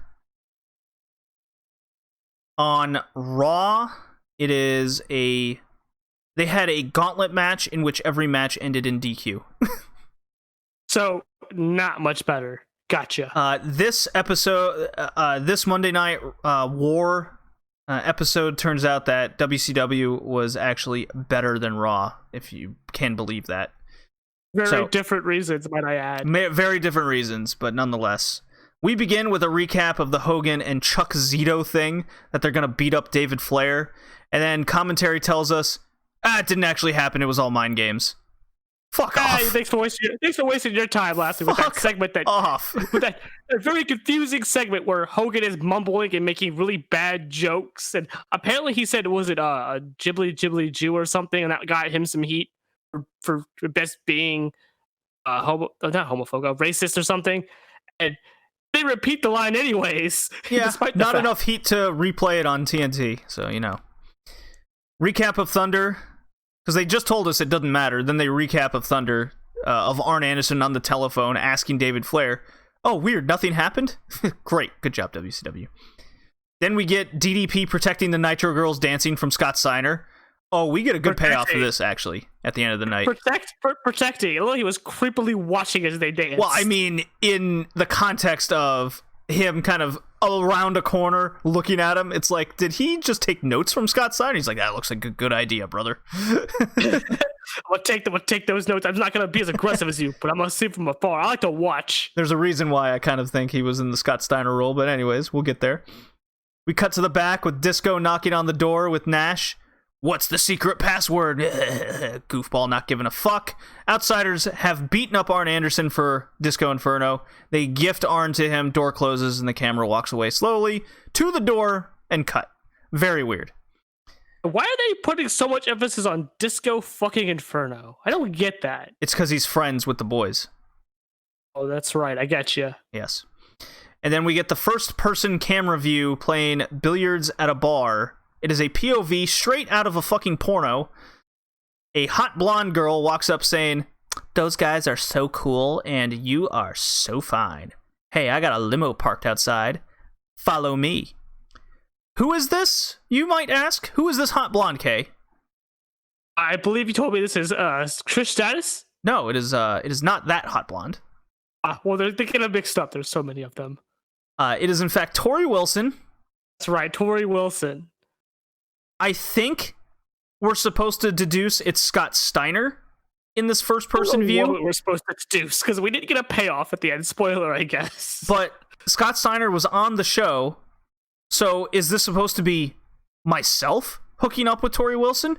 What the fuck are we watching? Don't know, but my first response was, oh no. This is because, like, hey, wrestling fan, you that likes WCW, this hot girl likes you. Come follow her to the limo, because we didn't. That's what it came off to me as. I'm like, oh, are we doing a porno now, WCW? You know what this reminded me of? Porn? It like clicked at some point. This is bad Lucha Underground. Oh, I was just saying it's bad porn acting, but well, you know that too. Rey Mysterio with Conan defeats Blitzkrieg in 8 minutes 23 seconds. Yes, it's Blitzkrieg, but it's spelled Blitzkrieg. So Craig likes the blitz. Yeah. Essentially. Midway, Blitzkrieg does a cool springboard corkscrew, catches Ray with a tilt-a-whirl backbreaker. The ref, for no reason, starts to count a pin. He goes 1, 2, and then he stops because he realized no one was being pinned. I have no idea what this guy was doing. It was so weird. Like, he just went to count for a pin, and I don't know if maybe there was supposed to be a pin spot there. Maybe Blitzkrieg botched it, but it was weird. Then why does the ref fucking count if no one's... Anyways, I must say, despite the garbage, this was a fun spot match. I am so glad nobody in wrestling I can think of currently does a Bronco Buster anymore. As you popped hard. I popped so... It was weird, because, like... I don't think I've ever seen Rey Mysterio before or after do a Bronco Buster. But here Rey Mysterio is, just junk to face. Just Bronco Buster Natsusumi Rey style. I'm just like, oh my god, this is where the show turned for me. This show is sort of turning at this very moment for me. So yeah, Rey Mysterio does win against Blitzkrieg. Back from the break, and it's Canyon in the suburbs. It's been one long month since we've seen Raven's house and mom. It's time for Raven. This did not disappoint. Oh boy, it didn't. Oh, we waited so long, so a whole month, and man, it was so worth it. In the last Raven segment, I have a drop played. I have a drop made to really bring it all together on our description, so stay tuned. His mom meets Canyon at the door and is worried like Raven could commit suicide at any moment. Oh, you can't leave him alone. So I can't believe Scotty. Oh, he's so worried. I'm late for a board meeting. Take care of him, Canyon. Don't let him leave the house. Canyon then enters the living room. Hey, Rave, we're worried about you. I'm worried about you. And then, quote the Raven, nevermore, looks at the camera.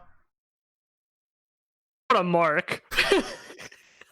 We popped so hard. Like, he just turns to the camera. It was like, I don't think any of us were expecting this. So it made it even funnier because, like, he sits down, hey, Rave, and all the, like, we're worried about you. He turns to the camera, deadpan with the biggest smirk on his face. What a mark. I think we had to, like, pause because we died laughing. The best. You know how money can't buy happiness? It's probably written by some poor guy. Follow me. Look at these Ferraris I got. Canyon asks, why are we always driving around in this junk? Raven looks directly again at the camera again. He don't get it. Like, don't get it. They drive off in a yellow Ferrari. Oh my god, we're getting Raven's day off. Ferris Bueller's day off, but Raven.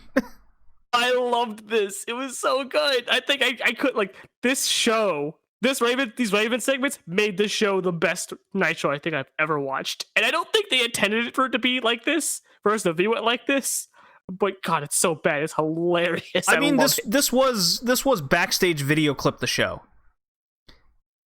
Booker T versus Fit Finlay. This match, I am told, went 14 and a half minutes. So they have a match, but that's not important because we go to commercial and come back, and it's Hogan mumbling to Horace about how he. But yes, they went to commercial and they came back to a backstage segment, not the match. To Hogan, he's talking to Horace. He believes Horace could lead the Black and White. Whoa, you have that kind of faith in me? Yeah, no kidding, Horace. You got my blood in you. You got my blood in you. After more Hogan mumbling, we cut again to Ric Flair putting custodian duty to a bewildered Bischoff in a locker room shower. And yes, a match is still going on. It never stopped. And we come back to Booker T and Finlay fucking up an arm drag and a sleeper hold. Booker T wins. This is exhausting. Imagine if you're the live crowd, because you gotta imagine these segments were probably playing on the Tron as this match is happening. Actually, the crowd never saw any of this. What? Then what was the point of it? You go to a wrestling show that you don't know the stories. You have to be told about it later or something. Only for TNT. It makes this even worse, actually. Yes, indeed. And if you're wondering, and if you're wondering about Flair Bischoff in the locker room, that went like 5 minutes, and it took me 2 seconds to recap it. It went a little too long. It was just like, clean the bathroom. I don't want to clean the bathroom. Clean the bathroom. And cut end scene. Yeah. More Raven. It's time to go to First Union Bank. Raven and Canyon. The bank president is there for Raven. Canyon is all shocked by this. He's like, no autographs. It's a bank president. They sign off on 10 grand in ones and another 10 grand in large bills. Canyon asks, "What's that for?" And Raven rolls his eyes at his personal camera following him around. And it's like an invisible camera, like Ferris Bueller's Day Off, where only he can talk into it and see it. Like the scene stops when he does that. They walk out and Raven sings, "Santa Claus is coming to town," with the sack over his shoulder. It was so funny. All that was missing was like the dollar signs on the sack. Oh yeah, that was all it was missing. And then they get in the car. Where are we going? What was all this money for? Raven looks at the camera as we cut away. Well, they're gonna get new clothes for Canyon, so that's what we get. "What's wrong with my clothes?" That's what he said. "What's wrong with my clothes?" Yeah. And looks at the camera as we cut away. The best. Back to Bischoff in the stalls. Jimmy Hart mocks him, says needs more toilet paper and towels needed. Then the Barbarian and Mang take a big shit. Bischoff is disgusted. Poop humor. Woohoo. Yeah, Vince McMahon must have wrote that one. Yeah, yeah. Hogan now tells Bryan Adams to lead the black and white, but keep it a secret. On the QT, I have never heard that in my life.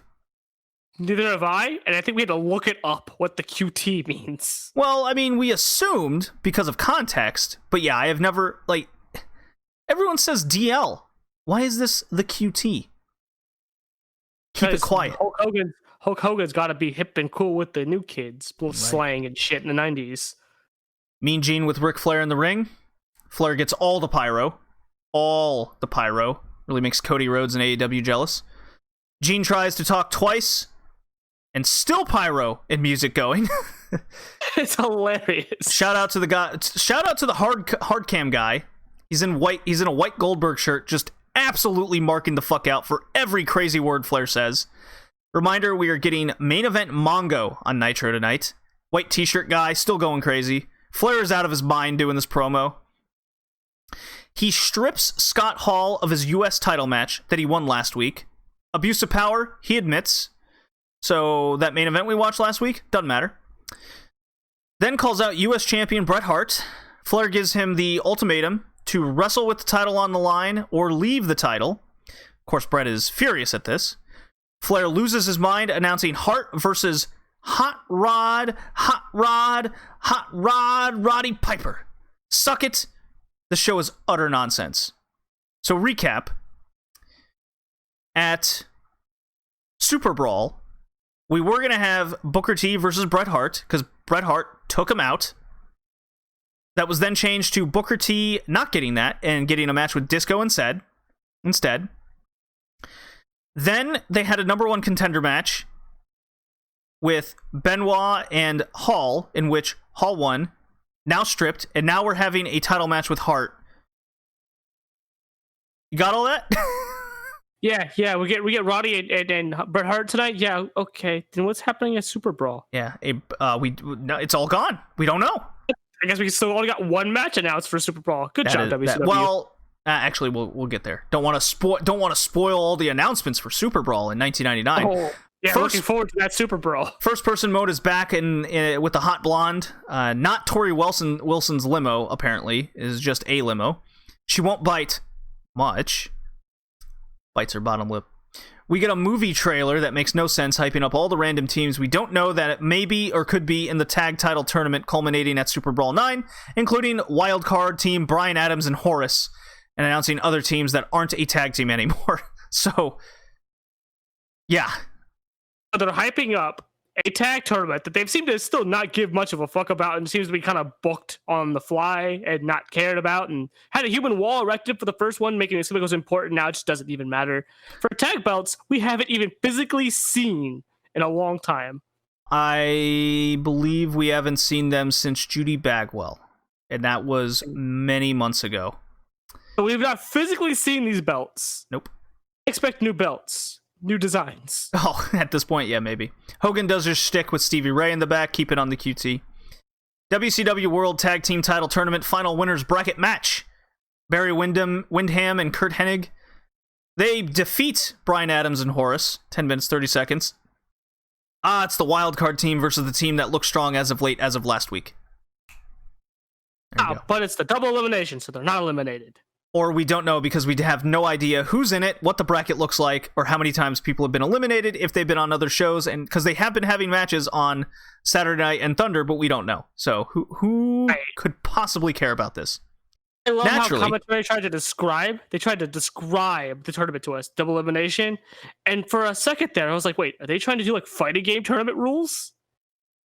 All we know is the only continuity part of the story that we know is Barry Windham and Kurt Hennig want to face the Outsiders, maybe for the tag titles. Maybe, kind of, sorta. The problem with that is Kevin Nash has a hair match at Super Brawl against Rey Mysterio and Conan with Luger. But Elizabeth's hair is the line, not his. Right. Hair versus mask. Naturally, since this is Nitro and wrestling doesn't matter, we go to commercial and come back to a bunch of luchadors going to the bathroom together asking Bischoff for lotion. Very weird. In Spanish. Yeah. Back to the match. Horace Singlet says H-bomb. Riveting content here. Double spike pile driver on Hennig. And this match it was already apart, but this just falls apart in a way I have never seen in my life. So Adams has the pin on Hennig. Time stands still for 43 seconds. Nobody's moving. Everybody is like hitting. It's like someone hit pause in a video game. Finally, Adam gets up. Vincent's out there. He pulls out a slapjack. Stevie Ray comes out, takes it from him. Oh, it's my slapjack. Accidentally hits Adams, and Hennig pins him. What in the fuck happened? I don't know. Larry says too many egos. Whatever. First person mode with the blonde at the hotel heading up. Well, at least they did some camera work to not show the camera guy. Recap of Goldberg Bigelow. Hogan mumbles to Vincent, "We know the drill. On the QT, I'm the daddy." Whatever. So that was weird. No, you're the daddy. He said you're the daddy. Well, it's very strange that they played this after that tag match with Vincent out there. So we're now... Was this supposed to be earlier in the day after the match? We don't know. It's just Hogan in the back, and he's always polishing his belt, so at least that's funny. Oh, the defaced belt. Yeah, the defaced belt. I think the funniest part is that I think they told us at the beginning of the show that Hogan isn't in the building. Scott Steiner isn't in the building. Both would turn out to be false. But they're in the building. At least. Anyways. But they're not in the building. Mean Gene with Bigelow in the ring. I wrestled in bowling alleys. I am the hardcore. He's got a USA Today article about Goldberg upset at animal cruelty like bulldogs and cocks fights, as he says.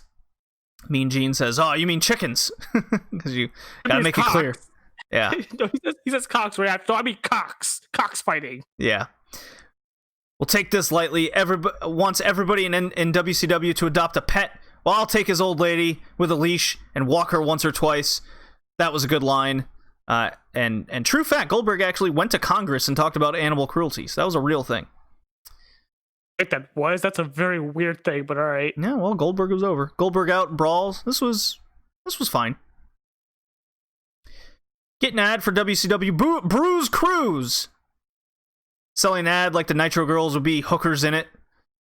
There you go. Very much so. Like, they were like, "Hey guys, go to this cruise. You might get laid by one of the Nitro Girls." That is exactly how it was advertised. I don't care what they didn't say. That is what was implied to me.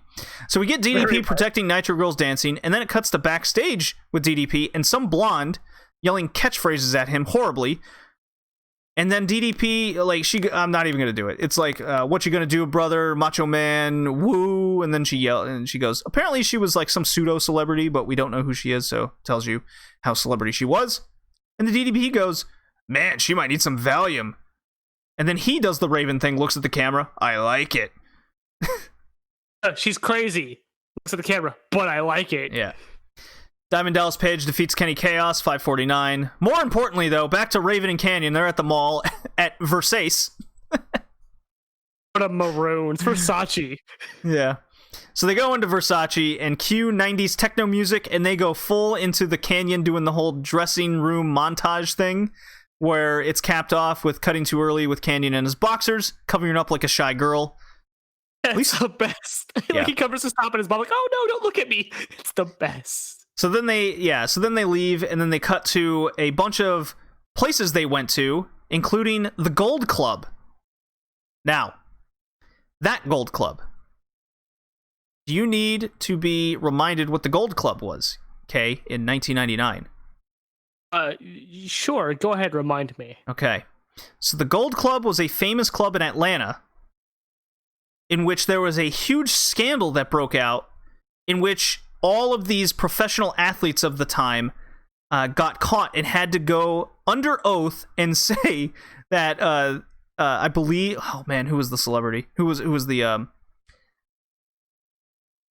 I forget what athletes had, which specific athlete said, yes, I went to the Gold Club. He basically admitted to getting oral sex and having sex with hookers. And it was a huge scandal at the time.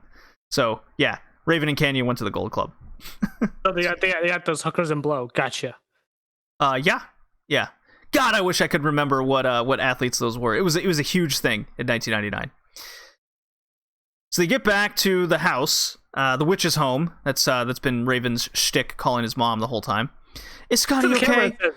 Yeah, is Scotty okay? They do the whole we got back just in time thing. Canyon's like, yeah, I was touch and go there for a while, but I think he'll be okay. WCW called. They want you to go back to work. You think you'll be all right, Raven? Yeah. And he walks away. Not very bright, is she? It's like, and she's like right in the background still, too. Yeah, it just echoes throughout the house hallway. It's just really fun. So, time to play the drop. Here we go. You don't get it. Santa Claus is coming to town. What a maroon. What a mark. My God. Glorious stuff. I love it. I love it so much. Cat in the ring doing a shtick again that we saw last week. We cut to the B team stooging off Vincent. I did like the thing where they go, "Hey, Vincent, pretend to wrestle." He don't get it. I love that. It was almost like right after that, just like, he don't get it. I think we popped really hard at that. Vincent tried to stooge off on Disco again. Didn't work, to Disco's credit, I suppose. So Vincent comes out to probably the worst match we've seen in 99 to date. Just an atrocious thing. One-sided. Vincent knocks Sonny Ono into the rope. He rolls up the cat, and that was it. It was the worst thing you've ever seen. It was. I will say this was worse than Bischoff against David Flair. Are you telling me that Virgil isn't a good wrestler? Who knew? Yeah. We cut to the garage, and this is probably the best wrestling thing on the show, like in terms of angle or match. Instead of, I'm discounting the Raven thing as its own animal at this point, and the POV thing. As it should be. Yeah. So DDP is escorting his wife, his Nitro girl, to the car. Steiner shows up out of nowhere. He starts hitting on Kimberly, and then they go to brawl. They're fighting next to the car. Kimberly gets into the car. Security comes, and they're just slipping all over this slick garage floor. So you know it's icy in the middle of February. They're slipping all over the place, and then Steiner escapes in the separation, and he gets in the car and drives off. DDP gives chase in the garage, and the shitty Cadillac that they're in goes full Tokyo Drift in the garage, turns around, and then Kimberly leaps out of the moving vehicle, splat and roll. The car full skids. It almost runs into an oncoming car in the garage. This was nonsense. It was very well done. And because it's WCW, to be fair, we thought this was actually, like, they made Kimberly do this just insane spot. So I did look it up. It was not Kimberly. It was a stunt woman. This was pre-recorded. Thank God. I will never discount WCW for being incompetent, dickhead, just idiots. Right?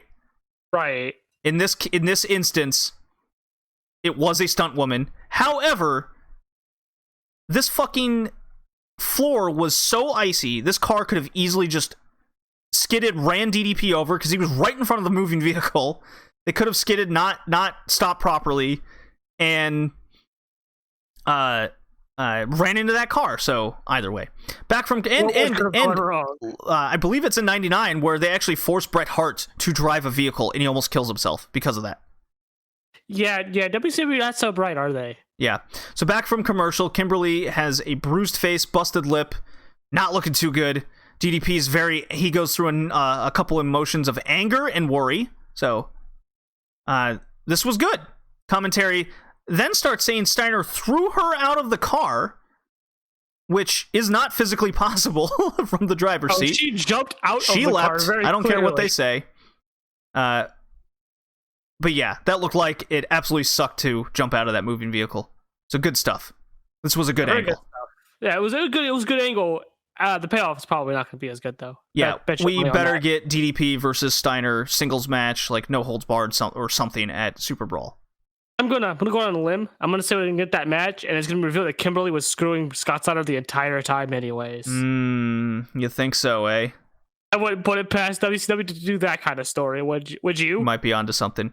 Back to the Bischoff in the bathroom. Larry gives him the business. I hate this. Roddy Piper taking on Bret Hart for the WCW US title. Will Sasso's ringside. That's the Mad TV star of the era. And I remember this vividly as a kid because I was a big Mad TV fan. So there was an angle on Mad TV in the 90s, just shortly before this, actually, where they did a shoot angle on Mad TV of Bret Hart fighting Will Sasso and putting him in a sharpshooter.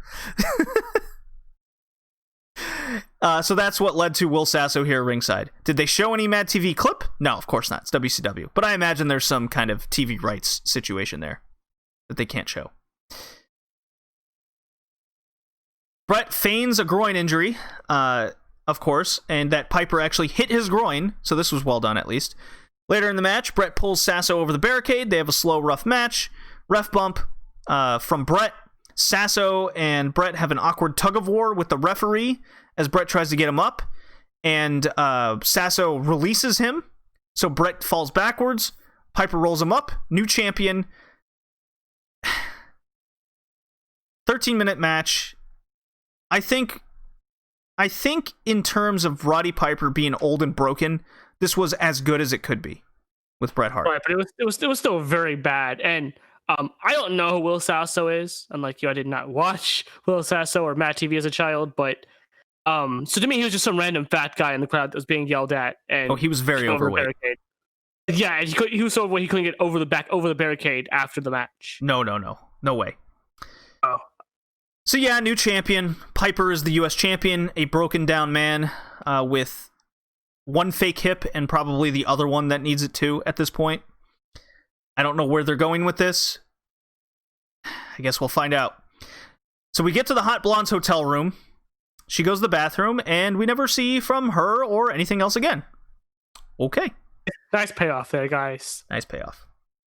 Ric Flair and Mongo versus the Outsiders in the main event. Disco Inferno ringside. It's exactly what you expect. Atypical Heat tag-in, tag-out match. In the middle of the match, they cut to Hogan taking a mop bucket from Bischoff, and he walks all the way to the ring. The four guys brawl the outside, chucks the mop water into Mongo's face. This is supposed to be bleach, as commentary says. I don't recall seeing it was bleach, but I guess. They cut to, at the last segment, they cut to... Oh, you know what? Larry said use bleach. Yeah, bleach the floor. That's what Larry said. I remember that now. Put bleach in the bucket. The visual of Hulk Hogan walking down a hallway from the back carrying a mop bucket was actually quite funny. Yeah. So Flair fights them all off. So yeah, it's Nash, Hall, and Hogan and Disco Inferno, like all in the ring. Flair's fending them all off. Goldberg hits the ring, spears Disco. Bigelow hits the ring, attacks Goldberg. Finally, it's a DQ, and we go off the air. Shocking that a Nitro main event goes to a no contest. Riveting stuff. It was quite shit. I think the best parts out of this was the aforementioned Hogan awkwardly walking down the hallway and down the ramp with a full bucket of mop water. and Mongo diving in front of the water. I will save you, Mr. Flair, was the first thing that came to mind. It looked like he dove in front of him all. It's just like Hogan goes, oh, there's Mongo, pop. I think he just dove in front of Flair. Like, I'll save you, Mr. Flair. Just dove in front of him, took all the mop water to the face. That had to suck, I guess, but it was a terrible match. I think I remember questioning in this match why the hell Kevin Nash is even a wrestler, because he does not wrestle. He does big boots. Maybe he falls down once or twice. Depends on how he's feeling that day, I guess. And jackknife. That's all he does. He's a terrible wrestler. I don't know how he was over, ever. Yeah, he's pretty turn off the TV worthy for me. Especially knowing all the insider stuff that we've learned over the years. So anyways, not a good Nitro, better than Raw. So, because let me rephrase that. Raw is in full Russo mode. It is bad. Like you're solely leaning on anything involving Rock, Austin, and McMahon. Everything else is hot trash. Yeah, I remember as a kid, because I watched Raw as a kid. I remember liking everything that was like. I remember remembering the Hogan, not the Hogan, the Stone Cold, Vince, Rock, stuff like that. But I don't remember any of the bad stuff, and probably for a good reason. But I do remember some of the Raws being very much. I'm like doing something in the background or something. I'm playing my Game Boy or something as it's on. I'm paying attention when Stone Cold or Rock is on. Well, when you have something hot, people will watch the hot topic, right? Nitro doesn't have anything too hot right now. When we're popping for dumb ass Raven segments and nothing else on the show, you got a problem. So it's the best part of the show. That made the show more bearable for me personally, because I could not stop laughing at it. So we're getting closer and closer to Super Brawl. That concludes episode 73. We are doing wrestler rankings as special Patreon segments just for fun. We're doing little episodes for that.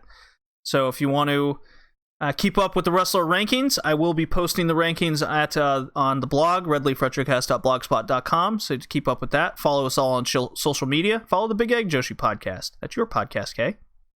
My podcast. Yeah, follow me at BlueCana1. Yeah. And that'll take us out. See you later, everybody. See ya. Playing that music.